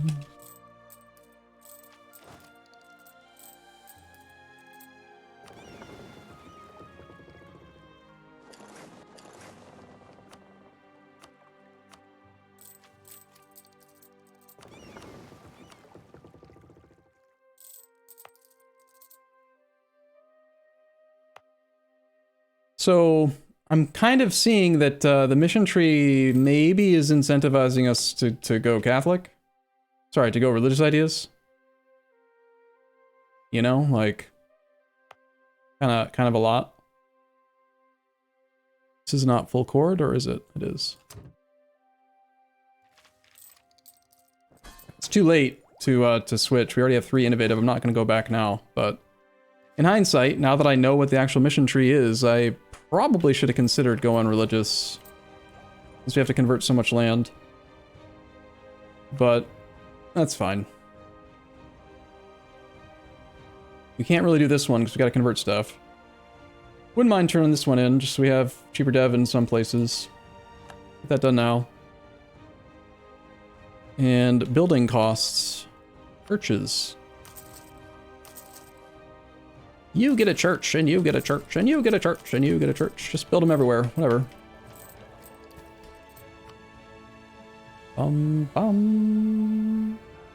So with that dev cost discount from the burgers, I wonder if we can afford to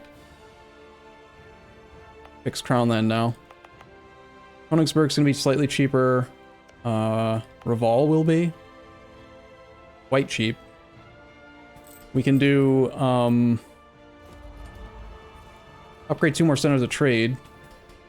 Take some loans from the burgers. Upgrade Revolve to level 2. It's not got enough dev. That's fine. Burgers are happy. Let's do a couple clicks here. Do this. We're gonna upgrade Neva. Gonna make it harder to convert, but it's still gonna be possible, so I'm fine with that.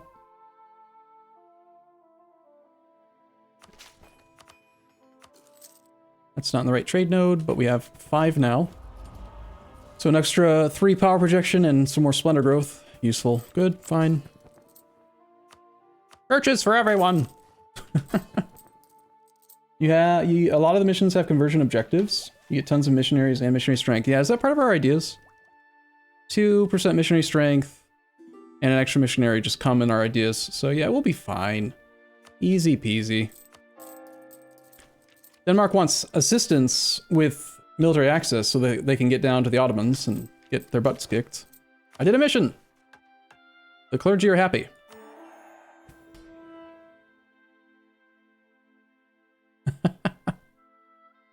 I think I broke it. I think because I already had 6 privileges, it just like didn't turn it on.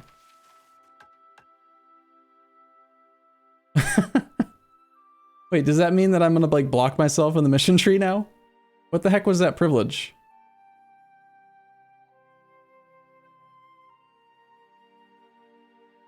It's supposed to be like a special clergy privilege, I thought, that is not one of the ones we currently have.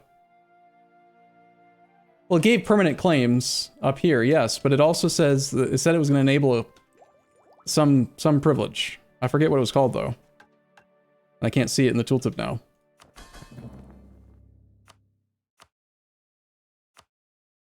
Let's just make Novgorod not disloyal. I don't have to deal with it. Bum bum bum. More ideas.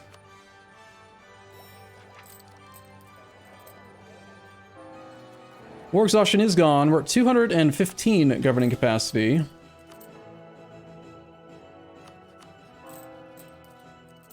We have left the Empire. Our subjects are still in the Empire, so we're kind of screwing the Emperor over, which is great. We have a long truce with Poland. Muscovy's on Tech 6 to our Tech 6. Manpower is okay. We don't have a lot coming in. We could go to war now, but we don't have to. This guy's already at war and Sweden won't defend him. So we have to. Let's go to war. Right now. We have to. We also have a good general we don't want to waste. It would be nice to get the forts finished first. Maybe we'll wait until then. So we don't have to deal with not having them.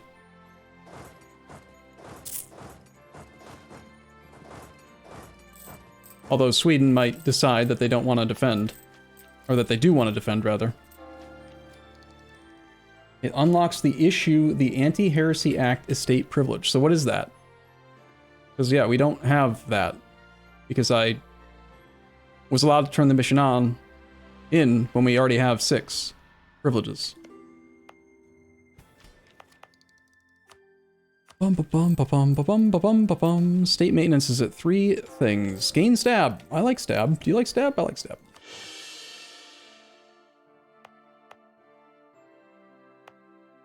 Make our missionary even quicker. 1.5. We only make 4 freaking military points a month right now. This is so pathetic. This guy is half price, it looks like. Let's hire him.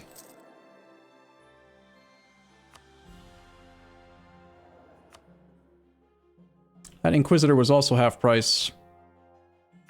Pretty cheap to upgrade too. Let's run him instead, so we have a couple conversions to do.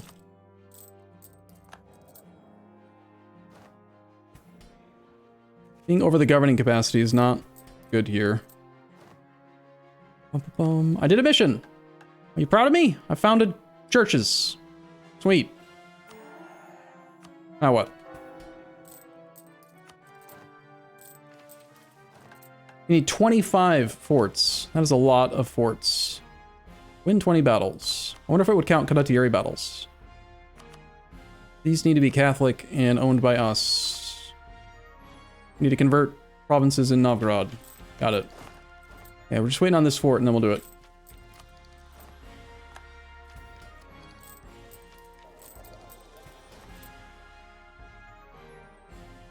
Oh crap, also because I have loans from the burghers, I can't do the burgher governing capacity. We're gonna get some governing capacity from tech soon, right? Tech 8? That's not soon. Dang it.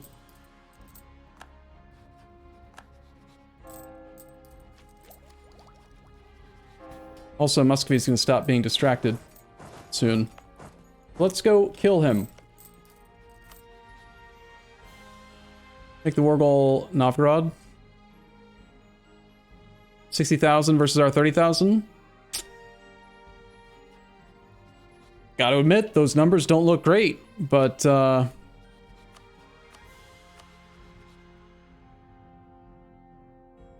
don't care. We're gonna go do it.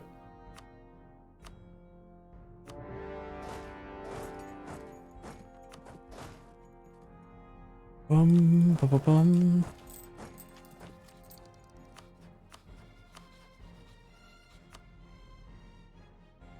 Perm, Rostov, Circassia. Okay, so I only have those 2 stacks. We do have room for 2 more troops. We're gonna need them, so let's train 2 more regulars. Back here. What? Oh. Thought I canceled that one. We gotta deal with the crazy attrition. And unfortunately, I declared for a fort. Whoops.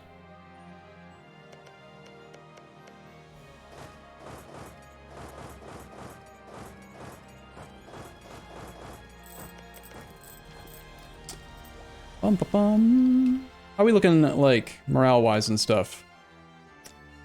We have an advantage, but it's not nearly as big as it was in the, like, 5 years ago. So, we're gonna have to be a little careful here. Equal discipline, roughly equal morale.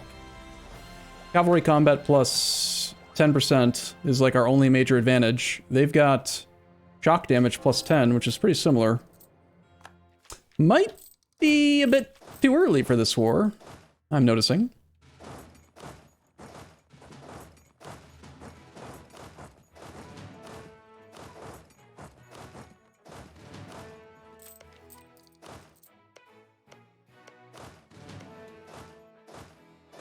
I'm gonna try to minimize the attrition since this is freaking Russia.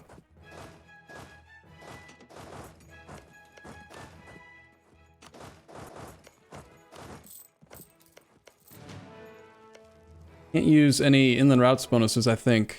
Maybe we can. Let's protect trade here for this month. Just see how we look trade power wise if we have all of our ships in that node. Make sure we've got trade power edict on down here to offset the fact that the fleet's gone. Maybe even run it in this state too.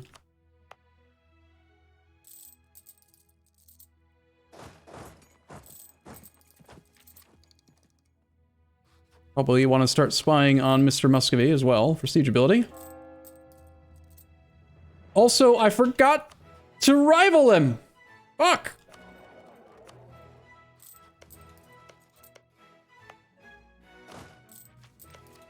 It's fine.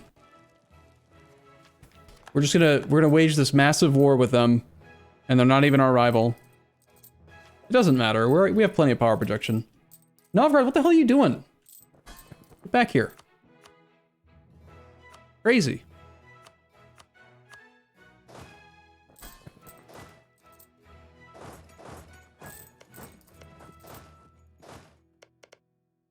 Stop losing me war score. Holy crap, do we have a lot of papal influence. Sure, I mean, we have so many freaking points. Just turn that one on too. We recover 311 manpower per month. Muscovy recovers 637. I would really like to take Tech 7.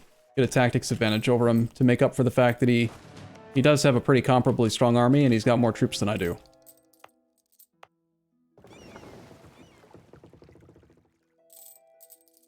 Yeah, we are like losing. Ugh. God, these rulers. I hate this government type. It's so bad.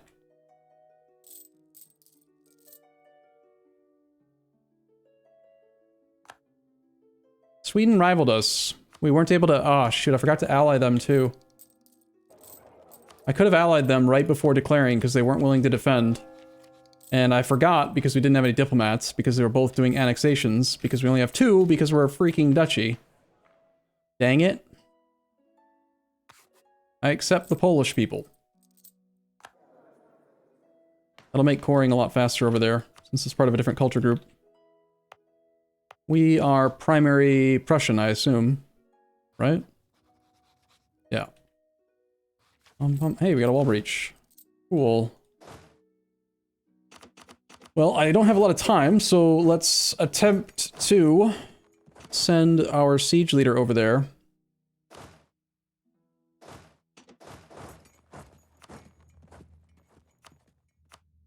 Try to speed that one up.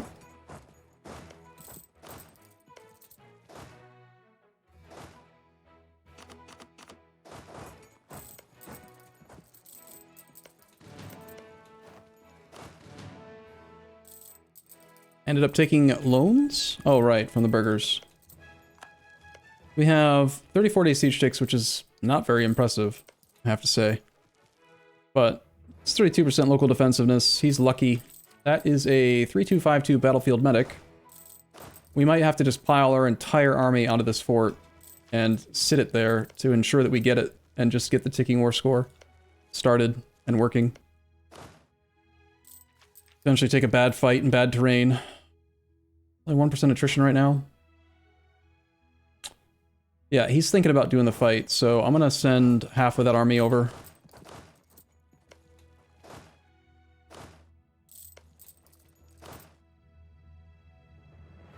I'd rather suffer the attrition ticks than take the battle if I can avoid it.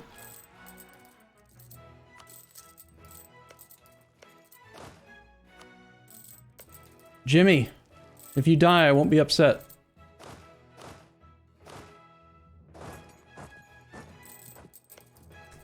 Yeek!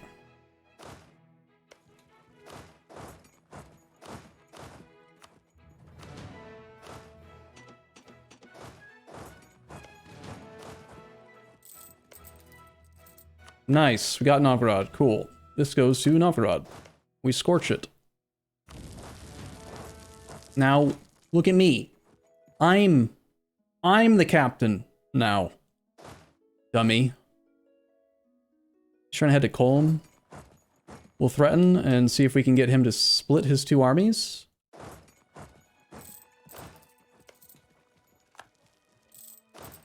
While we try to finish this siege next.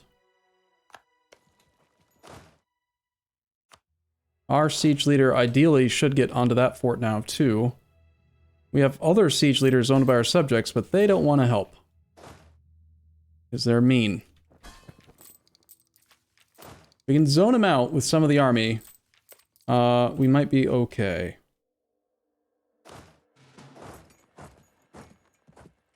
He doesn't care and wants to go to Novgorod no matter what. Not crossing a river. A 1-3 general. I'd rather just try to take Pskov here. The ticking war score is our friend. He doesn't have a leader anymore. Now I want to go there.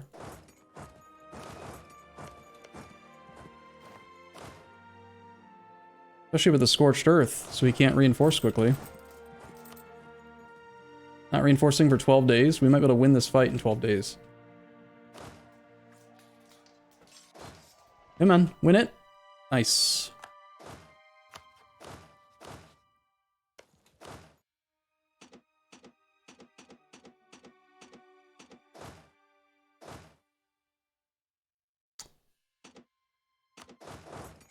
Gotta try to pile in as many troops over there as we can. Numbers are awfully close. We did win Pskov. That goes to Novgorod. And those guys are coming, but we still have more time. 3 days till we reinforce. We'll be reinforcing the same day that they get back. So this is in our favor. The numbers aren't amazing, but we're the defender. And we have a slight advantage in the shock phase over them. So this is technically a good fight. And we have 2 forts now. We're going to retreat back to Neva, try to reinforce quickly. We have 12,000 negative manpower now. Neat. But we also have 23 war score. Go Tech 7. If we are presented with another big bad fight, I think yes. I think we'll take it. But I'm going to try to hold off. It is January. We could just do it now and pay the 180 military points, but have you noticed how great our ruler is? I don't think we have extra monarch points to spend.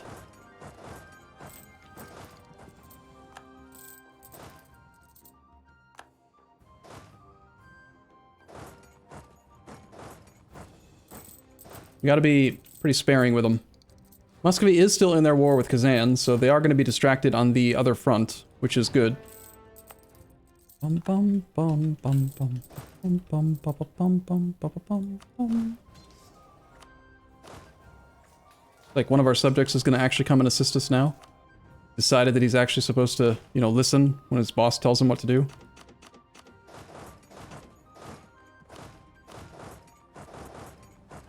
Should have plenty of time here.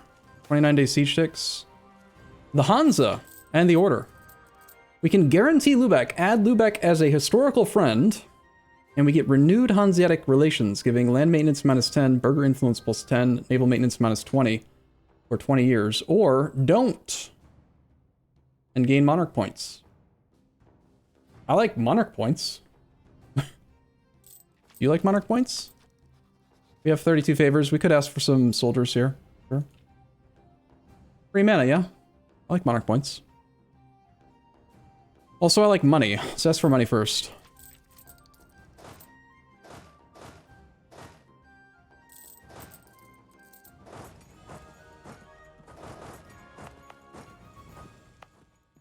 Almost have our missionary done here.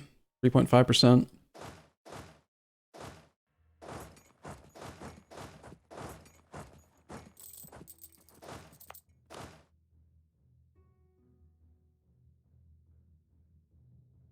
I think we just stall. It's gonna slow the missionary down a little bit, but I'm gonna... Oh, it's a different state. Did I make this a state? I did not. We're still over the damn governing cap. Dang it. I need to pay off my loans. I can get governing capacity. That or we need to build courthouses. Kazan is pieced out.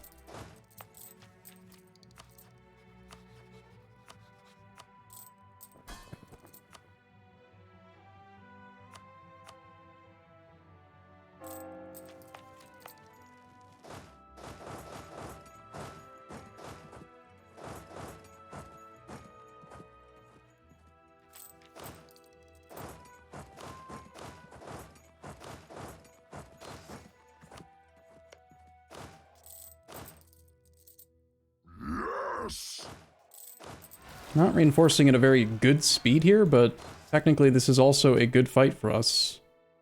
If we were just a little bit faster in getting there. I want them to come into the Scorched provinces so that we can actually... It's mostly... It's not the first fight that's good, it's the second and third and fourth fight where they keep piling in and they're trapped. They can't stop. We like those ones. Missionaries are working there now. We have even more papal influence. Just coming out of our ears.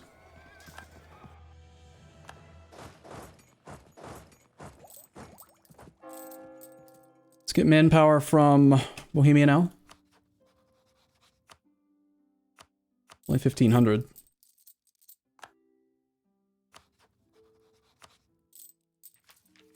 I don't think I ever got a claim on Riga. I needed to. Whoops.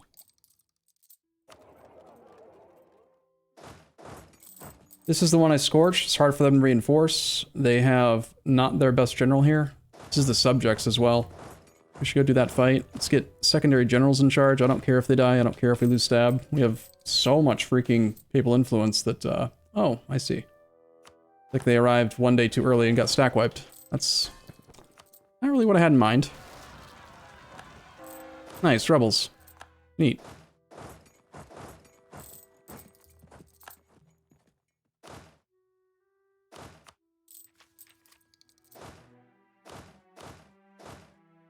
I don't really want to be here.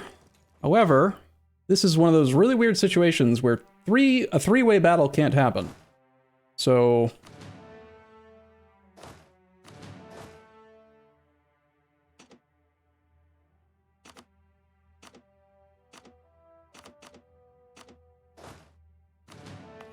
So while we're here, I can also get the Scorch in on this fort that we own. And now we will be the defender, and if he tries to reinforce...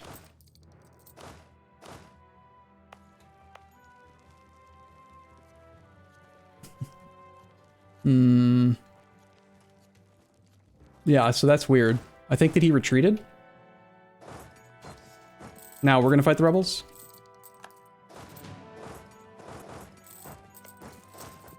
Weird. Okay, I don't think we have to take tech. I think we'll be able to stall long enough. Cool.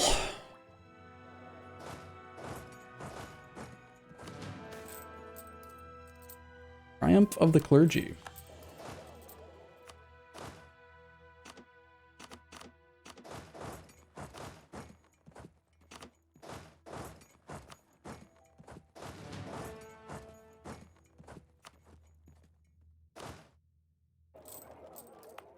Reduce the supply usage here so we don't suffer attrition. And this is my plan now. We're just going to wait. We're going to let the ticking war score do its job. I don't want to push into the Russian winter anymore. We're basically out of manpower already. And he has higher manpower recovery than we do.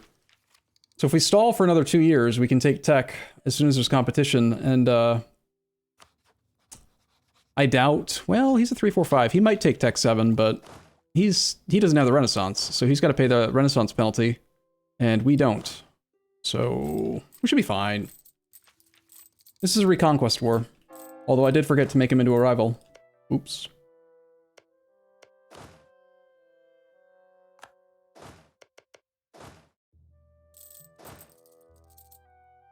Austria has cited restoration of the Union. There is now competition for Miltech, but we can wait 1 more full year and still get another 60 military points. So we'll wait till January of next year, and we'll take it.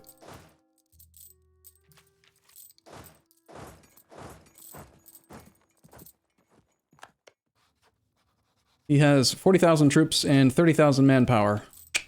That's a lot. Probably more than we have. Develop Revolve. No. Deal with rebels. Gain prestige.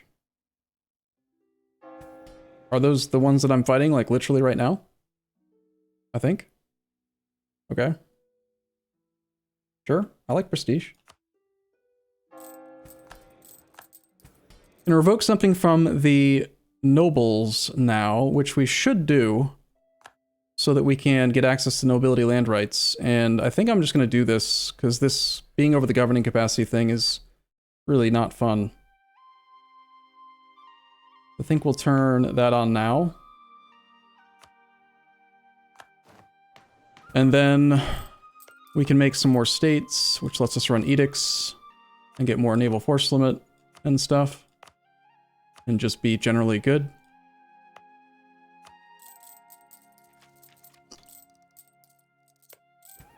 As far as Crown Land goes, I still have a lot of clicks that I need to do to get it fixed, but the dev cost is quite low now. 25 here. Down to 20. This is a full core, 30 dev. It's got the exclusive trade rights bonus. We're ahead of time on military tech. It's only going to cost 519 minus 60, so whatever that is. We can just do some military clicks here. Get more naval force limit as well.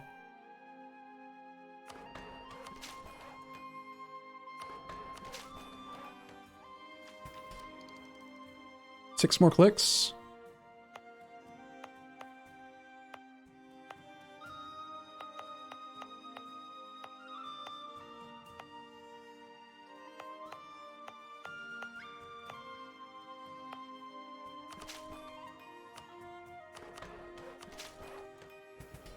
Alright, Crown Land back to 20. And we can just stall, I think, until we have Tech 7, and then we'll do the next fight. I'd rather not suffer attrition, though.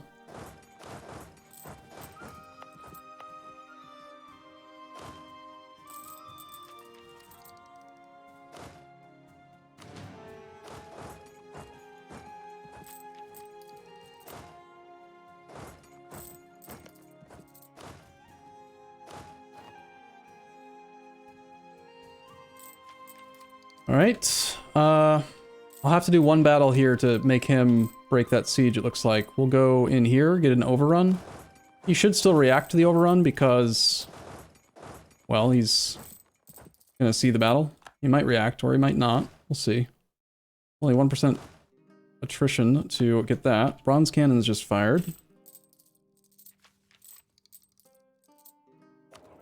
We're not doing sieges anymore, so I think that this fleet being here is a waste of money. Let's send this fleet back to protect in the Baltic. And run espionage, like, speed instead.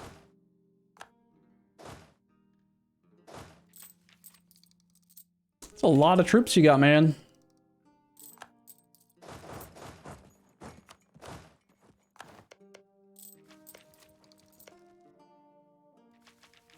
(3252) I don't know if this fort's gonna hold for 6 more months. Might just have to pay another 60 to take it now.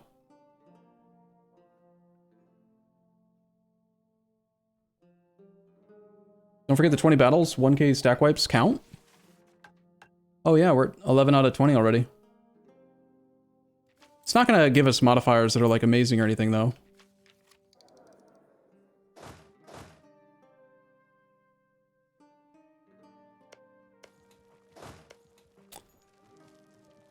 Alright, I think I have to just pay the points. 60 military points to get a tactics advantage, and to get, well, it's just really the 0.25 tactics. I think I have to. He's just got too many men. He's got 40,000 troops. And we're out of manpower. This one's equal. We're still running manpower advisor here. Running more discipline. Well, this guy's half price, so I kind of want to keep him. Can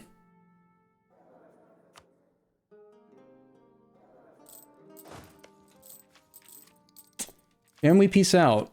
He has 23 enthusiasm, we have 36 war score, so we've got like 13 reasons right now, probably.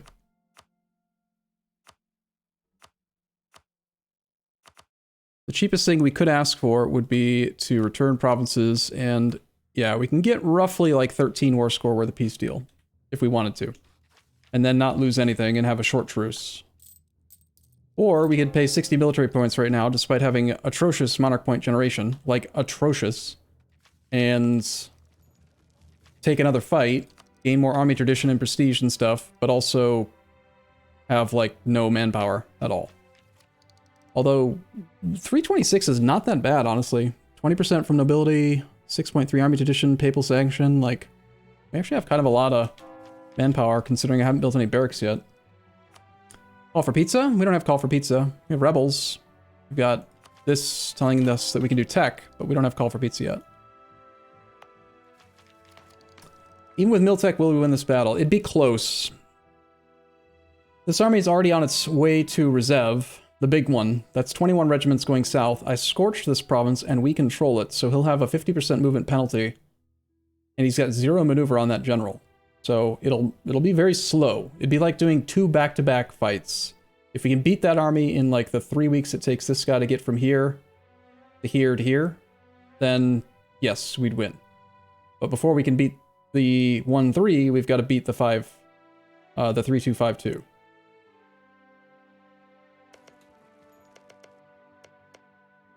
So I would lean toward...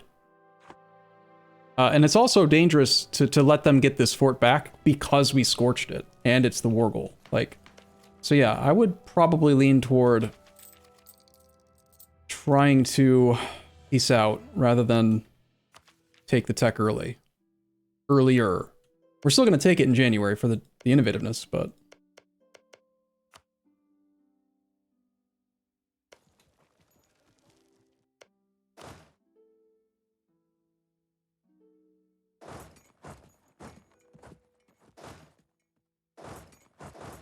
Could come over here and try to do a battle in that province against the 6 stack to see if I can make him break the siege. We might have time to rotate around like that.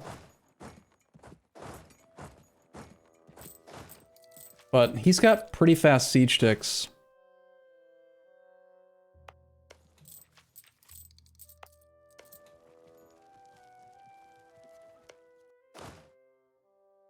And I feel like he's going to take this 7% right now. And I hope that I didn't cut it too close. Yeah, I got to let him have this 7% dice roll. You better not. Okay.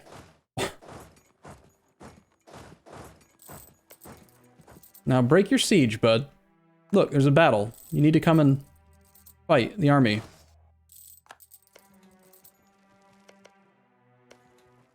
That army we can beat quite easily, but we need the war goal. And I didn't scorch Kolm, so he's not slow to reinforce. Well, he is slow because Novrod, but I'm not sure we can actually get here in 12 days. 12 days from the 25th. 25th. Today's 14th. That's only 11 days. His next tick is in 12 days, so we could do the fight.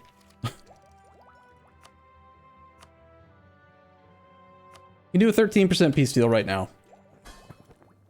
13% for 30,000 manpower feels really weak.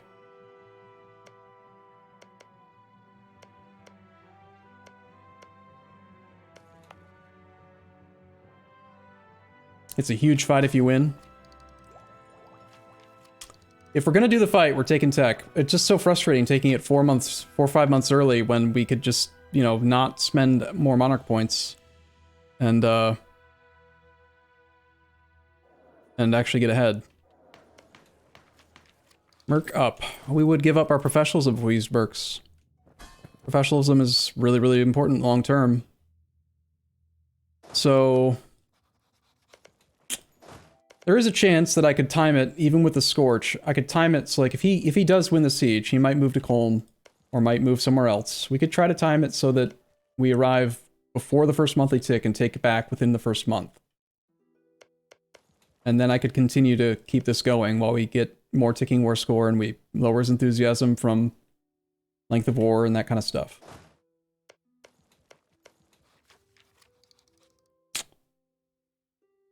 Yeah, I think we go for it. We can arrive in time. Let's just go. We'll try it. We'll do discipline guy. And we're gonna take tech. Spend extra monarch points. And we're gonna get there on the 25th. And we're gonna just have to win. Just win though. Just win and don't lose. Win and don't not win. We're gonna be there on the 30th. We do this, we'll be there on the 9th of September, which is probably faster than they can reinforce into that. Doing a separate battle? Probably not better. We should just pile in. Okay, Crag, roll well and don't die, please. They're not trying to reinforce. That is a great sign. And we actually have 4.5 morale to their 3.6 now. What happened? Why did they lose morale? They were much closer to us before.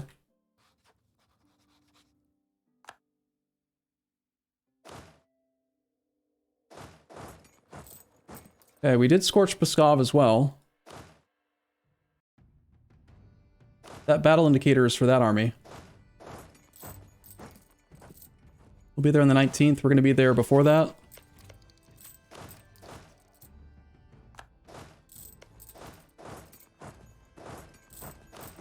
Make sure that we don't have the army arriving piecemeal, but yeah, this fight should go just as well, if not better.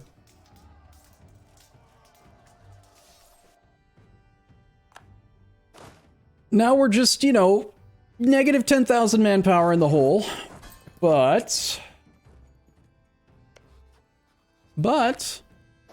we held the war goal.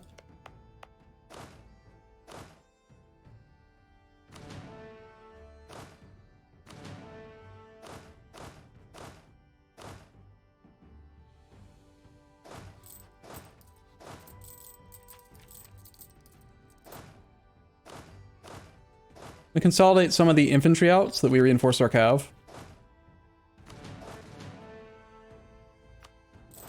We only have 3,000 manpower, so I pretty much want all of that manpower to go into our cav. We're just gonna do this. 4,000. Reinforce that cav. Go. And we're just gonna hang out here again.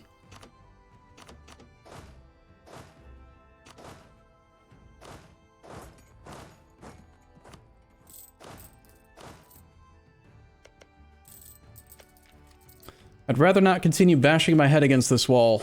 Please, Muscovy.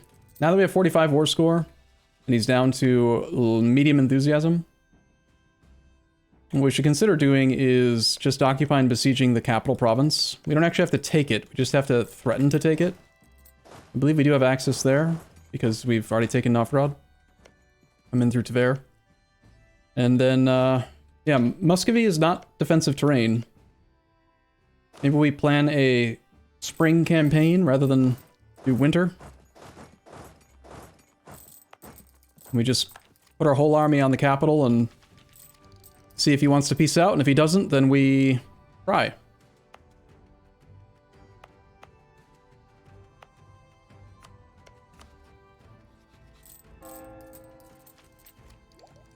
Yeah, at this point now, on medium enthusiasm and 15, we should be able to get like a 30% peace deal. 29. But that ticking war score is about to go up to another breakpoint, so I kind of want to wait a little bit longer until he's actually threatening to take a fort again. So as long as we have a little bit of time, we'll just wait. Bum, bum, bum. He has lost 62,000 troops to our 48.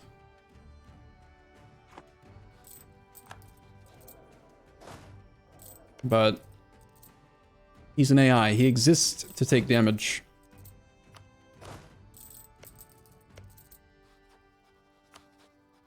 They love to waste manpower in pointless wars.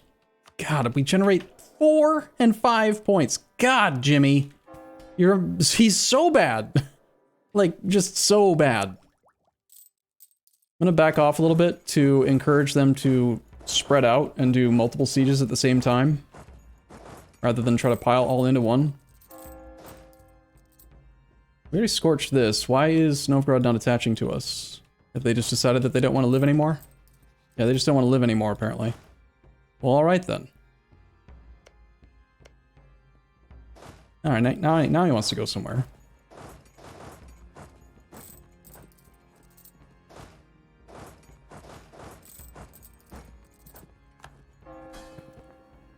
Got to keep Novgorod loyal now. Because we scorched it, he's come in piecemeal, and the two armies that have... Well, that army that has a general is leaving, so that's a leaderless stack. And I don't see a Muscovite leader coming in. So that is actually another great fight for us. If we time it so that we arrive after the general's gone.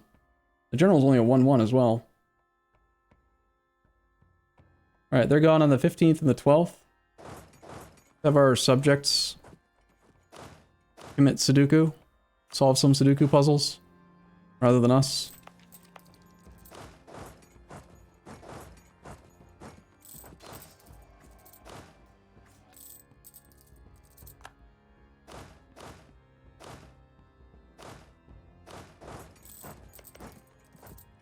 Most of the army is now heading to Novgorod with the 3252 general. And all the rest are still going there too. That army we could have stack wiped for a battle.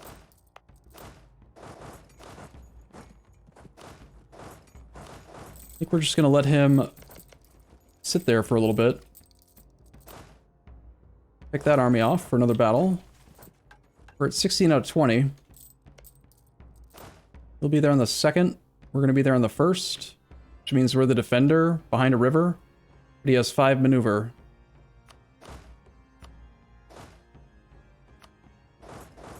Alright, well, looks like we're gonna fight him there. We will be the defender because of the overrun.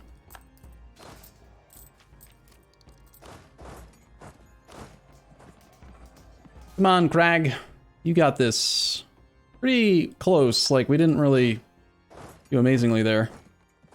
They won't be there till May. We can be there April 19th.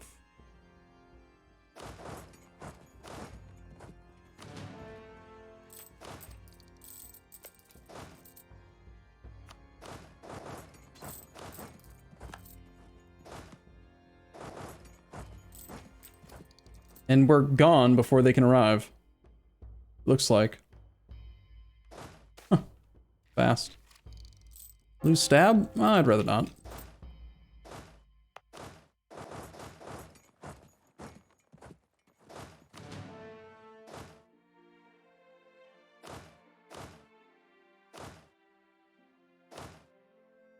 We have, like, no troops left. We are so low on manpower now. But we have 52 war score, and then we got that going for us, which is nice. 12 war score from battles. We do have a lot of war exhaustion, I'm sure. 3.6, but we're about to get the sixth idea from our idea group. Therefore, we're gonna stop having as much war exhaustion. It took 25 months to get that 100 Diplo. Why not lose stab when you have 136 Pope points? Because we're gonna want to have enough to refresh these. Like, shit, I forgot this thing was off, you know? Just right like that. Like, I want to have at least enough so that I can run them all. And a lot of the papal influence that we got was from missions, not from generation. So, if you think about it, these last for 20 years, right? 1498, 20 years. So 20 years times 12 months. So you have 240 months to generate 52 papal influence. Or another way of looking at it is just use the 20 years.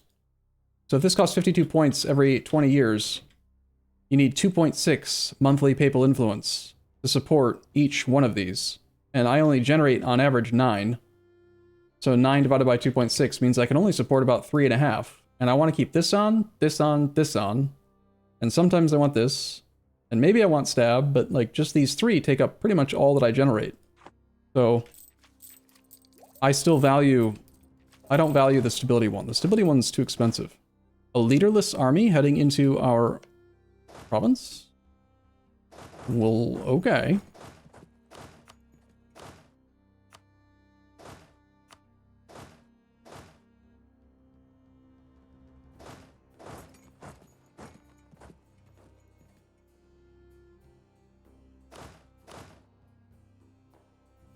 We'll put him in charge the day before he gets there because I don't want them to arrive a day early.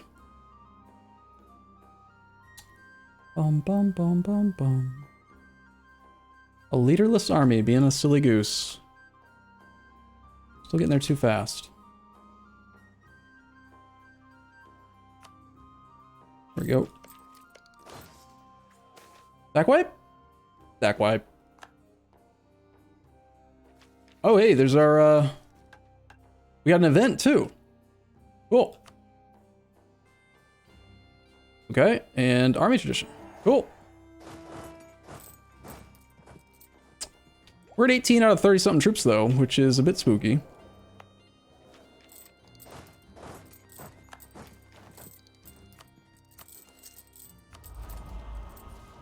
Adaptive combat terrain bonus would not help us at all against Muscovy. He has no... Ah! You scared me! I hope no AI notices how little manpower we have. Stop it! It's mean!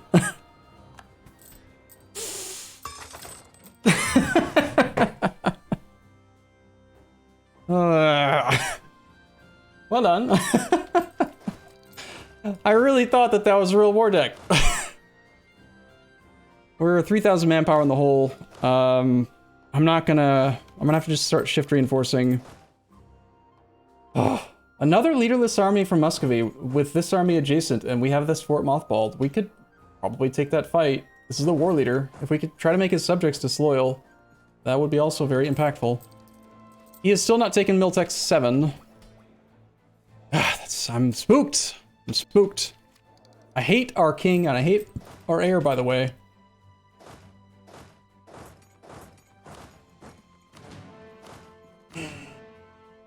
Once again, we are arriving too fast. Let's just tell this army to attach, and then maybe they all sync up. Easier that way. That might even be what that button's for, I don't know. Back wipe. Boom. 5.58 war score.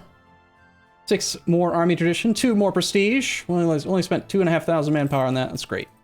It's great. 82 tradition. We're awesome. We could roll 6 to 16 pip generals right now. They already got a wall breach. That's not good.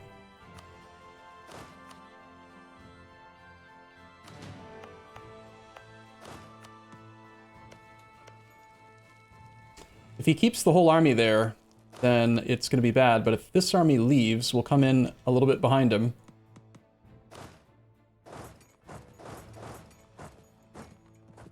13th. He's going to be in Colm on the 6th. He's going to try to turn around probably, but we're going to remove that wall breach. Easy stack wipe. That's his good general.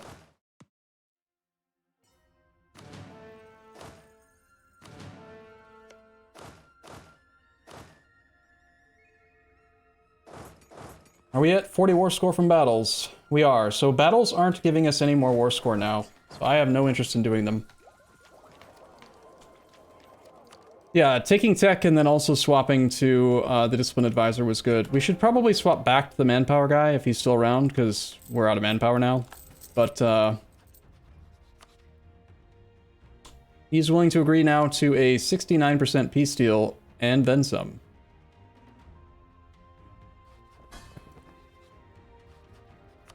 69%. Nice. Novgorod has core on all that. The suggested peace deal was doing what? Ostrov? Why would we...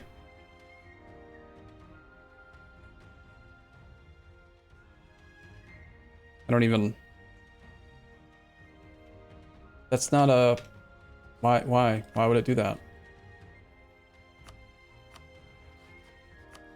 Okay, we want to return cores to Novgorod. That's it. That's the whole goal for this. Boop, boop, boop, boop, boop.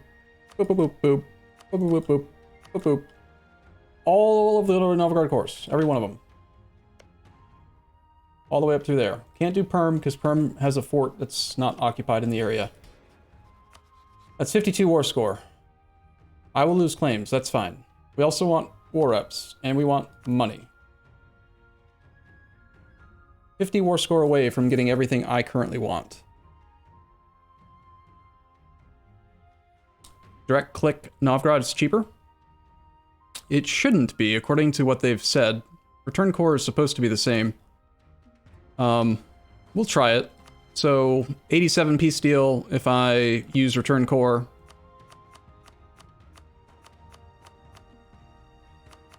If we click...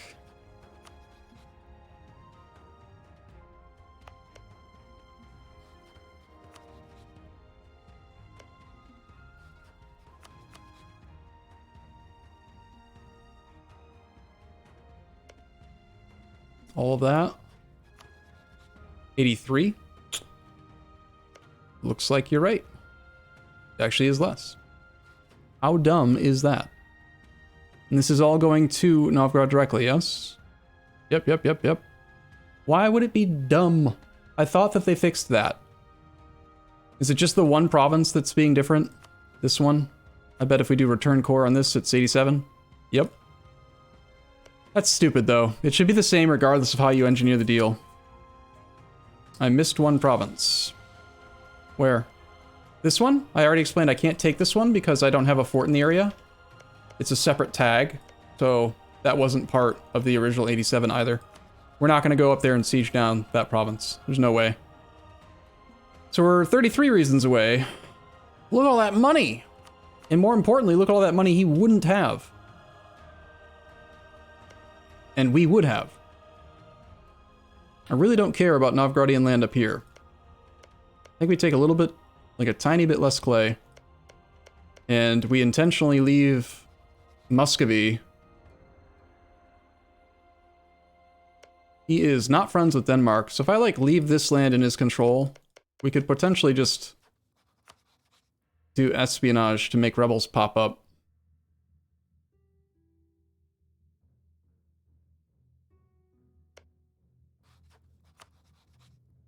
We'll do some border gore.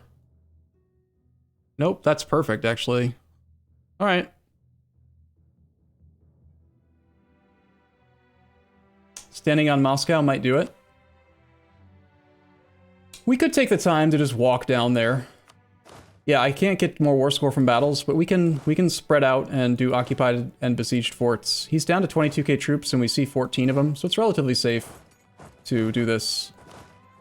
Here, let's unattach. We're gonna split the army into 4 parts.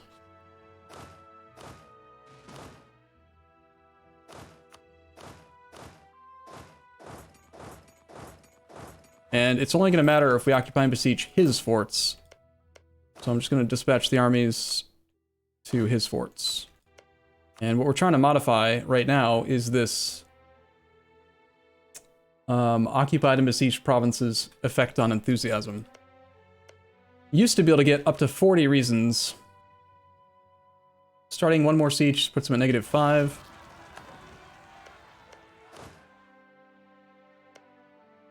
One more siege puts him at -6. Yeah, it's not as strong as it used to be.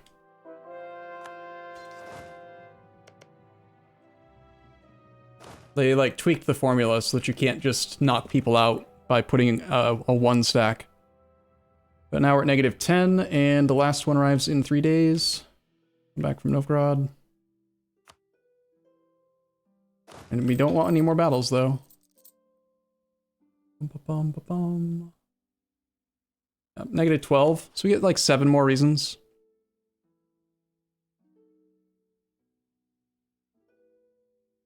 Which is just like 1 more province. That's fine.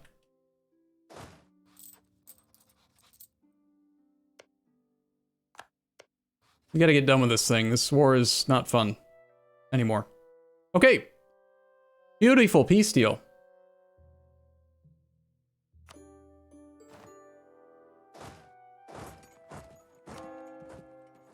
We did it! We did it! We did it! Hooray!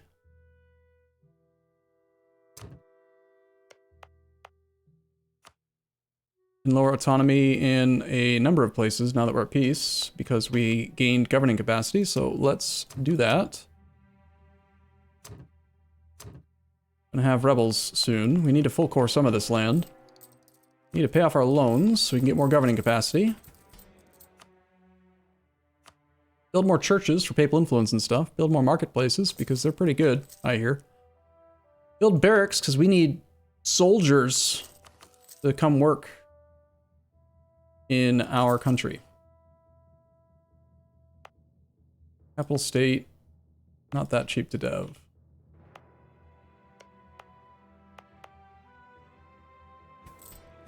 Okay. Crown land is still too low to allow me to increase the thing. And we have rebels to deal with. That land is also disconnected from Novgorod, but yeah, this is fine. Just mark it as vital interest. They'll make claims or something, right? It'll be fine. Hey, we're a great power. Also, I still have a rival to set. We can rival Denmark again. Or Bohemia.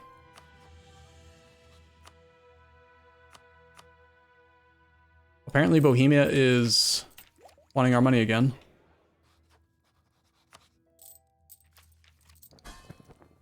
Magdeburg is mad.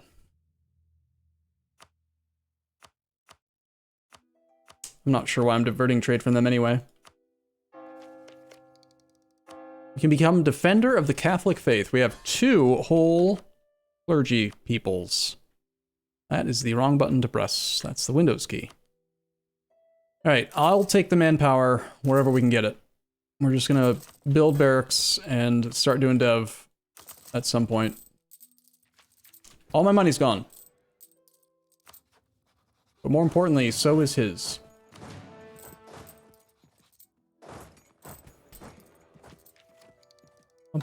Riga vassal time. I need to still get a claim on him.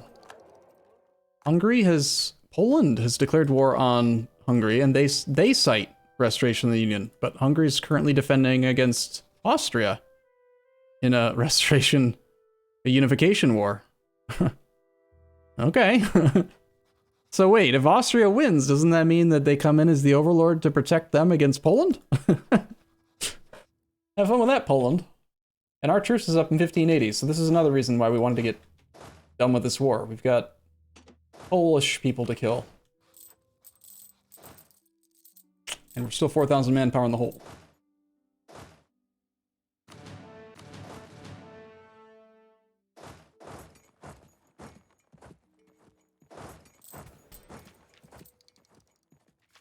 That does sound fun.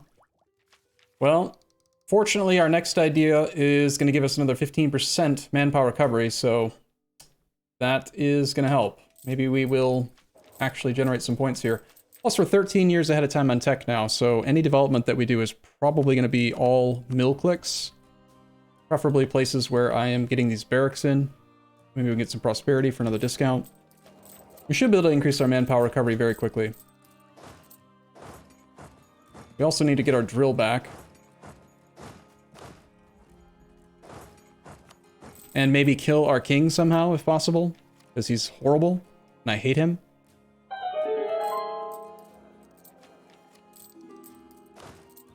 We have Orthodox Zealots at 90% up there. Might as well turn around and get ready to fight them.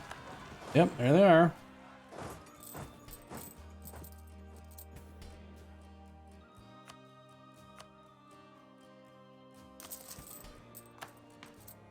We have room for one more accepted culture, but I somehow have no diplo points.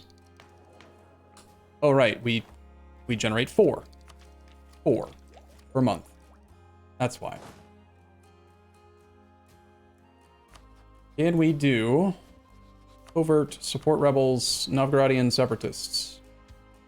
In theory, for 70 gold, we could possibly create a rebellion up there to return the other 3 provinces, but I think I'd rather just build a building.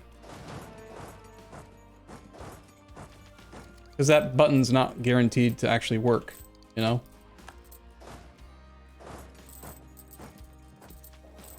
Kill the king in battle? I've been trying. He's been leading one of the armies.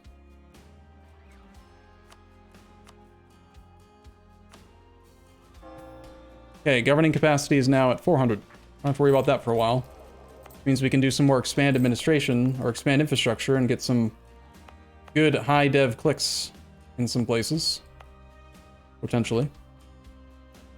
Cheapest place to dev that has more than 15 is Reval with 36. So we'd probably do dev here on the coast with an expand infrastructure. And is it building a barracks? No, it's building a marketplace.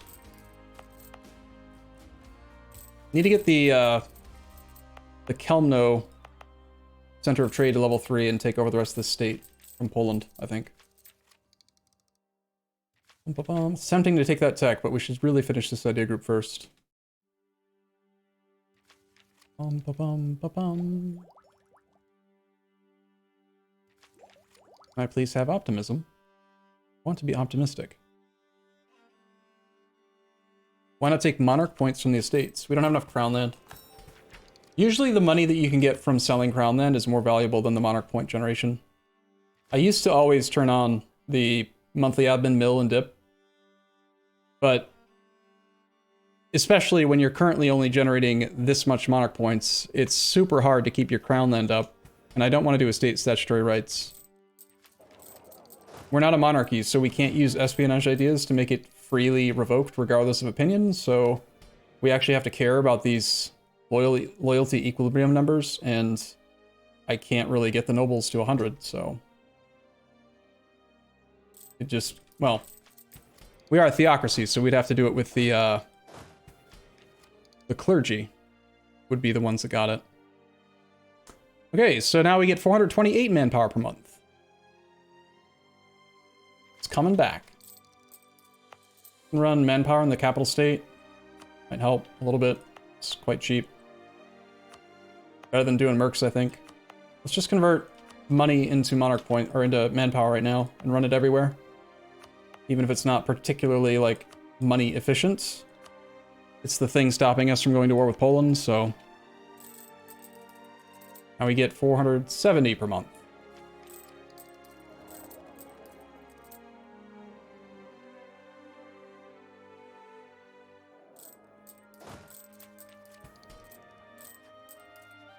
As soon as the burgers are happy again, might do some mill dev. I'd really like to do it here. We have a 5% chance of gaining prosperity each month. Never mind, it's going to take an eternity. God. Dumb.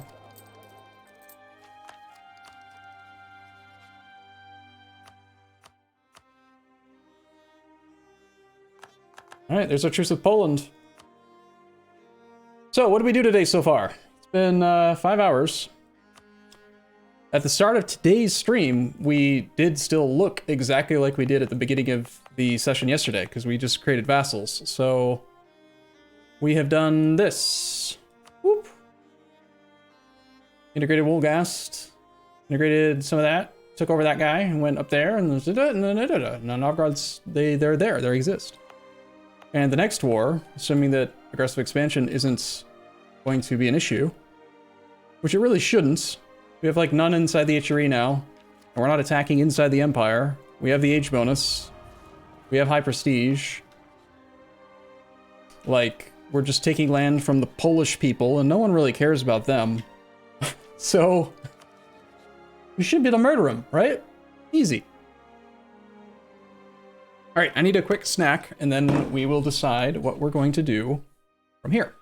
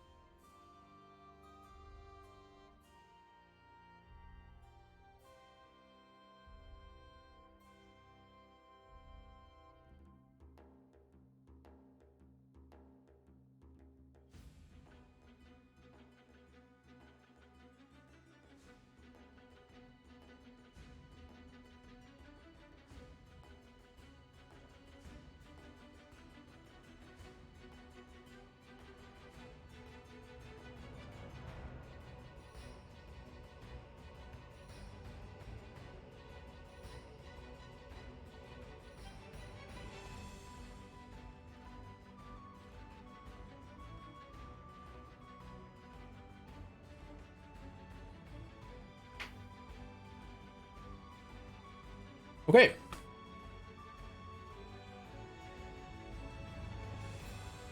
Bum, bum, bum. Arumba, why don't you have the money sound every month? I deleted it. Because it's annoying.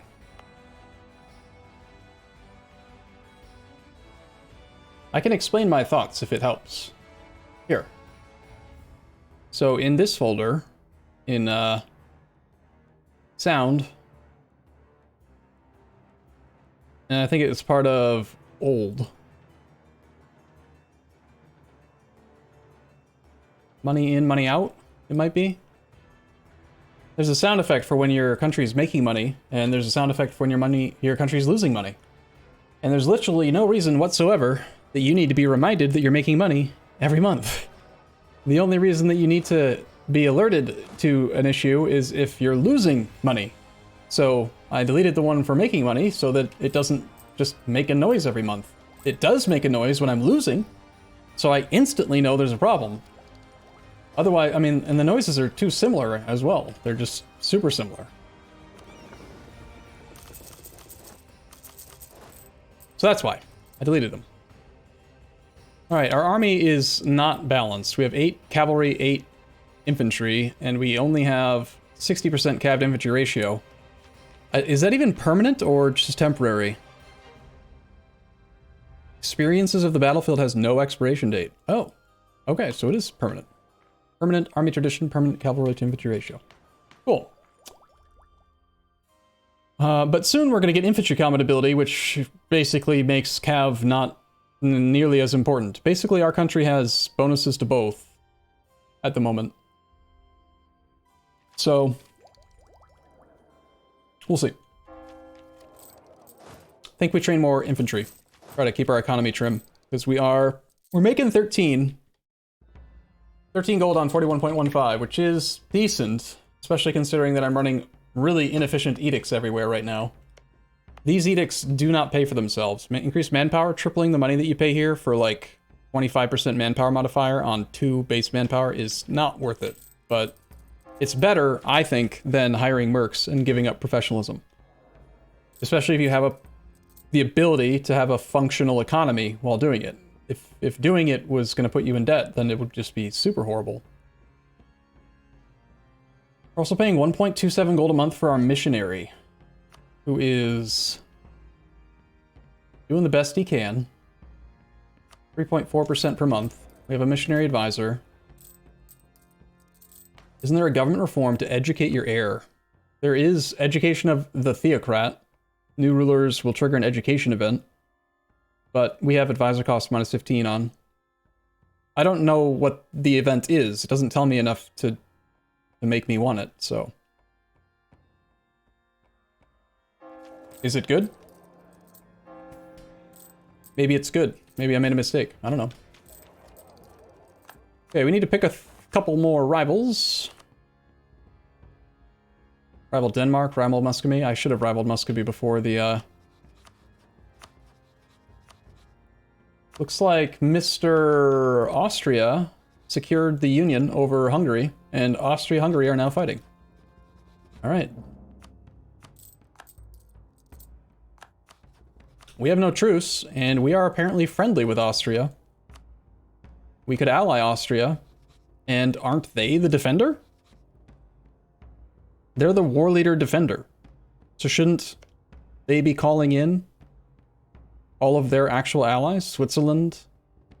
Munich? Like, unless it's got the war was started more than X months ago issue. At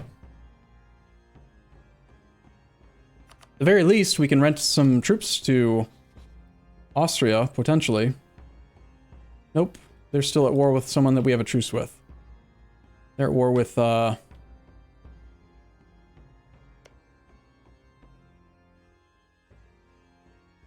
have a truce with... Who are you at war with that I have a truce with? I have a truce with Poland. Stettin. They're at war with Stettin. And we have a truce until August of 84. That's why we can't do Condottieri. Circassia is not involved. Austria might nab goodies. They don't want any of the land. They might take stuff down there. Might cause problems later. Should we ally them while we have the chance? It would help out with aggressive expansion if we go nuts. Because Austria is the emperor. He's got a huge army, huge force limit. We could kind of ride the our aggressive expansion limit a little bit harder. Does Hungary have claims? Hungary does not want the land either. They just want Moldavia. So since we can't do Condottieri, I think we just attack on our own. But the question is, do we also ally? Oh, look at that, 80,000 troops.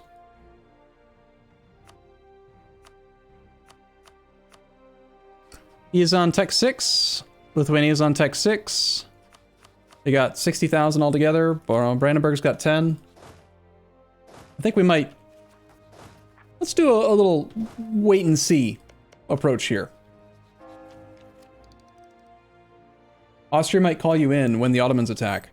Yep, and if they did, then that'd be when we refuse. And then we watch the Emperor burn. Ah, we got raided. My prosperity. It's only 0.1. This state got raided hard, though. They weren't even trying to raid Danzig. They were trying to raid this one.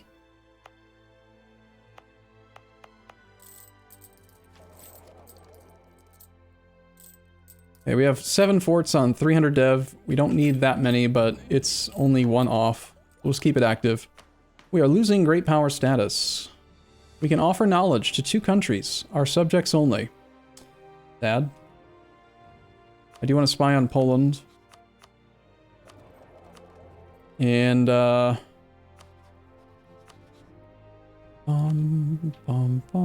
Bohemia is on Tech 7 as well, so we still have a full tech advantage over Poland and Lithuania. The numbers just don't look amazing. I mean, we could do the same thing we did last time, though. Just quickly knock out Stettin and Berlin. Or we could just chill for 4 years and then rent troops to Austria, depending on how the war's going. We should let Austria-Hungary... I guess just Austria, since Hungary has no troops. We should let Austria do all the heavy lifting here, if possible. Switzerland did get called in, so yeah, a retroactive war deck would still happen. We could come in as a defender against Poland.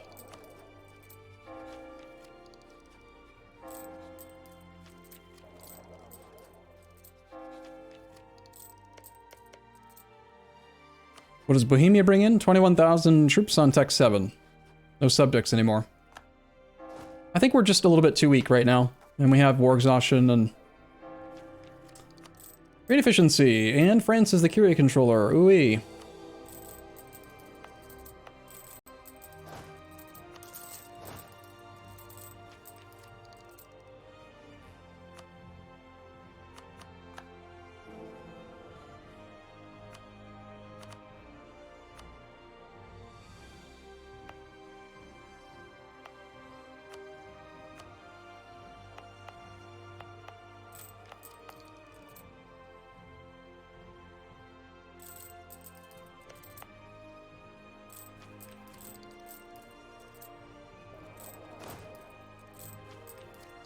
Yeah, we can't ally Sweden, they rivaled us, but that became invalid. Sweden's actually friendly again, and not... Yeah, their alliance to Muscovy broke when we attacked them. So we could ally him. We have 5 out of 6 relations right now. I could integrate one of the smaller subjects to create a new relationship slot fairly quickly. We just have to get them to 190 opinion. The land wouldn't really make us any stronger. They're actually more useful as force limit providers, but... Allying Sweden also makes us take less aggressive expansion with them. And they hate Brandenburg, so... And if I don't ally Sweden, then eventually they'll probably ally Muscovy again. I think we should. Can integrate both, actually? Well, yes and no. It's difficult because we have super, super low ability to interact with our subjects because we only have 2 diplomats. I've got a lot of stuff I have to do with just 2 diplomats. It's difficult.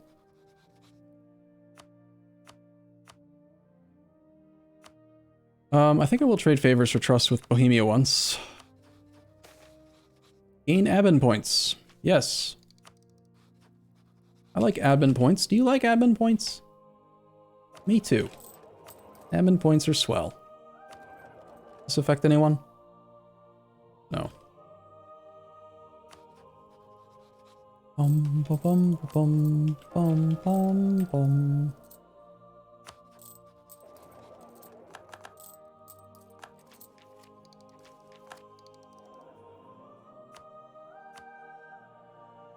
Don't really need to build churches in bad locations because we actually have plenty of papal influence at the moment.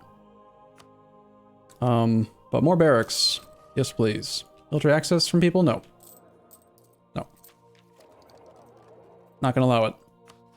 Did you get a union over Burgundy too? He did. Austria has a junior partner Burgundy and a junior partner Hungary now. We definitely should ally him while he's friendly, otherwise he is going to be a pain in the butt.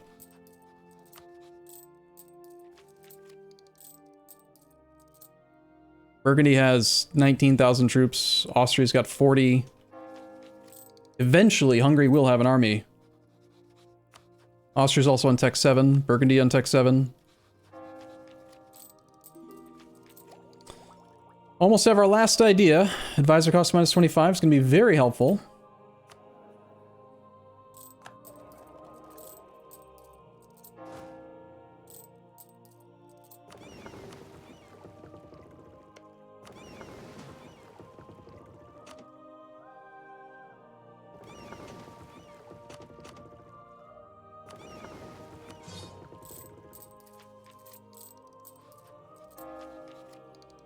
Advisor costs are going to go down to what? We lost the 15% bonus from the burghers that we had temporarily. But it'll still save a bunch of money. We got Socinian heretics that are mad about something. This will suppress for a little bit. See if we can get rid of that problem without having to fight them. We have 3 cardinals now. Nice. Bum, ba, bum, ba, bum.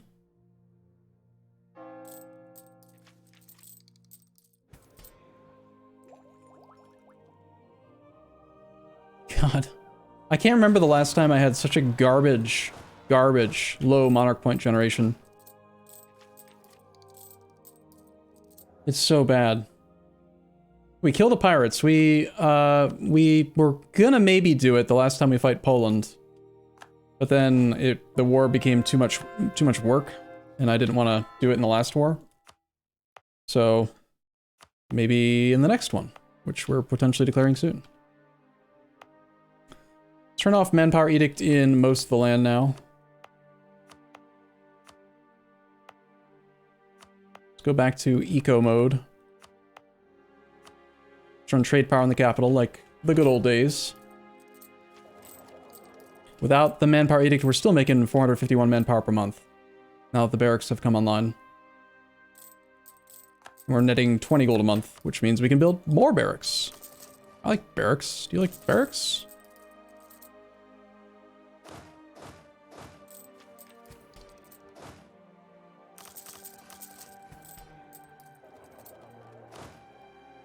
How's it going, Austria? You winning? Are you winning, son? Got positive ore score because they control Pest. Pest is not being sieged. Poland is down to 21,000 manpower. It appears that Jimmy is at least a bold fighter. Thank goodness, he's got at least one thing going for him.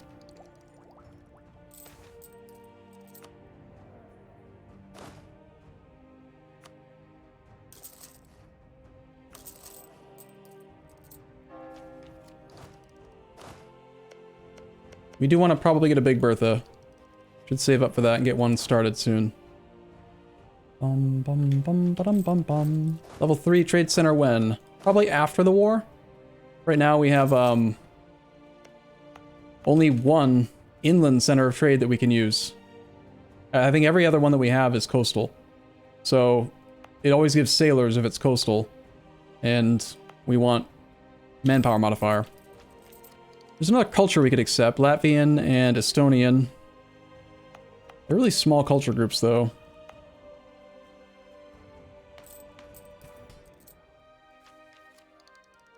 I think we'll hold off for now.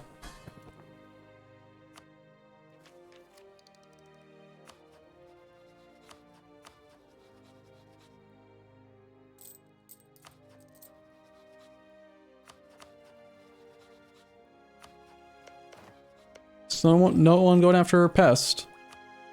There's our final idea. Advisor cost minus 25. Yay. We can finally maybe fix our monarch point generation issues. Like we could run level 2 half price, level 2 full price guys if we really had to. I'd prefer not to, but maybe we get lucky and we can get something from here. I'd like to get like a half price trader right now.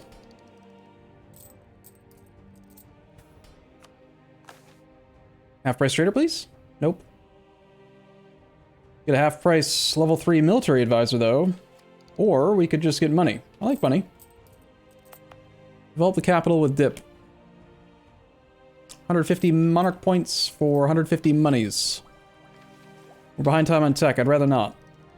Manpower to 50%. This is a lot. It's hard to do that. Slacken's not what it used to be. I'd have to slacken like all of our professionalism way to do it right now. Or we'd have to wait. 34403 times 0.5 divided by 451. 3.2 years of just not doing anything, not training troops, just sitting. Gross. We can use favors with Bohemia in right now. I guess this is the best option, because we're going to go for a military idea group next, I think. Morale of armies plus 10. Half price level 3.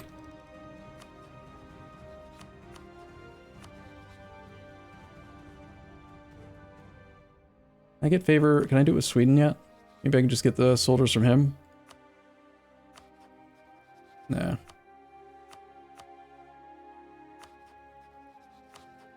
Bum, bum, bum, bum. Sure would be great if we weren't a duchy.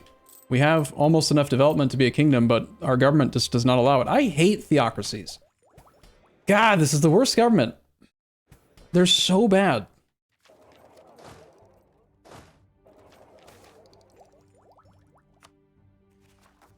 Aren't they? They're so bad.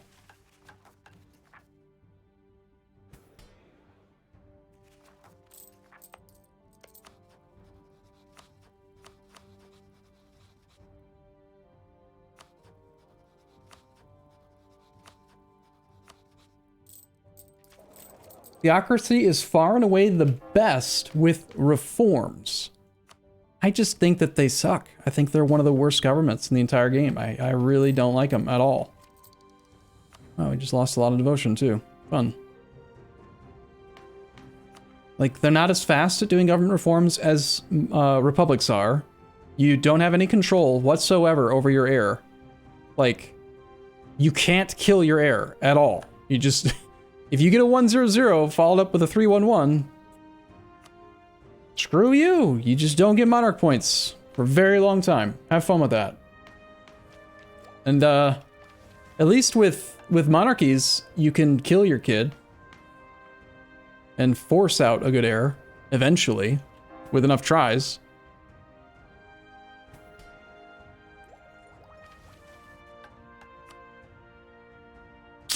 All we need here is for Novgorod to be Catholic. Novgorod is still Orthodox. We haven't forced their religion yet. We should probably force their religion.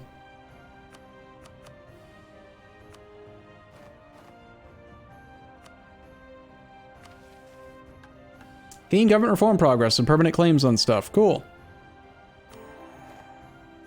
Moskva, one of the following must be true. It needs to be owned by us or be a core, and it needs to be owned by the province owner must be ally. Okay, so we could ally Muscovy. We're not going to do that. That's dumb. All right, another government reform then. Papal influence from cardinals plus 33. Permanent increase of opinion with the Pope plus 25. Your powers are slightly cheaper. No thanks. Seizing land from the clergy does not trigger religious rebels, lowers the influence of the clergy, and makes admin tech cheaper. Administrative advisor cost minus 10, and temples increase local tax modifier by 33%, or all estate loyalty equilibrium plus 5. Oh, this one saves more money on admin advisors. We can continue to discount our advisors and get them to stabilize our monarch point generation. Takes us to 75% in admin category. Or we could take this one and save 60 monarch points per 13 years, which isn't that big of a deal. I'd rather have the advisors, I think. Plus this comes with a free 33% extra tax modifier from churches. Yeah, that one is like, I don't think I've ever seriously considered any of the options except for the one that we just took. I should probably embargo people. PP is not max. Can't embargo Muscovy though. We can insult Poland again, since we don't have a truce with him. Tell him what we really think about him. How dumb he is. Looks like Austria's murdering Mr. Denmark, or Brandenburg, rather. Brandenburg would not defend, nor would Stettin. Gotland still would. Numbers look a lot better now than they did the last time I checked. Poland has 23,000 troops and 15,000 manpower. Lithuania down to 16k. And they're only at 16 war score.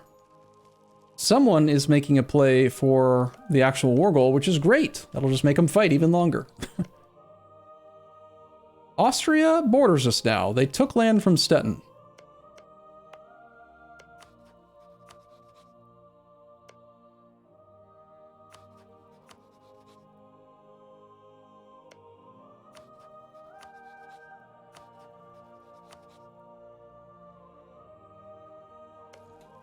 So that means he's not at war with Stettin anymore, which means we could theoretically rent out troops now.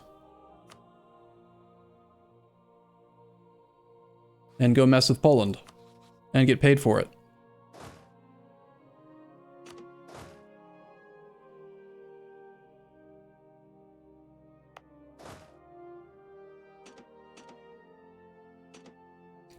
Only rent out 21 troops though.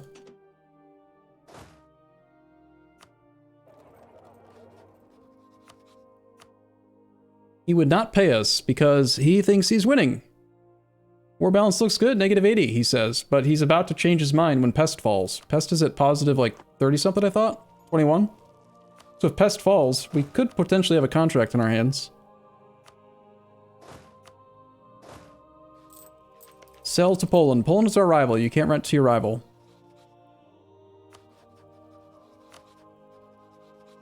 We could rent to Brandenburg. But he can't afford any upfront costs, and that's the only person on that side we can rent to. We could rent to Switzerland, but he will also think that the war balance looks good until this turns. We just gotta wait and see. If he suddenly goes negative, then it might be good. We need to get these guys to 190 so that I can start integrating them and have a relationship slot for Austria. 50% chance of 10 unrest. Okay. We can't declare our own war right now unless we want to piss off the nobles and fail to get our cheap advisor. The cheap advisor is going to go a long way towards stabilizing monarch point generation for the next idea group. So, I think we really gotta just chill for a bit.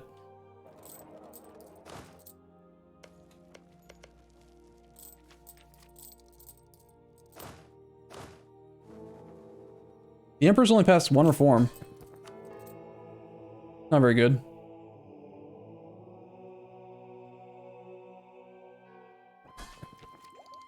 Okay, that fell.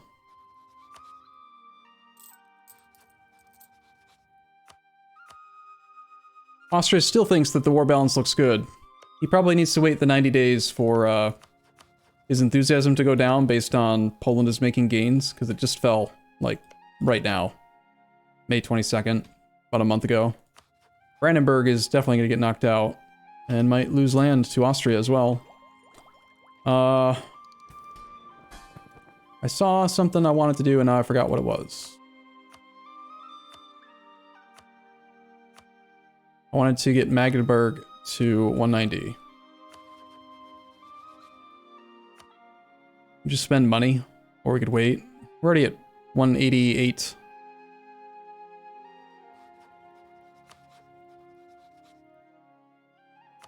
Just wait one more month. Slacking for manpower would allow us to go to war right now if we wanted to, yeah. I'd rather not, though. It's much, much harder to get your, what's it called? Your professionalism now than it used to be. Because Slacken used to be twice as strong as it currently is. Brandenburg is pillaged and cedes Altmark and Provinz to Austria. That means Austria now has clay up here as well. And Brandenburg is tiny.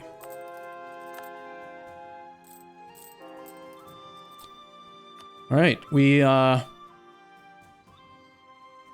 you dummy. He granted Orthodox autonomy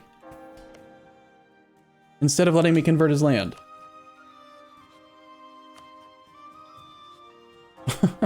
Dang it.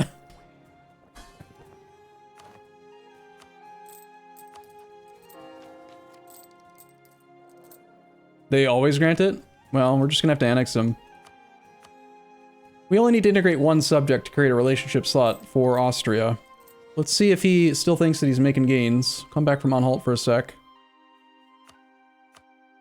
Still thinks he's making gains. War balance looks good, -80. He's got to have just like a huge manpower pool between him and Burgundy. Hungary must be bankrupt or something. I don't understand why they still don't have any army at all.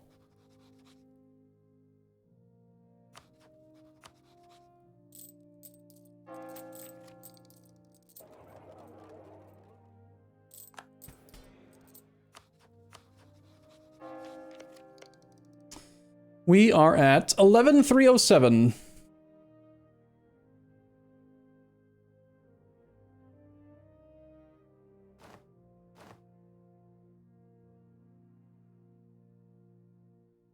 About 33%. We could, instead of slackening, another option we could do is exploit dev. It's obviously stronger the more actual manpower you have in provinces, and we don't really have a lot, so it's kind of weak.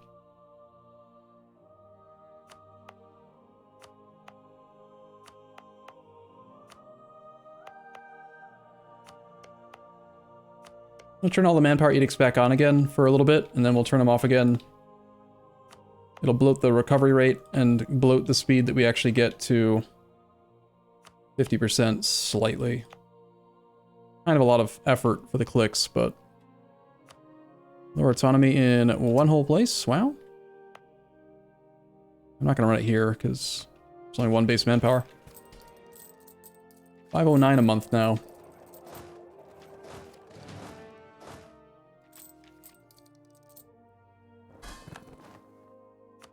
Novgorod, stop being mad. We integrate you yet? We could. Should probably do that too. He doesn't really have very many other cores. Just those, like, tiny little ones up there in that trade node I don't care about. And we got permanent claims on Muscovy, so we should just integrate him. Keep all of our subjects under control. Hiring mercs doesn't solve the mission. The thing we're trying to do is get the agenda. You have to actually get to 50% manpower. I do want ducats from somebody. Because money's good. I like money.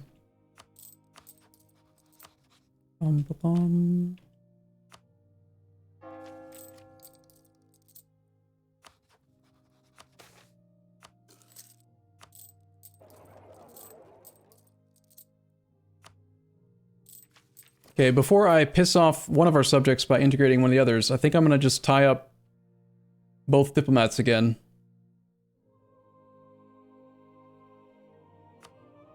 And this kind of forces me to stay at peace for a while. Just, you can't declare war. I can't. I don't have any diplomats. Impossible. See? Figured it out. Alright, we can take tech. Yes. 25 innovativeness. Good discounts. 271 points, less than half price. Pretty good price. Like it.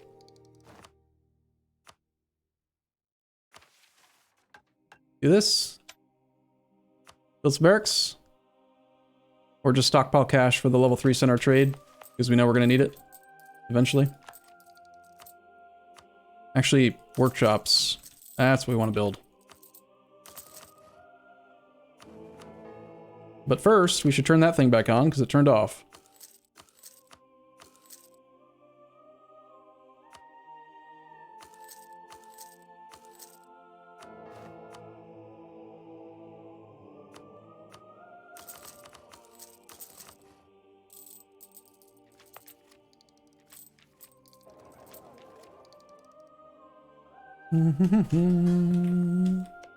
Hungary has claims on Moldavia only, not on Poland.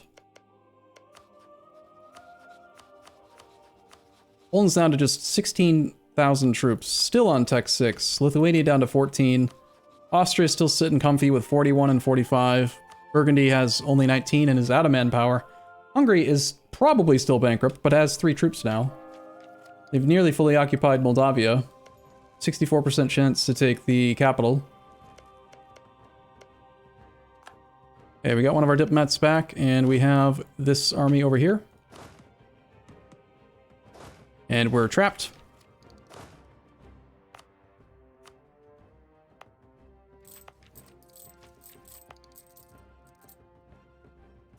Since we have the relationship, we should probably consider allying Austria, but I don't want them to call us into a war. I'd rather try to wait just a tiny bit longer. We're almost done with the mission.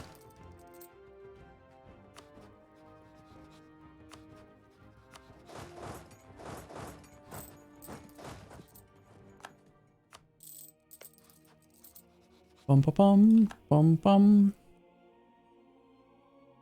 It'd be good to weaken the Emperor by attacking. I mean, I want to be his friend in theory, but like, if he doesn't want to defend people for some reason, like, if we wanted to attack Saxony, he doesn't have enough reasons to do it, then I would not mind being mean to him.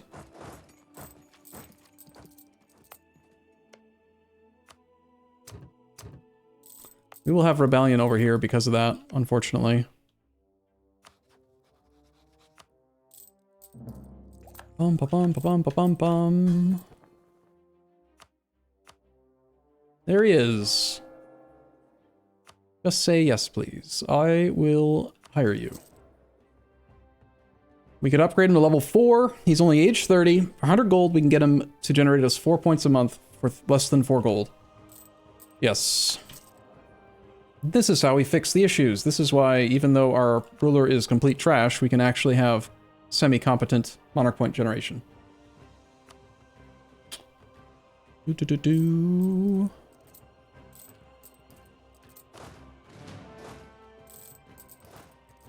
That means we can go to war. Probably want to train some more artillery. Go to like... No, actually, I think that we're kind of still not doing amazing economically. I think I'd rather just stick with the single one since we've got all this cav. If we didn't have all this cav, I'd want to go to a higher artillery number. But right now, I just want to build to our land force limit and infantry. We're no longer considered a great power. Ouch. That's rude. I feel like a great power in my heart. Austria, do you want... Actually, could we just declare on Gotland? I bet Poland wouldn't defend. We should get a claim on Gotland again and attack him. Lower the prestige of Poland before our war. If we can do it quickly. I forgot that I had lost the claim. We only have 1.65 a month. It'll take a little while.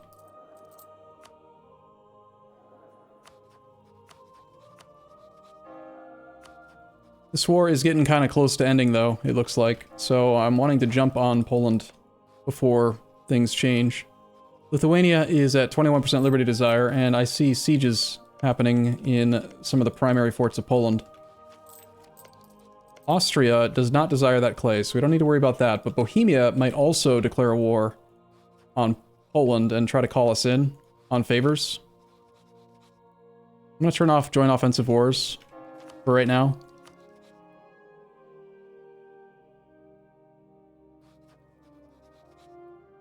I'd prefer to wait till we can isolate Gotland from the Polish. But I don't know if we have enough time. You can reset the truce with Poland by attacking Gotland later. If I attack Gotland...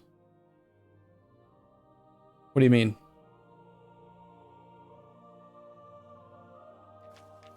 Like attack Gotland's...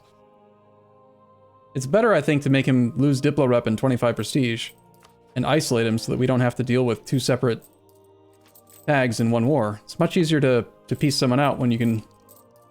If they're like, they only have the one province, you know? Just white piece him? Hmm.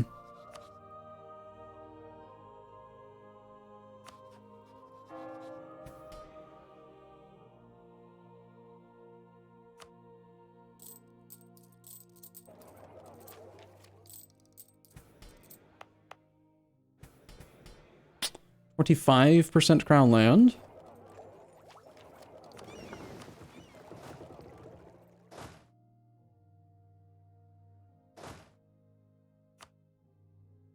Looks like we only ended up there. 25 infantry. Let's get one last infantry.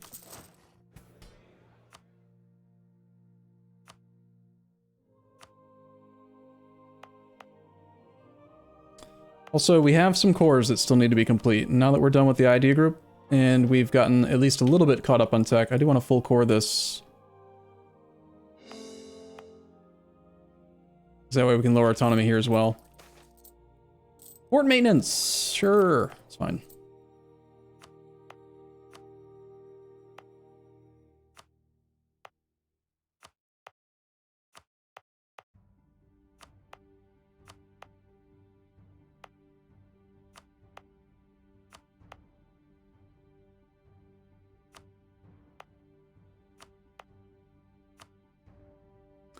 Okay.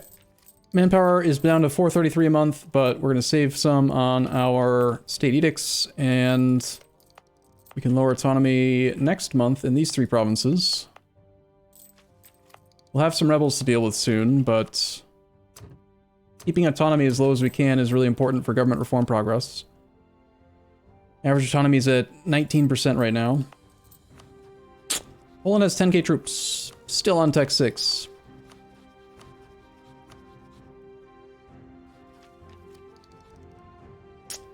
Yeah. I think I'm gonna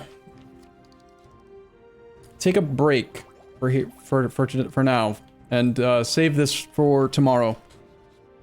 This is gonna be a fun war where we get to kill the Polish.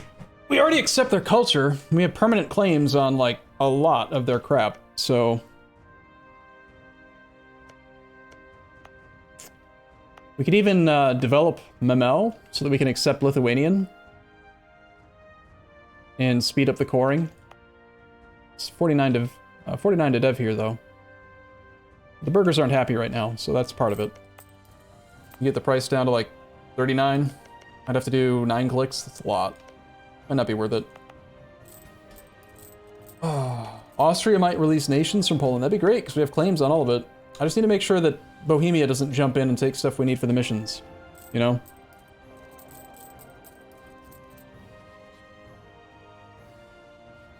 Alright. Plus, I've been going for 6 hours, 10 minutes. I need to take a little break. Thank you for scaring me earlier today, guys. You need to do basically all of Persia manually. What, with no claims? That's fine. People were saying that this is going to be a long campaign. And that we pretty much... I mean, we have to... In order to do the achievement, we have to complete the mission tree. So I pretty much do have to take the stupid ideas, wherever the hell it was. The divine ideas is required somewhere in here.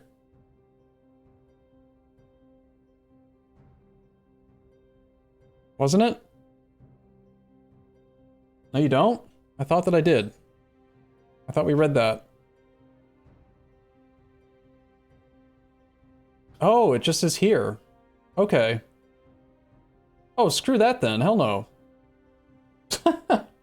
Hell no. There's no way we're going divine ideas then. Just to gain 2 stats on 1 dummy.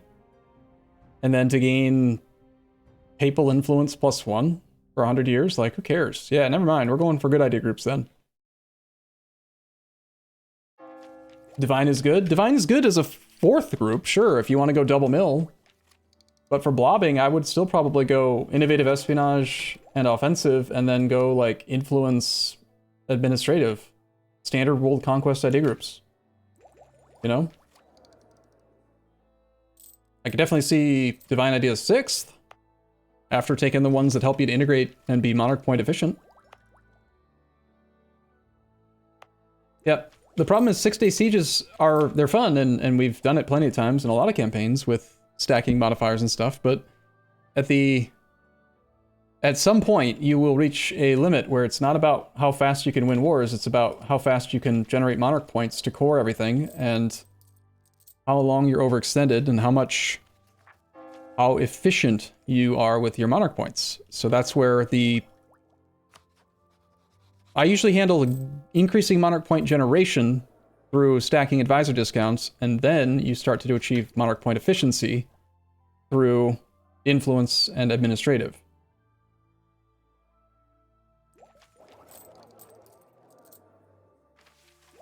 And I would assume that if we're going to become like a horde government, do we also get like even more horde-ish ideas? Typically hordes have minus core creation cost and like movement speed and cavalry flanking, cavalry combat, all that crap. Someone earlier today said that they had like 80% plus cavalry combat ability, which is kind of dumb.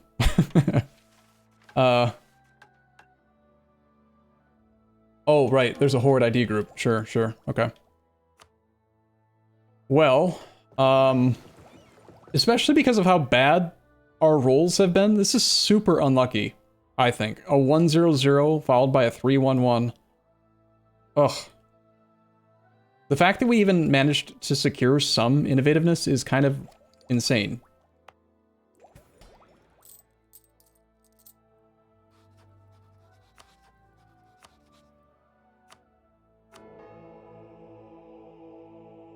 Need to make sure that thing's not dropping off. 1490, 5 years. Okay, that will turn off before I finish the integration, so I need to remember to re-up that before Novgorod gets completely integrated. Soon we're gonna get Admin Tech 6. Diplotech 6, we get access to docks. We don't get shipyards. Till Tech 8.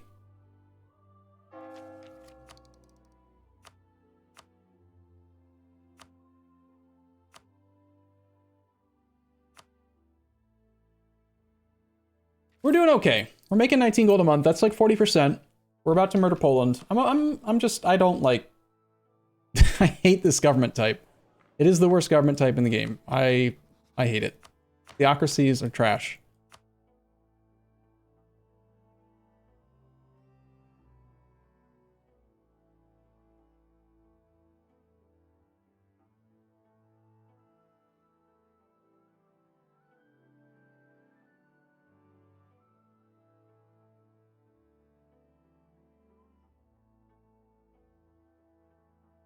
Like, we still have access to improved inland routes. That's going to be good on Tech 8, or the Tier 7 reform.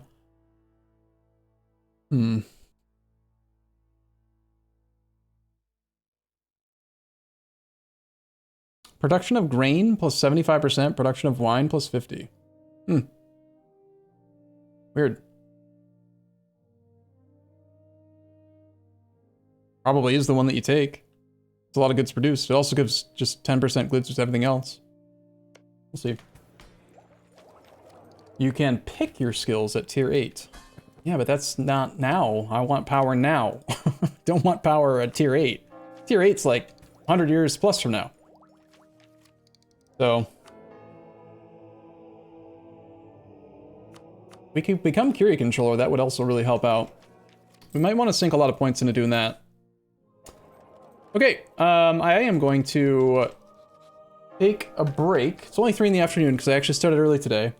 I think I might play some Dota this afternoon, but I'm not sure if I'm going to stream it. I know you guys don't usually show up to watch Dota, but I've been watching a lot of Dota. Ever since Ben visited, he introduced me to Grubby, and I've just been watching him play his A to Z thing, and it's just like kind of reinvigorated my interest in it. So I've been watching people play, and it's just fun. What does grain production mean? I believe that that reform is production efficiency.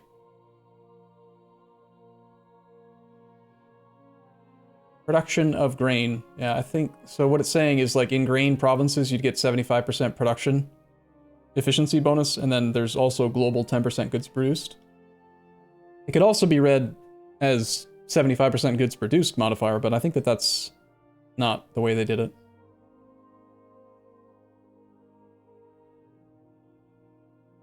You would take that reform mostly for the 10% goods produced.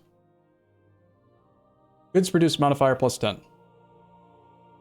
That is the... everything makes 10% more, and then also you get bonuses to grain and wine. Right now we have all, goods produced plus 10.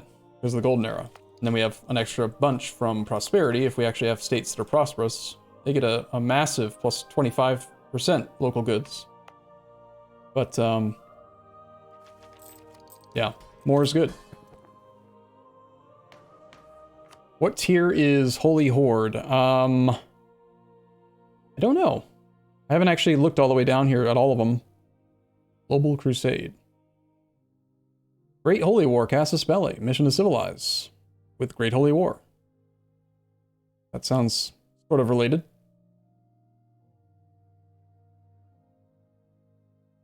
Religious society, church and state, God and man, faith and power. Dynastic theocracy, blah, blah, blah, blah, blah. There's so many. I think that we don't become eligible for that government until we do this and we get the Crusaders of the Steppes event. I think that'll change, like, our base government from monastic order into holy horde, is my expectation. Yeah, that's how they usually do it. I hate this government type so much. Fixed duchy rank. Ugh. Maybe we should change to clerical state.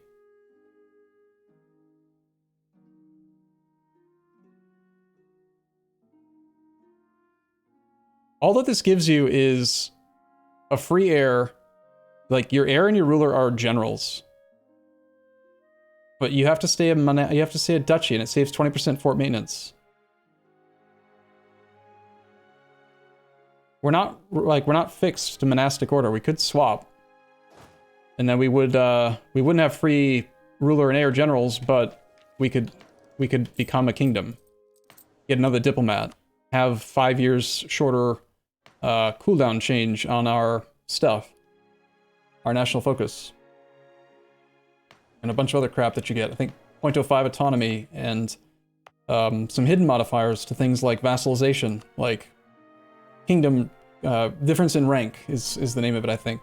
So there's just like a lot of penalties. Not to mention, we wouldn't have had to give away 10% crown land just to not have governing capacity problems, because we would have 400 base governing capacity.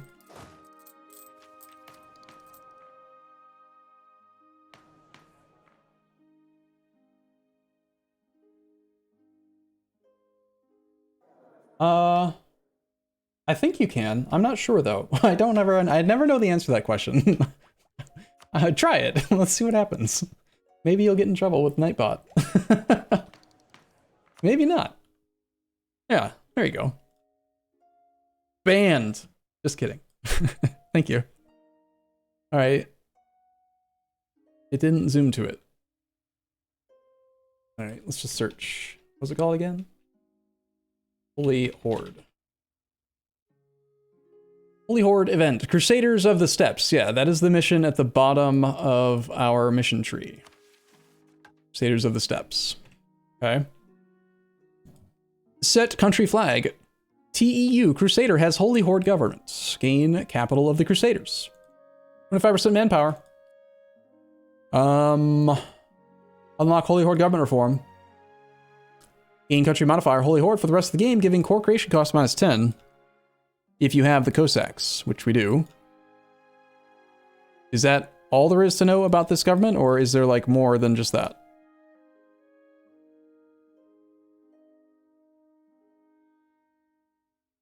Usually hordes have a whole lot more modifiers. Like, look at Great Horde. Steppe Nomads, 20% manpower, land force limit +20, years of separatism -5, looting speed +50, movement speed +20, reinforcement cost -50, etc. Oh, so we gotta go to a different page to see the full stats. Gotcha. Holy Horde has these things. Rulers can be generals, heirs can be generals, religious unity affects devotion, just like normal. Fixed rank empires, you automatically become an empire when you finish the mission tree. Allows the Horde idea group and is also considered a monastic order. It gives access to raise mechanics, like a regular Horde.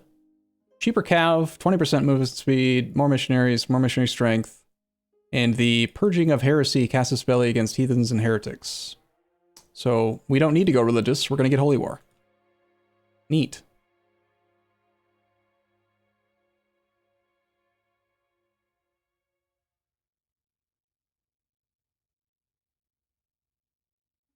All right. So we just got to do the middle one. Get to this. We need 100 cities. 50% cav fraction, 100,000 troops.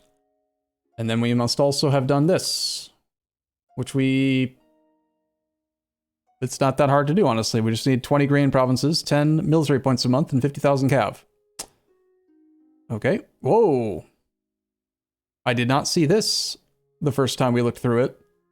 Cav combat +15, movement speed +10, cav flanking +50, and solves your cavalry to infantry ratio permanently. Also 10 professionalism. Permanently. Wow. Okay.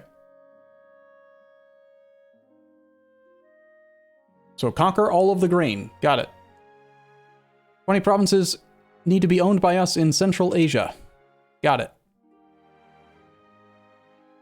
Kill the hordes. Got it. And this results in a permanent claim on the entire Central Asian region, so claims aren't going to be an issue either. This one is a requisite for this, so step 1, get to 25k cav, and complete a military idea group and have 2 generals that have traits. That's not that hard. And that'll give us a army adapted to the plains. It sounds like this modifier does not get replaced. It's just in addition to, isn't it? So do you also get this too? Or, oh, it does replace. Oh, so maybe after you have it, it'll tell it, this would update after the fact to say it's upgrading, but because we don't have either, it doesn't say it. Okay, so we're not gonna have like stacked modifiers, but. Alright, fine. This one would already be done if we'd conquered Poland. We just need 20 provinces. We'll do that, like, soon. Like, now. Well, not now, but, like, soon. We can also take 5 provinces from Lithuania in this war and get permanent claims on the Ruthenia and Pontic steppe regions. Okay. Here's where we start getting some of our movement speed and reduced cavalry costs.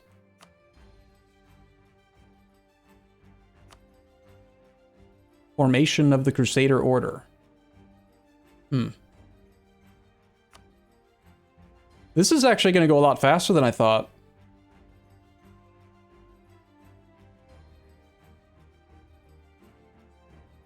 I was expecting the mission tree to take, like, multiple decades, but I think we can do this very quickly. Because there's nothing in here that says, like, you have to have admin tech 12. You know, it just requires you to have a number of provinces and a certain amount of army and whatever, and sounds like we can go pretty quick.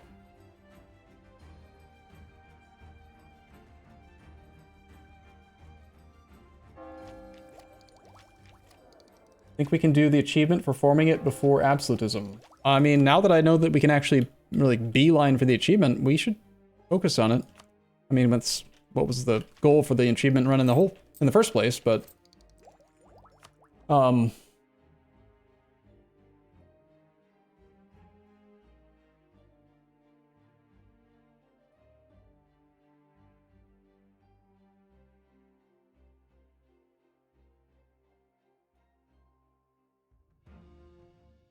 more flanking ability, espionage and horde.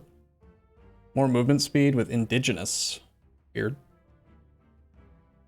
I've played a couple campaigns recently where we didn't go innovative offensive, so I'm probably just gonna go offensive.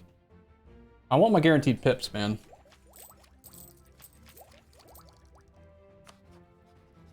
Three Achievies for the price of one. I haven't even looked at what the other achievements that are in this list, so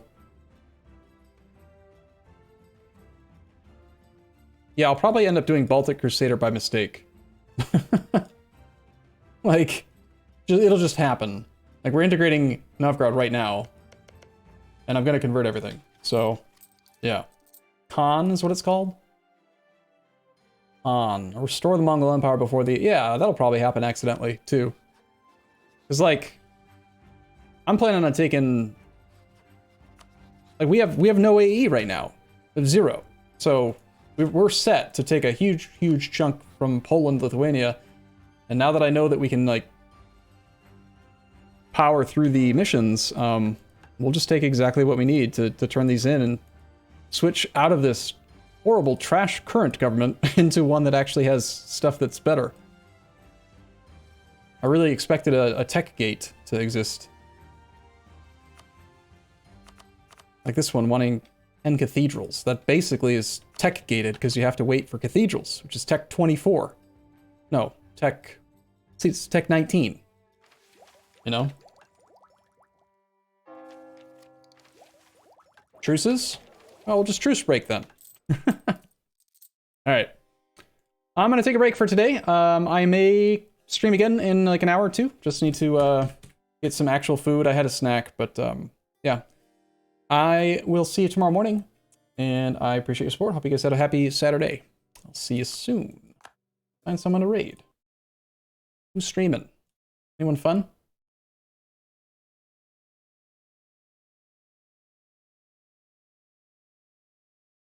Grubby is playing Dota. Hey, Lambert's playing right now. I'll send you over to Lambert, and you guys should ask him what that tag is for the multiplayer thing. Ask him questions about the multiplayer that's coming up on Wednesday next week.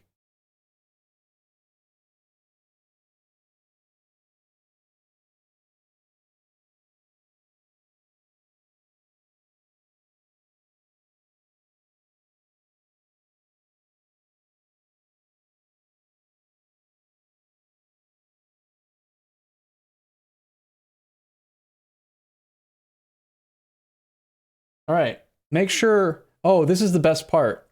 Here, do this. Make sure you do this. If you can, open up his stream now before I click the raid button, because he changed his raid notification to the war deck sound. So the last time we raided him, it scared the crap out of him, just like you guys do with the recent donation things for me. So, like, I'm gonna open it up here too. See Beijing and Hunchun. Okay, ready? Let's go. I don't know why. The greatest city in the world, so I guess that's why. I can only see Timurids in Lithuania. That's the only players I can see. 50 dev, you might actually be right on that. Hey, Arumba, thank you very much for the raid. Appreciate it. For everyone coming in, I'm playing some